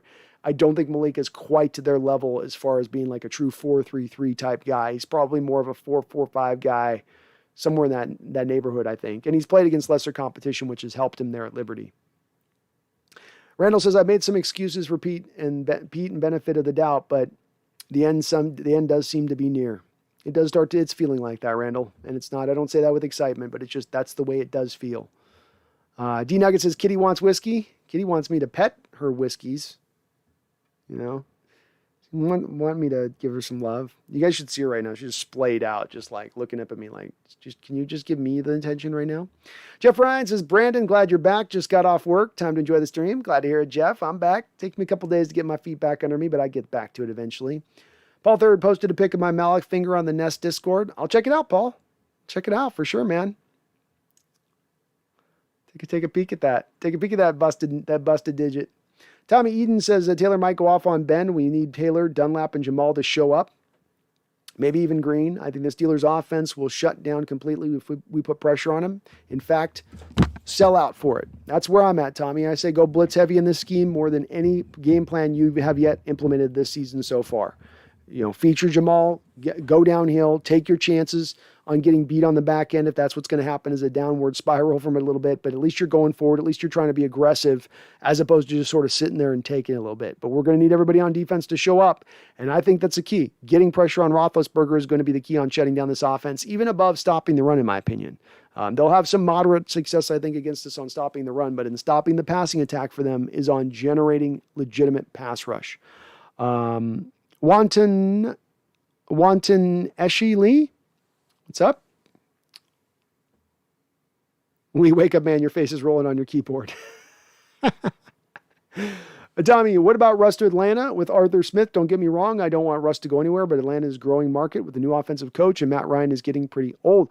The Falcons made a choice this offseason to double back down on Matt Ryan for at least 2 more seasons. So they are stuck with their contract and how they placed him because they had to sort of get creative this offseason to keep their cap situation right. So they can't afford to get out from under Ryan for the next 2 years, Tommy. It would cost him somewhere in the neighborhood of both 2 years, something like $40 million or something to move off from him. So Atlanta is married to Matt Ryan for the next 2 years, which would remove him in contention from Russ. Atlanta in contention from Russ. Brian Koski, trying to tackle Big Ben is like trying to tackle a tree for me. I'm only 5'11 and 190 pounds, laughing out loud. Let's hope 52 is the badass I think he is.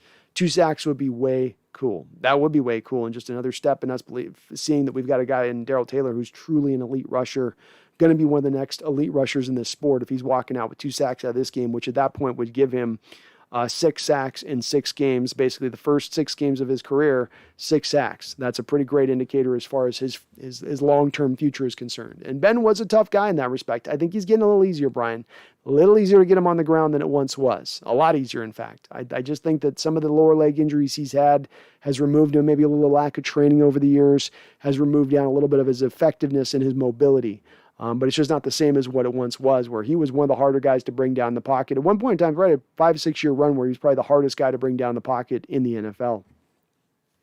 Randall says, I remember Rocket Ishmael went to and played in Canada. He then went to Oakland, had a brother named Quandre. I do remember Quandre Ismail, who was at Syracuse and Baldwin. I think Quandre might have had a better pro career.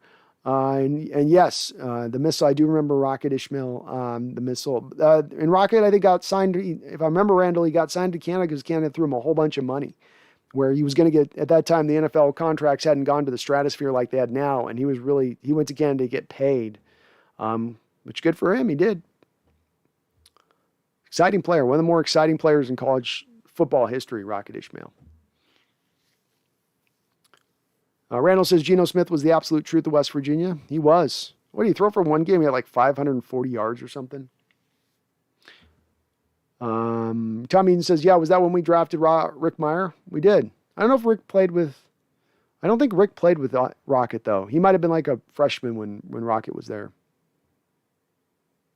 Megan says, you wimp. I had breakfast with my nephew and no hangover, baby. Laughing out loud. I am a wimp when it comes to drinking. I don't do it often enough, so my body goes into shock when I do it. I go hard, even though I don't ever drink, which I should go a lot softer, but I don't because I don't know any better. So it's just fill it up again. I become like the guy from old school, fill it up again. Another one. Turning Brandon the Tank, I could drink forever. And then the next morning I'm like, dear God, why? There was no way I was getting to breakfast, Megan. I did not get out of bed that day, basically hardly at all. Randall said Meyer played with Bettis. Okay. I figured. I remember him playing with him. ZXN Goat, who's defensive coordinator we could get and a head coach? We mentioned a couple possibilities. My number one head coach still remains Lincoln Riley for me, Goat. I just like him kind of above anybody else at the moment. Defensive coordinator-wise, that becomes a little bit tougher of a call to be able to make. Because many times the coach that you choose is going to want to bring in his own defensive coordinator as opposed to you getting both separate parts and you picking this one and then you're going to pick your own on the other end of it. I'm thinking who'd be an interesting defensive coach in my opinion. God, I don't have a lot of great ideas on this one. Most of the good ones are out there are kind of running around doing what they're doing. I don't know. Let me think on that, Goat. I don't have a good answer for you right now, so let me do some research on who I'd look at as a defensive coordinator. I don't have a great option for you. So there's not a lot of great guys out there. You know, you get Greg Williams types that are out there, that are available, but it's not going to get you super excited, right? That's not going to blow anybody away in that respect. Tommy, is it Meyer or Meyer? It's the second one, Tommy. Mirer. Brian Koski, let's hope that the offensive line picks up the pace and actually protects Geno to give him the time to do what he's got to do. Move the effing ball. Let's hope he does. Let's hope he does. Charles Riley coming in with another dono, Riley. Mr. Riley, I'm going to just call you Mr. Riley. You're in that stage when you're donating this much, Mr. Riley. Thank you for the $5 donation, sir. Very kind of you. This is Brando. I heard Mick Jagger is a Steelers fan, and the only way the NFL could get the Stones to cover halftime was if Jerome Bettis got a ring. Well, hey, they love their halftime show. They love getting big names on their halftime show. So makes sense. Seems plausible. Seems likely, actually. Seems likely, Charles. You know? Seems likely.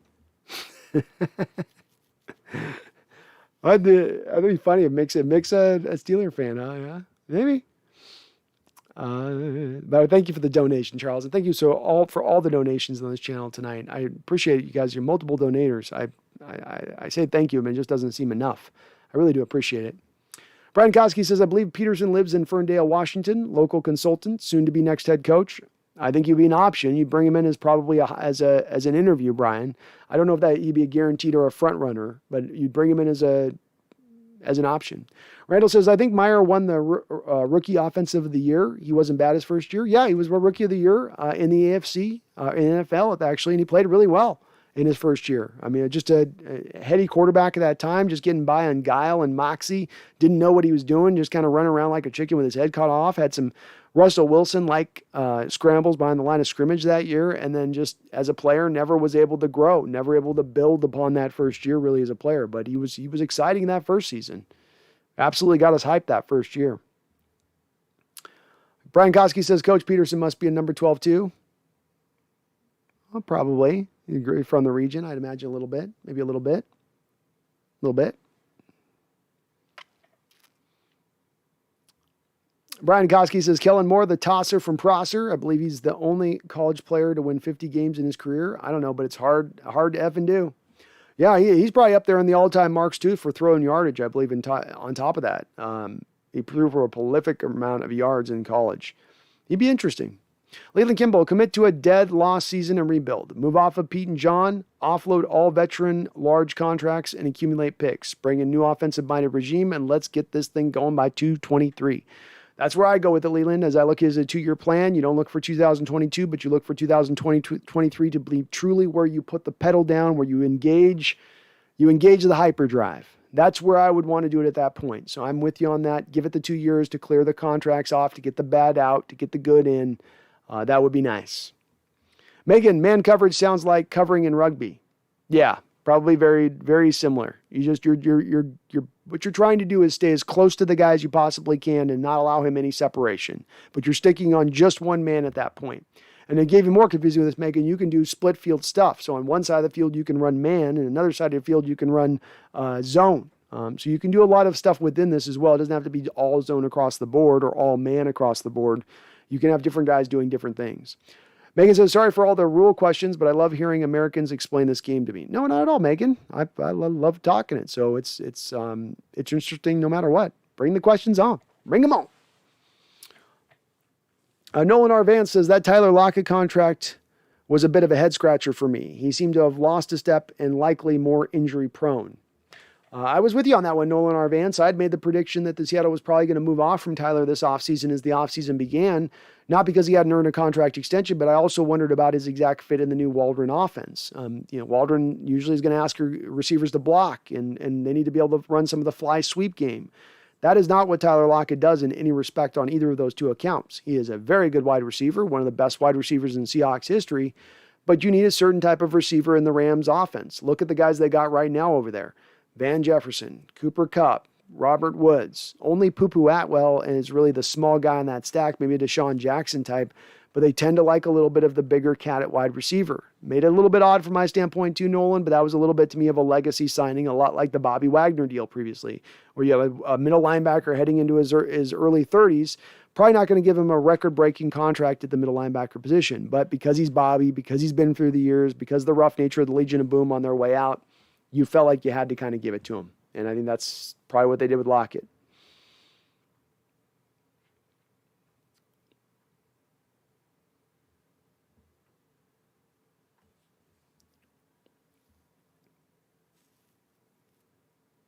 Megan says, at least if you're a daily drinker, Brando, life would never be dull, and drinking daily during the day would be totally acceptable and totally encouraged by all. Very true. Very true. It does hold me back, my lack of drinking when I do drink. I can't deny that. It does limit me. Limit me. Going to bed, says Randall. Thanks for the great stream. Well, thank you for your donation, Randall, and appreciate again the kind words a couple days ago in the chat. We were having back and forth. You have a good night of rest, and let's get this win tonight and on Sunday. Let's get it done. John Paul Bacon, losing Randy Johnson was hard for me. That was a tough one for me at the time, too, John. The one thing that made it, at the time, to me, not as embitterment as it was on other players, was Randy really seemed to have gone in the tank that year when they didn't give him a contract extension. Now, they should have given him the contract extension. They look silly in retrospect for having so many worries and issues with what his back was going to do. But he went in the tank a little bit like that and then gets trades to the Astros mid-year that year and then goes out and just goes right back to dominating once he knew he was going to get his contract. That part didn't sit great with me, but Randy was a great pitcher. That Mariner team was so much fun to watch, and he was awesome. Just awesome player. Leland says, Bobby will be the next hard loss. Bobby not playing is just mind-boggling to me. He's been here for a long time, and he's been a rock in the middle of that defense. Just an absolute rock.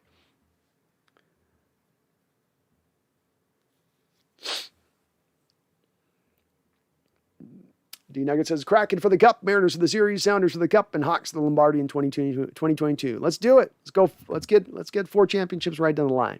I love it. Tommy, the fact that they didn't restructure Russ, sat on $13 million in cap space, just tells me that Russ and Pete came to a 1 more year agreement, and maybe JS said fine, but I am holding onto our cap space in case. That's how I see it as going as well, Tommy. That is exactly how I see it playing out as well. I think they might have been more willing to use that cap space this year if they were more in a winning contention. If they were right now 4-1 or whatever, that might be a little bit more to them. But the fact that you start out losing, the fact you start out sideways, they're going to probably just leave that money where it is. Megan says, on what grounds will a player be considered for the Hall of Fame? They're put to the voting committee. The players are nominated by the voting committee. The voting committee, Megan, is made up of baseball writers and figureheads of that type. It goes to the committee for a vote for certain players who should be then voted on to go to the Hall of Fame. So you have to make it through first one layer to get to the second layer. Once you're to the second layer, then there's those group of guys are voted on, and they take just a small amount of those guys every year that are then allowed to be granted the Hall of Fame. There's not certain standards or grounds that you have to make statistically speaking. You can use the stats as a basic guideline, but there's other things that do build into account as well. For instance, winning Super Bowls and how good of a teammate you were. A lot of different other angles can factor into it. The stats are at the head of it, but there are other things that do come into play on it. Tommy's says longevity dominating your position is a good way of putting it. Good way of putting it. TBA Gaming 17 says, I'm the biggest Seattle Seahawks fan, not you. All right, man. I'll give it to you. I'll take your word for it. Paul Third says, RL football in Australia has a Hall of Fame, but the best of the best are called the Immortals, the era-defining players. They announce one every 4 or 5 years. Who would be your NFL Immortals? Oh, my goodness. Every 4 to 5 years?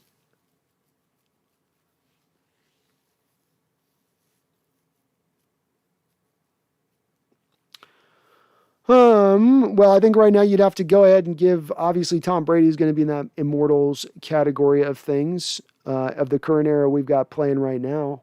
Aaron Donald would be in that era of right now of guys playing right now. I'd put in that spot of things. J.J. Watt might be a guy you'd put up in that spot. He's not that level now, but we're talking about guys who are still currently playing that have earned that mark. I'd have to think a little bit about it. As far as Seahawks guys that would be immortal, Paul Third, obviously I'd have Largent in there. Walter would be in there. Cortez may not be to immortal status, Hall of Fame, but not, I mean, you're talking, Immortals is definitely assessed like one of the best at your position type thing, the best, like undoubtedly, or there's enough people make that argument to put you in that realm. Maybe Russell Wilson maybe gets in there too, maybe. But Immortals sounds pretty, I mean, that sounds like specialized, rarefied air, you know? You got to really earn it to get up into that spot.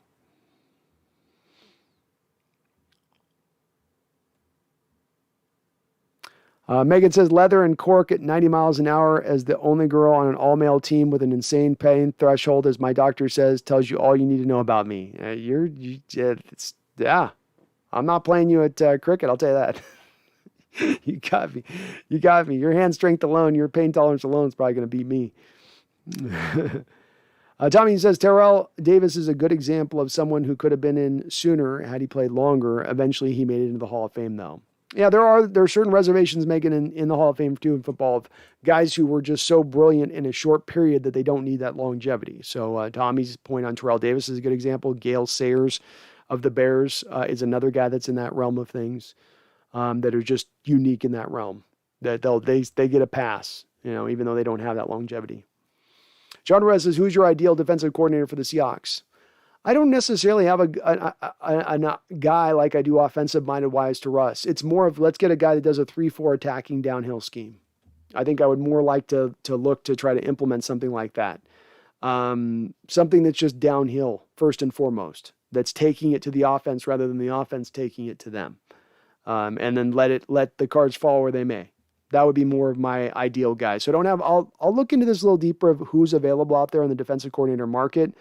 Obviously I'd spoken about Wade Phillips a couple weeks ago. I'd want to go a little bit harder, a little younger, if we're talking about a long-term replacement and not just a patchwork guy to come in on the fly and fix things on the fly.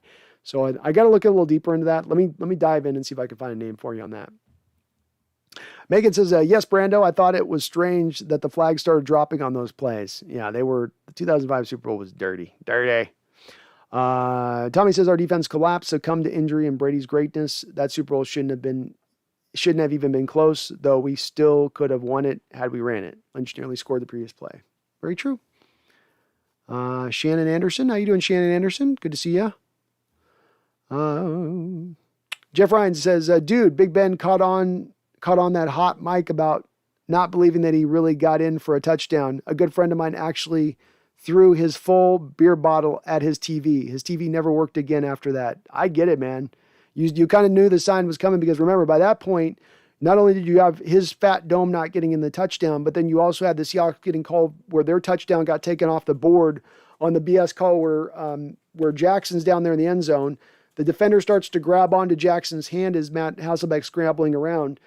R. Jackson pushes the guy off of him because he's holding his arm, so he pulls him off of him. The officials call Jackson after he makes the catch on the touchdown, and then you have the Roethlisberger thing happen shortly after that, and you went, uh-oh.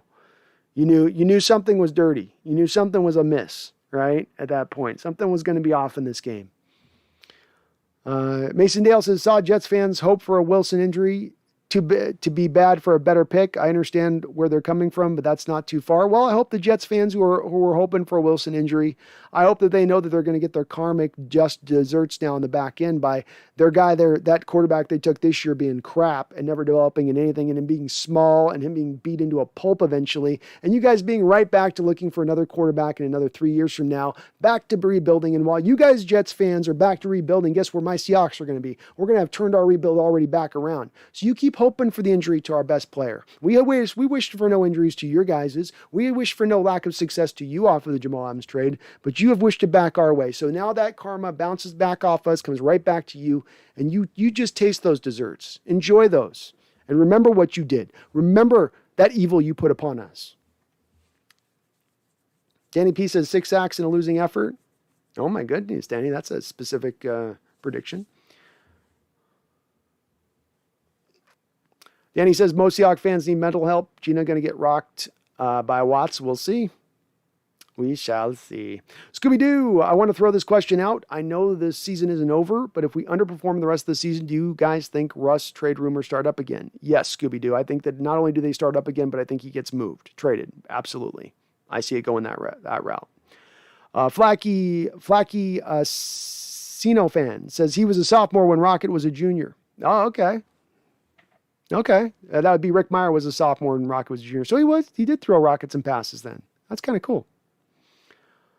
Charles Riley says, what was worse, losing the Super Bowl in a fraudulent way or Hutchinson leaving after the season and becoming the Hall of Famer he is now? Well, he was still a Hall of Famer when he played for us. He was still playing at a really high level. He didn't take his game to another level going to Minnesota. He just took his game to Minnesota. Losing the Super Bowl was harder than losing Hutch. Hutch sucked. Hutch was dumb. Hutch didn't need to happen in any way, shape, or form, but losing the Super Bowl like that was absolutely brutal. Brutal. Megan says, you're like me. I'll never drink again until the next loss. I was in bed at 7:30 p.m. and had the best night of sleep. Woke up at 7:30 the next morning for breakfast, slightly fuzzy, but not hungover. I think what hurt me, Megan, is I didn't have food readily available for me the next morning to kind of like soak up the alcohol. I was like stuck in bed and I was in too rough of a shape to get to the grocery store. So I just had to try to like piecemeal my way with no food in the fridge. And that was the part that made it probably most brutal for me trying to get through.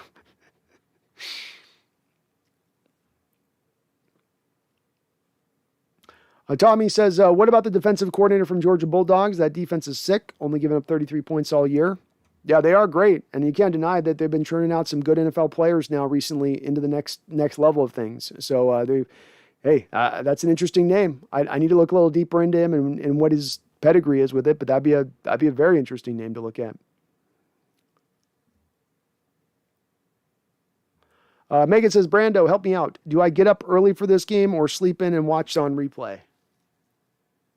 I watch on replay on this one, Megan, maybe. I mean, you're going to miss my show at that point, right? Because then you could get on the show as soon as the show's over. So it's all about whether you want to catch the show or not.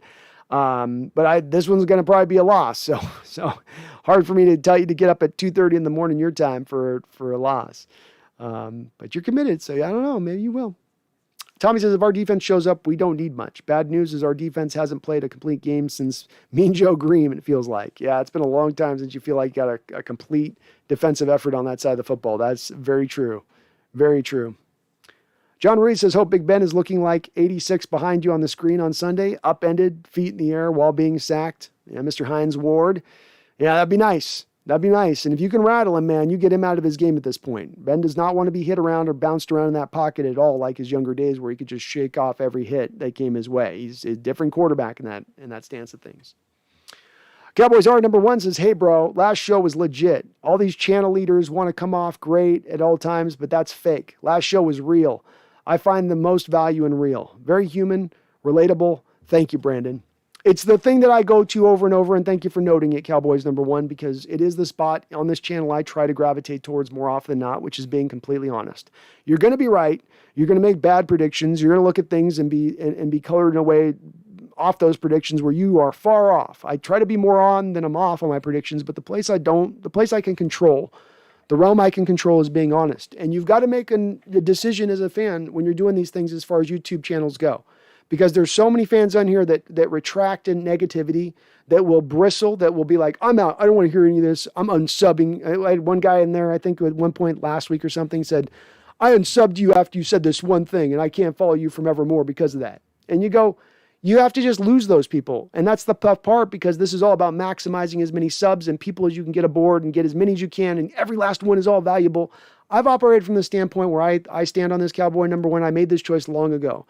My channel's success, I will at the detriment of my channel's success. If I've got to cap out at 30,000 subscribers versus eventually capping out at 100,000, and then to go get to the 100,000, I got to be positive at every turn. I got to dress stuff up in its most beautiful light at every turn. Then I'll make the choice for the former than the latter. I just think that there's more value in it. It's more interesting to be truthful and honest than it is to just blow smoke up your guys' butts. That doesn't provide you guys anything. And it gets old after a while when you're just nothing but, how special is this team going to be this year? Is this a greatest Seahawks team or just a great Seahawks team this year? That's lame. Now, that's lame and dishonest, and I think people see through it really quickly when you're not being honest with them. Scooby-Doo 345, you just subscribed. And you're awesome for doing that. I appreciate you for doing that. We're on the road to 10,000. You're getting us a little tiny little step closer to that road. So thank you for that. I appreciate you. Jacob Kessinger, I missed your chat, but I didn't miss it all the way. I caught it here in time. Thank you for the $5 donation. You, sir, get a big, fat salute from me. I appreciate you. Jacob says, Big Ben is a complete shell of who he used to be. If the defense can't stop him, they can't stop anyone. Now, where's that red button? Oh, I've been pressing that red button down for weeks. I've been mashing it like I'm hitting the bongo drums. So I'm smashing the red button right now, Jacob, and I'm going to keep hitting it. I've been hitting it. And you're right, there's a bit of him and him in the pocket, especially the thing that stood out to me in watching that Broncos-Steeler game from last week, is Ben in the pocket used to be unflappable. He used to be a guy that would ignore pressure. He would ignore people at his feet. He would move around just with ease. You'd get him, he'd slip out of tackles without almost seemingly trying, almost just flipping his hips a little bit. That is not the Ben that you get now. The Ben you get now is very uncomfortable in that pocket with any kind of pressure. He can still make some of the throws, but there is noticeable lack of arm strength off of what he used to have. This is borne out in the fact of when you see him at 6.5 yards per attempt. Go look at Russell Wilson this year, who's sitting up at around 10, 11 yards per attempt. So that's almost half of where Russell is as far as him pushing that ball down the field. He's limited. He's limited not just in arm strength, but in accuracy. He's at 63%. 63% is low in the NFL right now for accuracy, especially for a guy that doesn't push the ball down the field all that often. So you should be able to attack. You should be able to get after him a little bit. You should. And we'll see if Seattle does. I think they got to blitz a little bit this week, Jacob. That's the key on him. Don't just try to rely on the front four to get it done. Tommy Eaton says, yeah, it's weird with Tyler this year. He looks better than ever, but I would argue it's because Russ has not been running the offense fully and just targeting Lockett. Tyler equals Tavon Austin here. I mean, he's way better receiver than Tavon Austin, and Austin would have been more the guy you're looking for and the guy you want to have here in that spot of you could run the fly sweep stuff and the gadgety bubble screen stuff, which is not Tyler's game. Tyler's not a yak guy. But I agree with you on that sentiment. He's having his success this year because in times Russell Wilson's falling back into the old habits of looking for the deep shots down the field and some of his quintessential Tyler connections he's had in the past, not because Tyler's necessarily acclimating to this new offense so well. Tommy Eaton says, well, Brady is an effing immortal, literally. Yeah, he is. He is kind of, right? I got to agree with you there. He's got to be a vampire at this point. John Paul Bacon says, there is a person who legally changed his middle name to Seahawks. That is badass. I can only respect that. I can only respect that.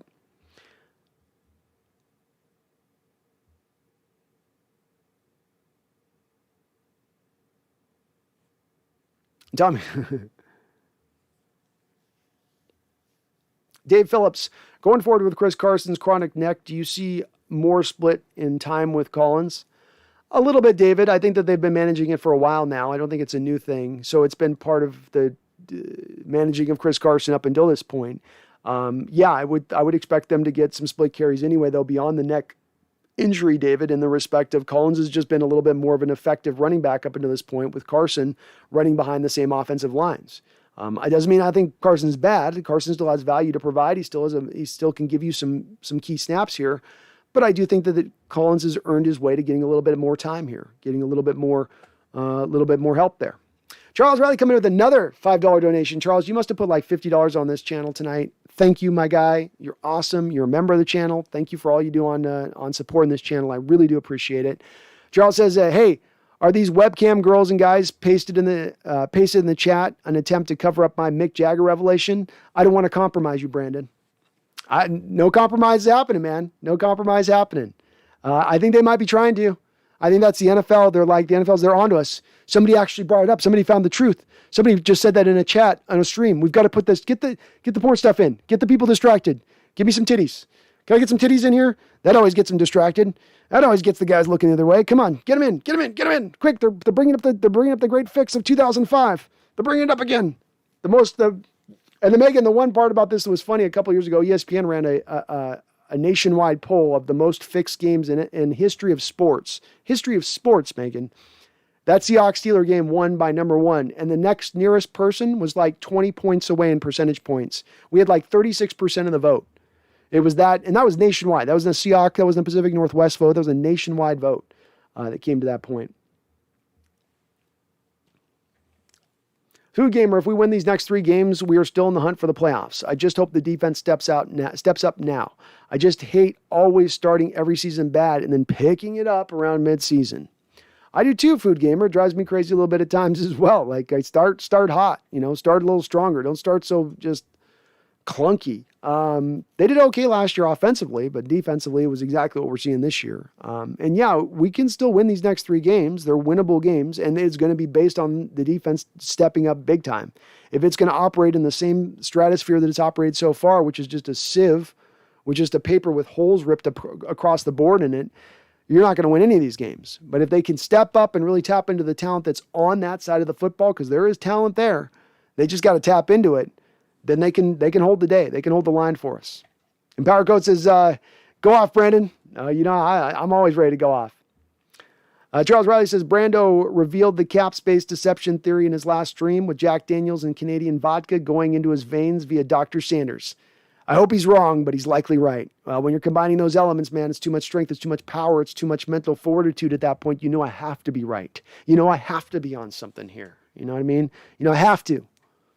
And yeah, that didn't, I got mad in the last stream. The unused cap space pissed me off to no end in the last stream. There's no doubt about it. John Ruiz says the Jets fans will end up with the injured quarterback if they keep wishing injury upon our quarterback. Funny how that works. Yeah. And you'd think with a 6'1", 182-pound quarterback that maybe they would take a little bit more time, take a moment to breathe before they start spouting off crap like that, bringing that karmic justice down upon their shoulders. But, hey, Jets fans, get your little top 13 pick. Enjoy it. You're going to mess it up anyway. Just like you messed up the quarterback you picked in a quarterback-rich draft of first-rounders this last year, just like you messed up that one, you'll mess up this pick too. It's what you do. It's what Jet fans do. It's what Jet organization does. Megan says 11:30 a.m. game start time down here. That's not a bad start time. No, then watch it live. Watch it live. Go live on that one. Fat Boy Cost says, I hope they can flex this game. This will be the worst primetime game. It's definitely not one I'm super looking forward to as a primetime game, to your point on that. Yeah, a little bit of like, John Paul says, on the note of college football, I feel that Michigan should be ranked higher than Alabama. What do you think? I've not watched as much college football. I've watched some player tape, but watching team by team tape, I've not watched as closely. Let me see.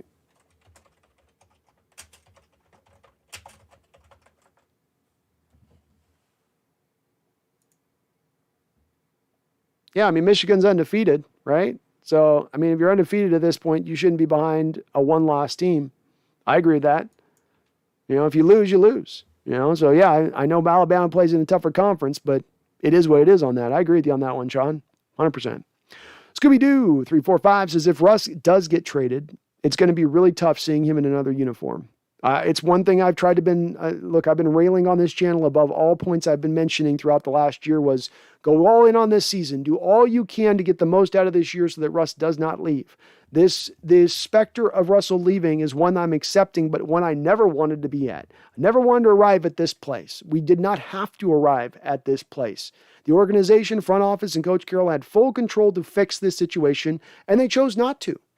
But that's not what I wanted. And you're right. It's going to be very hard to watch him move on somewhere else and go play somewhere else. Say nothing of seeing him play somewhere else and then go and find that ultimate success once again, knowing you could have done it here. You could have accomplished it right here in Seattle if you just done the one thing most teams would have done if they were in the same situation you were. Hey, we lucked into a Hall of Fame quarterback. Maybe we should take advantage of that.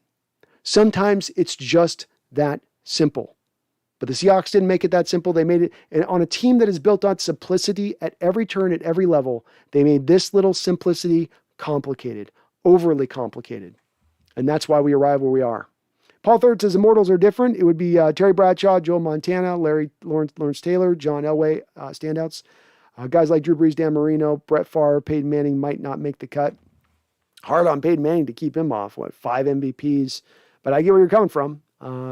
Peyton you'd have to keep in.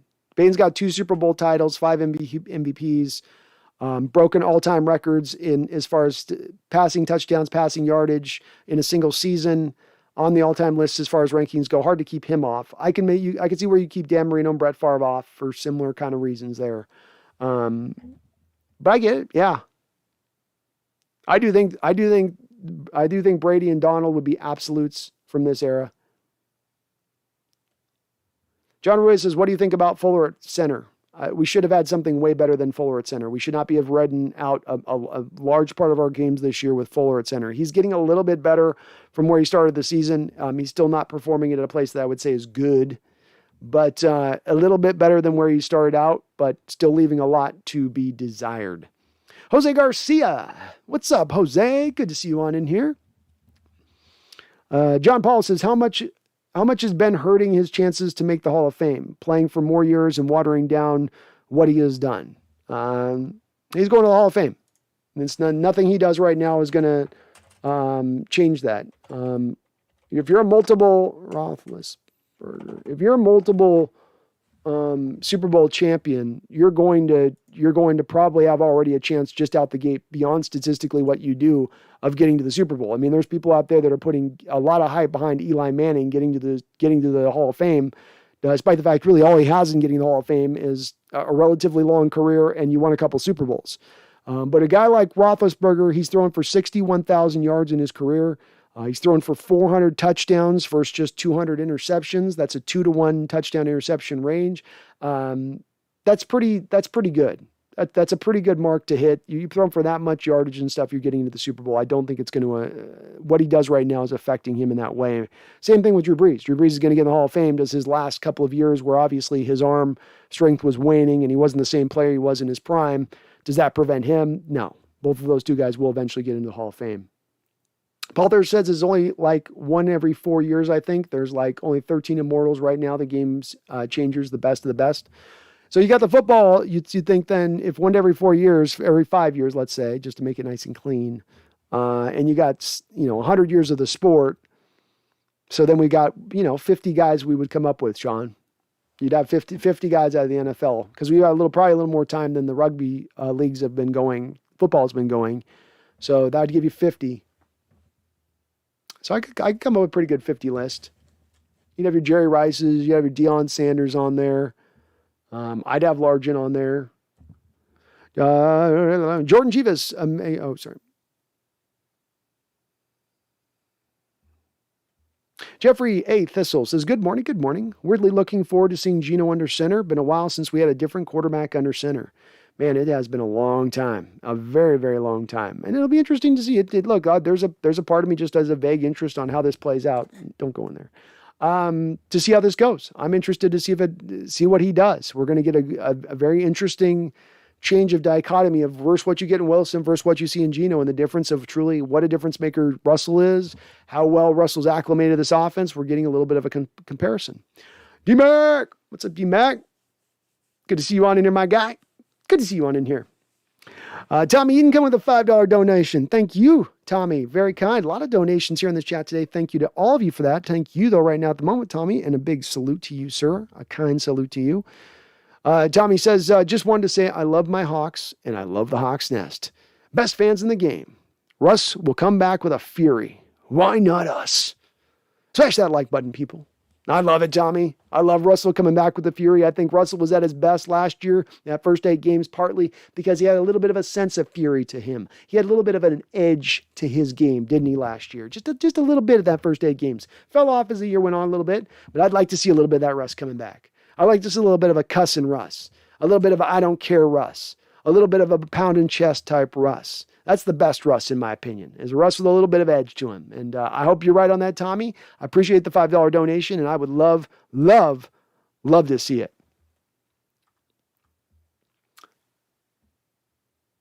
Food Gamer, Russ was in full gear at practice. It's probably just Russ's mentality of never stop working. Good sign that Russ is going to come back in a month or less. Hopefully he comes back soon. I do think we're going to get him back sooner than later on that, Food Gamer. I think the indicator here is he didn't go into IR. IR, you're forced to be sitting then 3-4 weeks, right? But they're not putting him in IR. They're sort of almost taking it as a week by week by that. I'm saying I would think from that. So that was an interesting decision on their part not to put him there. Jordan Chivas, I agree to extent. The players have some responsibility, but you kind of supported my point in that in the end, it is on Carroll to scheme players to play well and get the best out of them. That's where I sit, Jordan. I don't know if maybe you're responding you responded to Megan. Sorry. My bad, Jordan. Empower Code. The players are obviously giving effort. They're just not being put in a position to succeed. We line corners up 10 yards off the line of scrimmage and expect them to cover the underneath passes. Agreed. I come back time and time again where there's a very rare part of me on this that's putting this on the players. And there would be moments that would be called upon. I don't think this is the season where you do that. You know, when you have a defense that's had so much investment put into it, so many draft picks put into it, so much money put into it, when you've had a coach who's had a chance now for 5 years to rebuild out of the Legion of Boom era and hand build that team and hand build that defense exactly how he'd want to build it, a defensive-minded head coach first and foremost, he's going to have to own that when that fails, not the players. And especially when you're seeing players who are playing at a lesser level than where they played at other spots, like a Jamal Adams. Jeffrey A. Thistle, Russ still refuses to work the middle of the field at this point. Some of the offense is on him. I'm looking for confirmation while watching Geno. Something you can take away. I mean, in 3 games, Geno's doing way better in hitting the short stuff, hitting the intermediate stuff, and he too is bringing in a new offense like Russell Wilson is. They're both going through the same learning process. I think there's a bit of that you can come back to and say, this is an indication maybe that Russell can't necessarily take to this particular offense. Maybe he needs to be in more of a down the field shot type offense, right? Like a Bruce Arians, no risk it, no biscuit type offense, which isn't as worried about the short stuff. Maybe he needs to be into that type of offense to be as most successful at this point in time of his career, to your point on that, Jeffrey. And I think you're going to get a little bit of an answer to that question on where Geno's at and what you see out of Geno to that. There'll be some indicators of that. Because to your point, you know, he's not necessarily fully built that into his game through 5 games, which is still a little early to make that assertion, to make that assessment on Russell. But look, it hasn't been fully implemented yet. No denying that. No denying. Sean T. Hey, Brandon. What's up, Sean? Time for Geno to shine. Go Hawks. I love it, Sean. Let's see it. Let's see it. It's Geno's time, man. If he wants to have a chance to get a starter in this league, give it the chance with some team to maybe trust him at some point, he goes out there and balls out. Maybe there's some team that can talk themselves into a Geno Smith situation. And it's hard for me to see. But if he goes out and really, really takes to, and look, he's got Tyler Lockett, DK, a pretty solid offensive line, some good tight ends to throw to, some decent running backs. He's been put in a position to have relative success here if he wants it.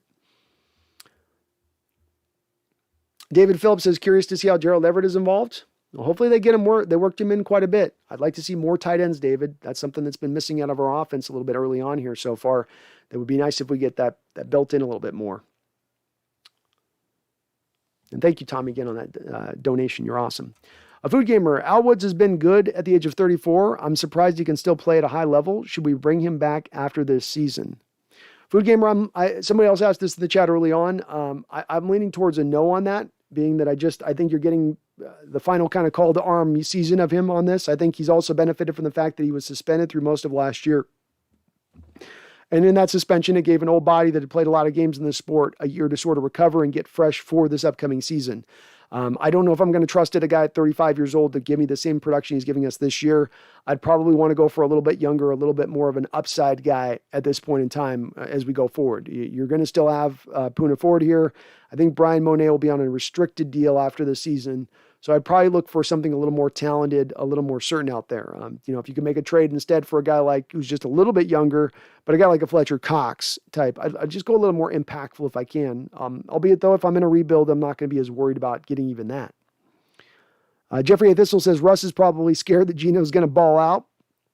It would be a great look on Russ if he does. If he comes in and he takes to the offense better than Russell's taken to the offense to start this season out, that's going to be a little rough. That ain't going to be good for Russ on him remaining here on that. Wheeler says, bro, I left my house at 6 when you started streaming and you're still streaming. Props. Thank you, Wheeler. You know me, man. I go long, I go hard. I go long, and I go hard. That's just how I do. Ask my ex-girlfriends. I didn't say that. I didn't. That's a bad joke for 5 hours in. That's not a good joke. I'm tired. Sean T says soul searching. Sean T, we all are, man. We all are on that one. Soul searching for, please this year turn around. Paul Thur says 50 players. Think your math is off there, mate? Or is the NFL 200 years? Am I off on that? So NFL's 100 years old. So if we're doing one every 5 years, is my math off on this? If I'm doing one every 5 years and the NFL's 100 years old, wouldn't that be, Paul, 50 players?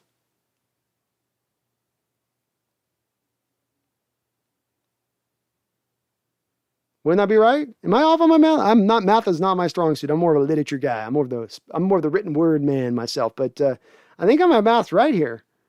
If you did one a year, it'd be 100. If you did one every other year, I guess that'd be 50. You're right. My math is off on that. See, guys, I just exposed my lack of mathematical application. So, yeah, 20. Okay, so you're right. Okay, so we got 20 players then if it's once every 5 years. Ooh, that does make it harder. That does make it harder. 20 players. Yeesh. Yeah, Elway be on there. Buckus, Brown. You'd have some old guys. You'd have at least 5 or 6 old school guys on that list too. So it's like of modern players, you're only going to be able to pick up the last 30 years, like 6 or 7 spots. That'd take me some time to put that list together because you'd really be cutting guys. You'd really be cutting guys you don't want to cut who you think would belong in that immortal list, but that's what makes it a special list. This is probably the reason too, Paul, that I say I don't like the retiring of every decent Seahawks player getting retired, even though it's not the jersey retired. I just think it should be rarefied air that you do that type of thing for players who have played for you. Filthy says that's what she said. I hope you appreciate that bad joke 5 hours in. Oh, God. Food Gamer, I know this game won't happen, but imagine Russ actually plays Sunday. That would be crazy and make Russ look like a badass. That would be. I don't know how he would pull it off, but look, that'd be insane. That would be insane. Now, coming off surgery earlier in the week, that'd be one of the all-time great tough man stories getting on the football field. Yeah, my math's not great on that one, folks. That one took me a while to put my math together. So, cut me some slack. I'm 5 hours on the stream. Whose math solid 5 hours in the stream? Tommy says, laugh my ass off. But you did say that. We heard it. Ethan Dykewell says, got to jump on. That's what she said, Brandon. Sorry, Brandon. No, it was there. I threw it down the middle of the plate underhanded. If you guys didn't hit it out of the park, I wouldn't. I think of less of you if you guys hadn't. Math is hard, Jeffrey. Math is hard, especially for folks like me they're aging and it wasn't my strong suit to begin with. Megan Gok Rogers says, I'm just waiting for Brandon to start quoting Monty Python like he did in the last stream. Still giggling about that. That's one of my all-time. No, mine. She have on that one. No, mine. She get on that, eh? No. What are you talking about? She get one. Come on up. I'll redo the parrot sketch for you eventually, Megan. I used to have that one almost nearly memorized. This parrot's dead. Perished. Moved on. Kicked the bucket. Megan says, Joe Montana has to be an immortal, and I shudder saying that as a Seahawks fan. No, he would make it. No, you'd have 2 49ers on that list. So Montana, you might actually have 3. Ooh. God, can you keep Ronnie Lott off that list? I don't think you can keep Ronnie Lott off that list. You might have 3 49ers on a top 20 immortal list. I'm gonna throw up. Oh, God.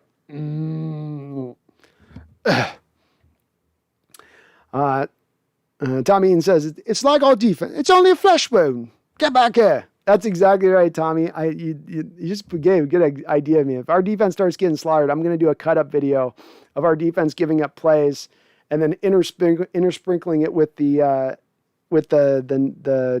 battle in that was the Holy Grail movie. Just a flesh wound. Come on here, I got you. That ain't nothing. Go on there. You have no arms. How are you going to fight me? I got you on my legs. I'll kick you. Start cutting off his legs. That's how our defense is right now. We're legless and armless. We're basically fighting with our nostrils at this point. TJ says, I got so many jokes for that, but I can't control myself.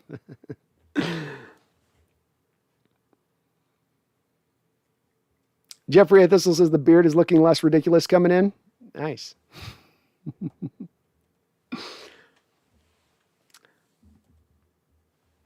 Tommy Eden says Ronnie Lott playing with a missing finger. He is immortal. Hey, Tommy, bringing it circle. We started out with fingers, bringing it around on fingers. TJ says Lott is the best safety to ever play. Let's be honest. Yeah, he is. I think you've got to put him on the all-time list, and he is, I think, at the end of the day, just the all-time combination. A playmaker, a ball hawk, absolutely intimidating, also a hard hitter, also a leader on the football field. Hell, I told him to chop his finger off and let me get back on that field in this game. It wasn't even a playoff game, just a regular season game. Didn't care. That guy was built different. Ethan Techworld, if Russell plays just the first drive, but we only hand it off every time, can we continue his streak of never missed a start? Just remove him after the first drive. Yeah, you could. it would be laughed at around the league, and we would be the butt of a lot of jokes if we were to do that. And somebody might say that the record has an asterisk at that point for Russell continuing in that realm, because he'd be doing it for 3 weeks, right? 4 weeks until he could actually go out there and throw a football. But yeah, technically. Megan says, Holy Grail, love it. Oh, I love the Holy Grail too. Effort in your general direction. That is a great film. The Killer Bunny Rabbit, the Knights of Ni. We are the Knights of Ni. We go, Ni. Paul Third, back to the second part of last comment. You know that rugby is older than NFL, and it's actually its grandfather sport, right? I did not know that, Paul. I'm showing off my ignorance on that. I did not know that. I take back what I said then, Paul. And I did not mean to disrespect the rugby sport in any way. Joe Biden's Make a Wish. Did I make a mistake by buying a ticket for the Sunday's game? I don't know if you made a mistake. I mean, if they win, it'll be awesome. And you're going to get to have a lot of Steeler tears that you get to feed yourself on as you're leaving the stadium. There's no doubt about that. There's nothing more spectacular than winning in an opposition stadium and you're being that fan, taking all that abuse throughout the game in your Seahawks gear from Steeler fans. But it's hard to predict this as a win with a backup quarterback, with a defense that's scuttling as it is, with them playing out on the road in the East Coast. I would absolutely be being the ultimate homer at this point to be prognosticating a victory. Cowboys are number 1. All those traits on Lott remind me of Troy Polamalu. I would think Ronnie Lott, and they played in different eras. I think Ronnie Lott had a little bit better as far as a coverage guy than Troy, and he was a little bit more of a consistent hitter than Troy. Troy could take you off your feet. He could cut you down. He could chop you down. He could, but Ronnie had it in a way that really showed up just a little bit more. You know, I will give Troy Polamalu, who was a better blitzer than Ronnie Lott, but then Ronnie Lott didn't do a lot of blitzing with San Francisco, so we didn't get a chance to see him do it very often. But I think he's got him beat in every other realm versus Troy. But Troy Polamalu is a great safety too. He deserves to be in the Hall of Fame 100%. 100%. Paul Bacon says, my first 3 would be Largent, Namath, Brady. I couldn't put Namath in there. He just doesn't have the stat line to do it. He's got the Super Bowl title, but he just doesn't have the stats to back it up. I mean, and you got to figure there'll be only about 5 quarterbacks that get in. I don't know if Namath would be at the top of that list. I think Elway gets in. Brady gets in.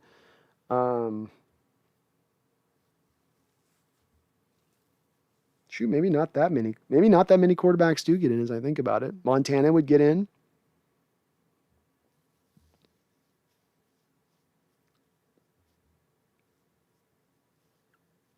Megan, I will taunt you for a second time. Yep, NFL came from rugby. Okay, nice. TJ, could you imagine how much better Largent would be if he had Russ? Oh, it would have been amazing. And Russ would have been the perfect quarterback for Largent, who could get open at will deep. And Russ to see this guy and Russ likes to see guys wide open when he throws it, right? And he'd see Largent beating guys by 3, 4, 5 steps, and Russ would be throwing it to him every time.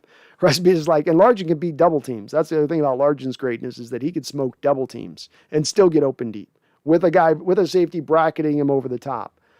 He was that tricky of a route runner, but that would have been a great fit for Russell Wilson.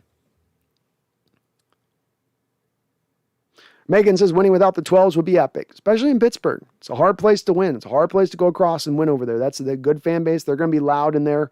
That's a stadium juiced up on a primetime game. That'd be impressive if you could win with all that they have going up against them.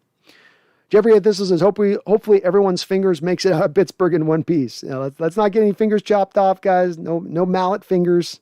Everybody get out of there in one all 10 digits, all 10 toes. Tommy says, if we beat the Steelers and slap rag their terrible towel with Geno Smith, I would say that was worth the price of admission. That would be worth the price of admission.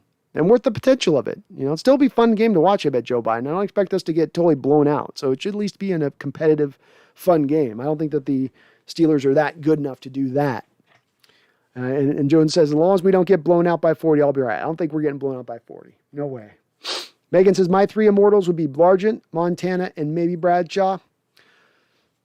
Bradshaw's got the titles, but I don't know if I'd get Bradshaw in there. I think I might keep it to only 3 or 4 quarterbacks because I got to fill this out with other positions. I got to get Dick Butkus in there. I got to get, like I said, I need to get Barry Sanders in there. I need to get Brown in there. That list fills out really quick. We got some offensive linemen we got to get in there, some linebackers. So there's only a couple of quarterbacks. I wouldn't have it as heavy a list of quarterbacks as somebody might think if we're really being honest on there. And I do think John Elway deserves to be in there. I think John Elway, even though he had those Super Bowl losses in the 80s, a lot of that was on the back of him having to do a lot of the work himself. And he didn't have the supporting cast. And when he finally got a supporting cast, even as an aging, older quarterback who was nowhere near his prime anymore, he won 2 Super Bowls back-to-back before he retired. So I think he belongs on that list. Food Gamer, Geno going to pull a Matt Flynn move and get a 3-year contract from the Broncos next offseason? How ironic if that would happen. That would be pretty ironic. But hey, if he goes out and balls out for 3 games, as we saw with Matt Flynn, that only took 1 game with Matt Flynn. Say nothing of 3 games. Matt in 1 game threw for 6 touchdowns and got himself $26 million. So if he could do it off the back of 1 game, then Geno certainly could do it off the back of 3. TJ says, we aren't beating the Packers in Lambeau with or without Russ. I don't think so either. Not this team. Not the way that this team's constructed. Rodgers will slice and dice this team apart. Tom Eden says, I'll say it again. Tyler Lockett equals this Seahawks Largent. Open from the huddle. Amazing routes, making defensive backs look silly and wanting to convert safety. Wanting to convert to safety. Tommy, I can't do the Largent Lockett thing on that. It undersells Largent's greatness. Tyler Lockett's a very good receiver. Lockett's not going to be considered anywhere near one of the best receivers of his era, if not the best receiver of his era. Largent was the best receiver of his era. Lockett's nowhere near that. I know Lockett's putting up yards, but he's putting up a lot of these yards in the passing modern NFL age, which is not the age that Largent got to play through. I love Lockett as a player, all-time top 5 wide receiver in Seahawks history, probably all-time top 4 or 3 even maybe. But Largent was different, just different, rare, just on a whole nother level different. Jeffrey Thistle says Warren Moon opened the door for many great quarterbacks. He's a hero. He is. And there's an alternate reality where the Seahawks actually draft Warren Moon, the local kid out of University of Washington, and they go on to some great success in the 80s with Chuck Knox here having Moon at the head. A guy that was mobile with a good arm, great arm, amazing arm. Sad that guy didn't get an opportunity with what he had as his abilities. Megan says, I just want someone other than Brady who is totally given to me. Elway for sure. Yeah, Elway's absolute for me. And Montana, Brady, and Elway would be my 3 that you had to absolutely get on that list. Paul says, yeah, you guys really changed the game when you brought into the forward pass in 1906. That was the big thing, wasn't it? Forward pass really did take football to that next level. TJ Lockett and Largent had a lot in common. Laughing out loud, both small, both from Tulsa. Like me, laughing out loud, and just like Steve, I feel like Tyler might make it in the Ring of Honor, hopefully. He will, and again, Tyler's great. They may have come from the same kind of areas a little bit, but Steve was absolutely the best wide receiver in the sport. No one's ever made that contention of Tyler ever. Paul Thurr says, man, if you only got 20 players, no defensive players would make it. It'll probably be all quarterbacks and Jim Brown. Well, you'd have to have Lawrence Taylor on there. You'd probably have to have Reggie White. Aaron Donald would be on there, I think. You'd have to get some players. Dick Butkus would probably get on there. Maybe Dick Butkus. Jeffrey, this says, I never watched Largent, though, by the way, I can't judge. Understandable. Megan says, I had no idea who Largent was until I heard Brandon speak of him and look at him, some of the video of him, and was blown away by him and could see why Brandon is such a fan. Yeah, he wasn't just a good player for being in the 80s. He was an amazing wide receiver. Amazing wide receiver.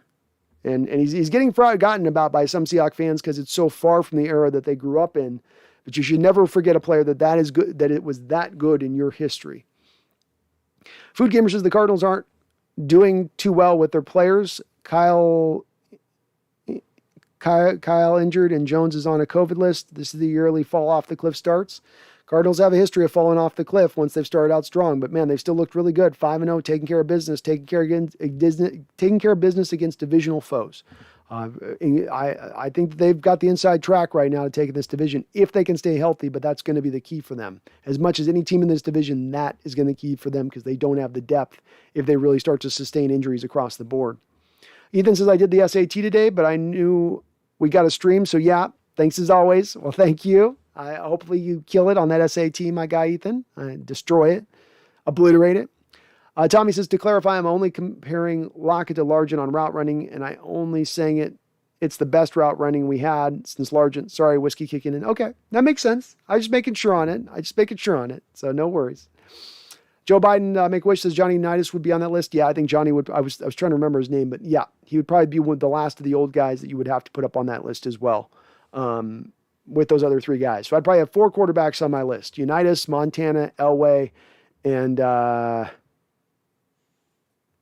who's my other guy? Montana, Elway. Oh, Brady. Those would be my 4. Tommy says, don't forget Eric Thomas. Derek Thomas might make it on there. It's going to get too tight, I think. I think when we're thinking about this, it's going to get too tight because you're going to get a couple of linemen. You still got to get a running back or 2. We got more, Dick Night Train Lane, Deion Sanders. It's going to be hard. That's a tough list to put together, man.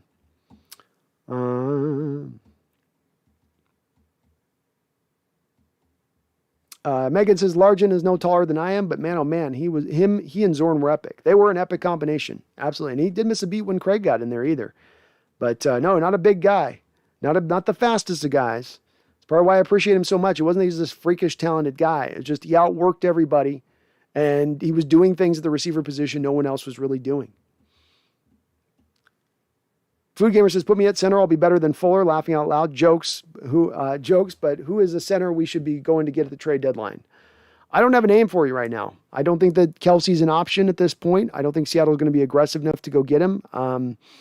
He's a possibility, but he's the only name I have as a possibility to give you. I think that the Seahawks are going to ride with what they got. They're counting on Posick coming back into play here. So Ethan Posick is my name to give you. That'd be the guy you're probably looking as the likely guy to take over for Fuller, but we're stuck, Food Gamer. We're just stuck. Jeffrey Thistle says Bart Starr. I wouldn't put Bart Starr into that because I think we've got to rarefy the air a little bit with these quarterbacks. You can't just create everybody in there that's won championships. Bart didn't have a lot of production as a thrower of the football. They were very run-centric at that time, the Packers team was. He's a great quarterback, one of the better ones in NFL history, but not going to quite make that list. Megan says, now that the Cards are out of baseball, my younger brother is on the Cards in the NFL so much and will be crowing if they beat us. He might be doing a lot of crowing, unfortunately, Megan. Get ready for that. You're going to have to deal with it. It's coming. A dark day is coming. Food Gamer says, who is the best center we had in Seahawks history?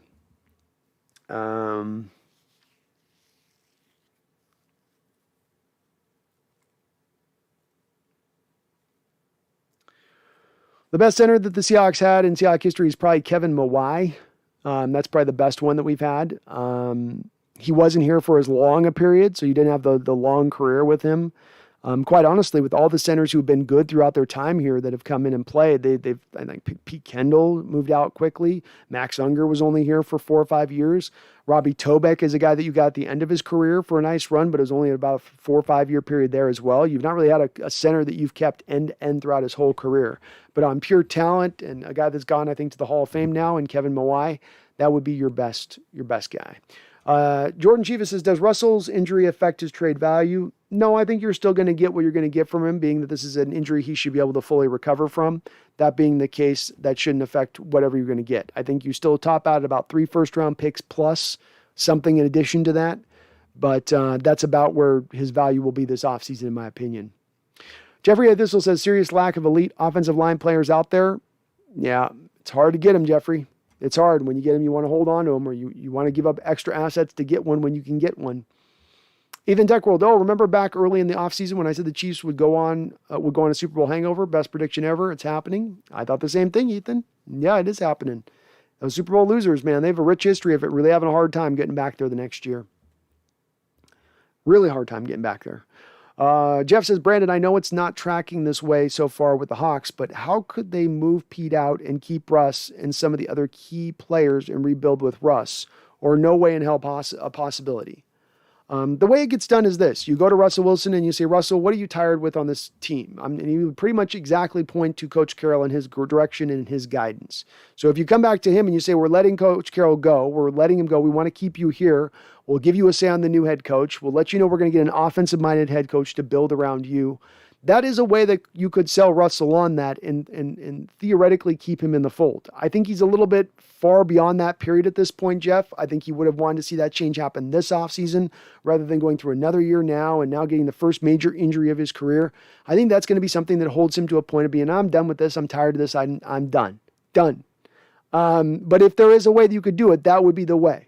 Is you say, okay, we're going to push Pete out, full whole hog out, new offensive coach. We're going to build you an offensive line. You make a lot of promises to Russ within that. That might be enough to keep him in the fold long term. I don't think it's likely, but it is something that's a possibility. DJ says Kevin Moai was a Hall of Famer, but mostly for the Jets. Yeah. So he played most of the career for the Jets, but he was good for us for, I think, the first 4 or 5 years in his career here. But an elite talent at the center position. We have a lot of elite talents, you know. We've had a lot of Blair Bushes typed, right? A lot of Blair Bush.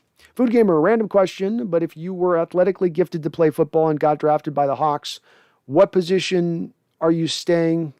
And if you were a player, but what position are you staying? And if you were a player on the team, would you call Pete out? What position are you playing? Or what position am I playing? I think is what you're asking, Food Gamer. I'd be a wide receiver.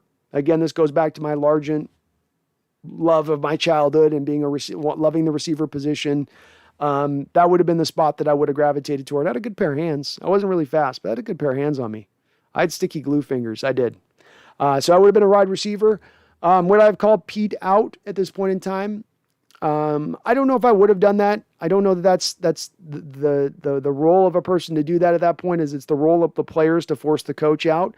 It's more of the role to me of the ownership to be watching over watching over the coach and that he's making that choice. And sometimes on the back of public opinion and public opinion pushing for that to be the reality of the situation. But I don't think it necessarily needs to come from players. And if it is going to come from players, it's got to come from probably a quarterback first and foremost. I just don't think the positional players have enough push or say in that to really drive that. Though, of course, in this potential scenario you're talking about, Food Gamer, I'm a Hall of Famer. I'm in the middle of my Hall of Fame prime, so I'm carrying a little extra weight. So maybe I feel myself a little bit, and I'm like, Pete's got to go. He's old. We're young. That's the old bull. We're the young calf. We're the new way. Jeffrey says Jody Allen doesn't care enough to fire Pete. Frankly, I agree.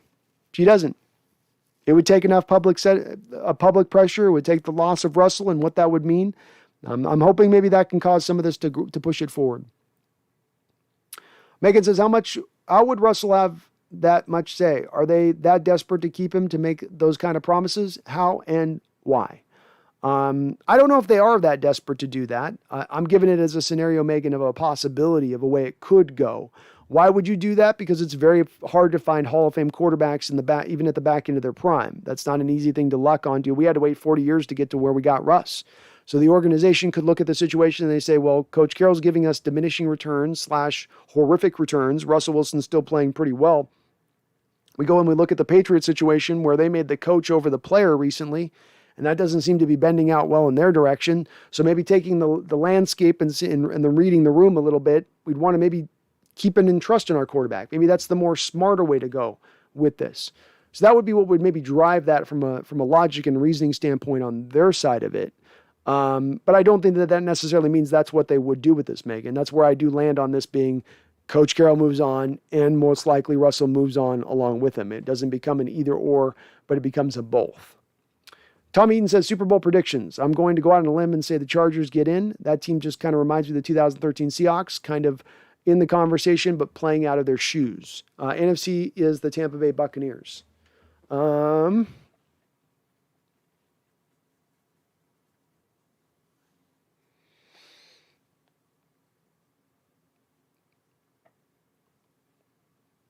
thinking about it, by the way, on my answer. I'm going to go with, in the AFC, I'm going to give it to the Buffalo Bills. I love the way their defense is playing. I think their offense is going to come along more as we go through this year. Love the thought of them just being in the Super Bowl anyway. And from the NFC,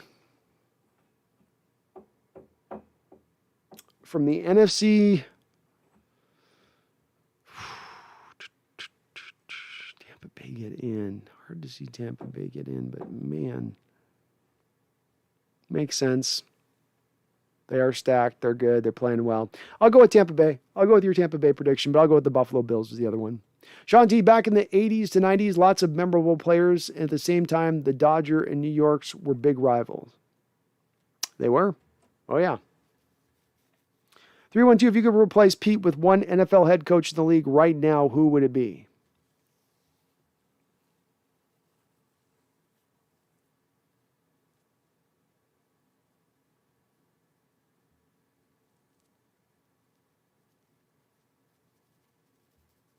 God, really good question. And I am thinking about it, by the way.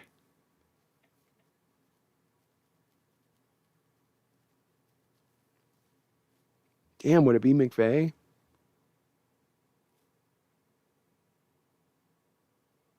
It might be McVay. No. I go with Sean Payton. Sean Payton would be my guy to bring in. With McVay coming in a close second. Like a just right on the second line. They're very close. But I'll go with McVay. That's my guy. Jeffrey Thistle wants the Niners coach. Shanahan wouldn't be bad either. I just like Sean Payton's track record and going with Russell Wilson, and then Sean Payton's track record with dealing with an undersized quarterback, Drew Brees, getting the most out of that. I like that. I like what he could do with that. Megan says, "Oh, okay. Thanks for the clarification. Thought you meant that this had to happen for Russ to stay. Makes sense now." Yeah, no. It was in response to the guy's question on the possibility of it and what it would take, and it's a possibility. I don't think it's a likelihood, but yeah, it is a possibility that Seattle could choose to go that direction. JSD says, "What is the best version of the defense in Seahawks? What is the best version of the defense in Seahawks history?" Well, the best defense in Seahawks history is 2013. I think that's what you're asking, JSD, if I'm wrong on that. The number 2 defense in Seahawks history is the 1992 Seahawks defense. And then the number 3 is probably the 2014 Seahawks defense. And then the one beyond that's 2012, probably. So, but I think the 92 defense probably takes the number two route on that one. Chuck Seeger says Geno Smith's going to get 4 touchdowns. It's just what he's feeling. I like where your vibe's at, Chuck. I like where your vibe's at, man. I'm feeling you on that prediction. Scooby-Doo would go with Andy Reid. He came to mind on my head, but I like Andy. But there's a couple other coaches I'd go with a little bit for. But hey, that wouldn't be bad. TJ says, "Stop the Lion. This Super Bowl is going to be the Jets and the Lions. Calling it now." Oh, man, that'd be amazing. That'd be amazing. A food gamer, if Taylor keeps up his production and keeps getting 10-plus sacks every season, would he be a top 10 defensive end by year 3 and possibly his whole career? Maybe that's a stretch. Just want to hear your thoughts. Not necessarily, because some of this is going to be based upon how he does against the run as an every down defender when he eventually slides into that role at the Leo. And is he able to stop the run? Is he able to set the edge? Or is that a detriment to his game? Is he only a pass rusher type? That's going to affect where he's ranked on the defensive end of scale of things. He could be more of a Yannick Ngakoue type guy than your all around every down kind of defender in that realm. So we still need to see him and how he handles the duty as a run defender, as a down lineman, not as a Sam linebacker, but as a down lineman. In that part, we have yet to see necessarily.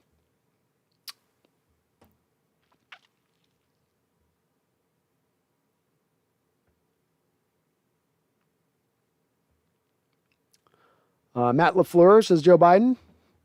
Well, he's had a lot of success with the Green Bay. He has, coming in there and doing what he's done. So he's a good coach too. 283-128. It sounds crazy, but I believe that Geno can put up some great numbers and pull off the win in prime time. You're not alone, TO83. There's been a couple folks in here that feel like Geno might be able to do some things. And look, the guy was a really talented guy. I mean, this is a guy that was selected higher than Russell Wilson was in the draft, and he was for a reason. He put up prolific numbers at West Virginia. He's a guy with a big arm. He's got decent mobility. He's not a complete statue back there. So there's some elements to his game that are pluses. And if he can, drive well into this offense, which is very quarterback friendly, we may get to see the best version of Geno Smith we've ever seen in the NFL. That'd be great. Tom Eden says Cortez Kennedy, 1992 first team All-Pro. Not just that, Tom Eden, Defensive Player of the Year, wasn't he? I thought he was Defensive Player of the Year in 92. I might be wrong on that, but I believe he's also DPOY. DPOY. Paul Third, Rams versus the Bills is my Super Bowl pick right now. It's a good pick. I hope the Bills win if that's the case. I do not want to have to hear Rams fans telling me how wrong I was about their Super Bowl champion for the whole offseason. That would be brutal. GSD, where would you rank this Pittsburgh defense currently in the NFL? I put them basically middle of the road, GSD. When I looked at their stats, when I looked at the teams that they played offensively, I've got them right about middle of the road. Just right in that spot is where I'd put them. I'd put them like right about 15th on the line is where I would probably set them at. Chuck's got Cardinals, Bills. Cardinals were the one team over Tampa Bay. If I went to the number 2 team that came to mind for me, the Cardinals were my number 2 team to get to the Super Bowl. So I put it to the Tampa Bay, but Cardinals were right there for me. Jeffrey A. Thistle says, Andy Reid has a weird problem in postseason play. People seem to have forgot because he's won one, but it got him fired from the Eagles. Yeah, he didn't do great with the Eagles. He got 4 straight conference championships, I think, something like that. Couldn't never quite break through. I like Andy as a coach. I think he's also go with Kansas City, and what they built there has been good. But getting Mahomes as he got Mahomes has definitely helped his career and cementing his legacy off of where his legacy was heading prior to that. I agree with that. Yeah.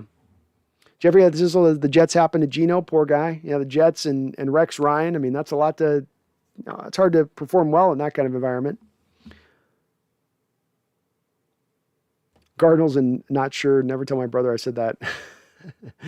Paul third, the Cardinals have been showing cracks. I think they finish with 11 or 10 wins, and the Rams finish with 12, first seed. It's possible. Possible. Boy, the Cardinals have been humming on all gears. Humming.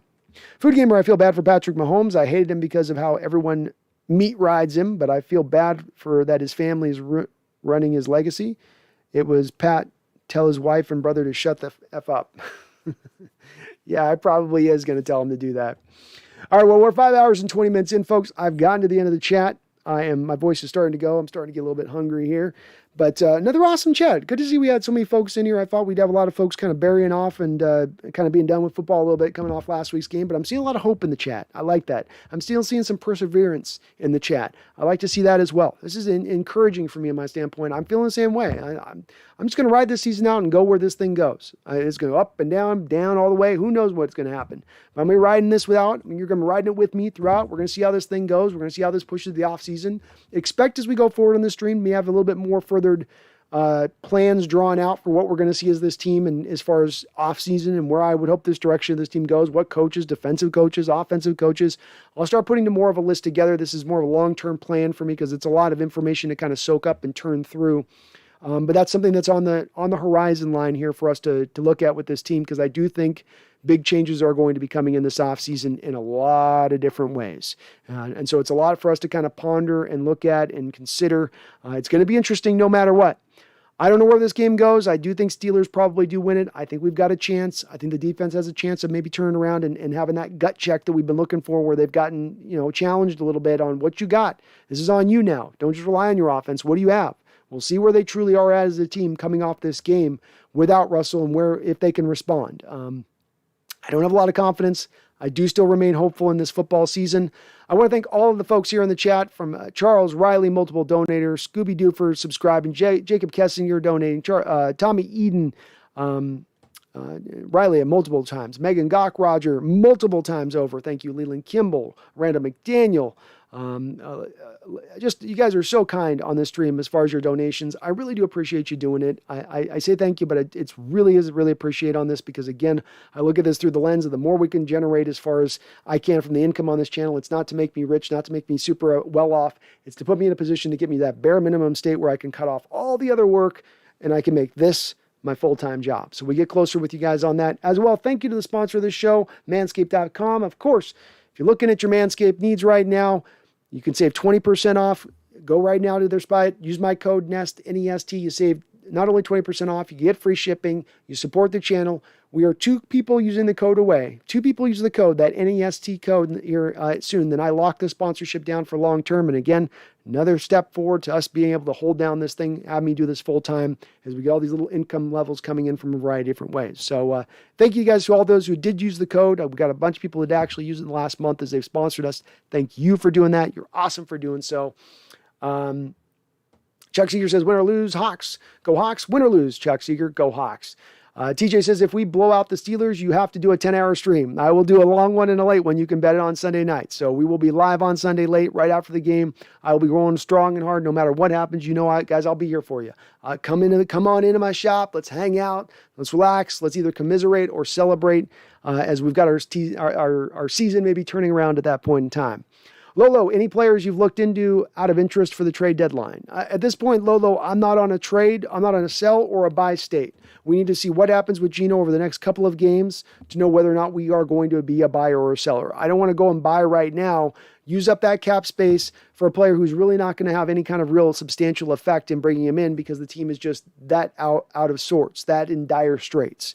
So to me, you need to give it a game or two to kind of see what goes on, then make the determination on whether or not you're in a state of potentially going for it at that point if you want to do it, or fire sale mode. One of the two. Jeff says, have a good night. Let's see how this weekend rolls out for the Hawks. Let's see how it goes. Megan says, need to open up that new vodka bottle. Well, go get you. Have a shot on me, Megan. Salute to me on that one. So I appreciate you. And Tommy, thank you. Go Hawks, Tommy. Thank you for your donation as well. I appreciate it. I left you off that list, but I did not forget you. I swear. TJ says, we will beat the Jags, Russ or not. I agree. We do have the Jags with Geno. That's a win. So that's at least one win that's coming up on the calendar, but we gotta see how that one goes. But we got the Steelers this week. This is going to be a tough game. It's going to be a hard matchup. You got into Pittsburgh. It's a tough place to win.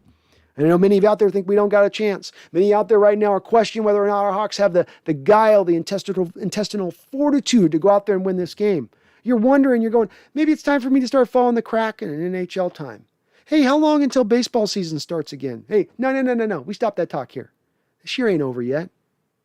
Yeah, my hopes are dashed a little bit. Yeah, my confidence is waning some, but that doesn't matter. You know why it doesn't matter? Because even in those dark times, we never forget here. We never forget here, do we? Because brighter days are always just around the bend, and you better believe they're coming fast, folks. Let's get this turned around this week, Seahawks. Let's go get that win in Pittsburgh. Let's silence these Steeler fans. Let's get us back onto a playoff trajectory. I love you guys. I appreciate you guys. I thank you guys, but I also ask you guys to never, ever, ever forget. I'm never going to let you forget. Not even in the darkest of times.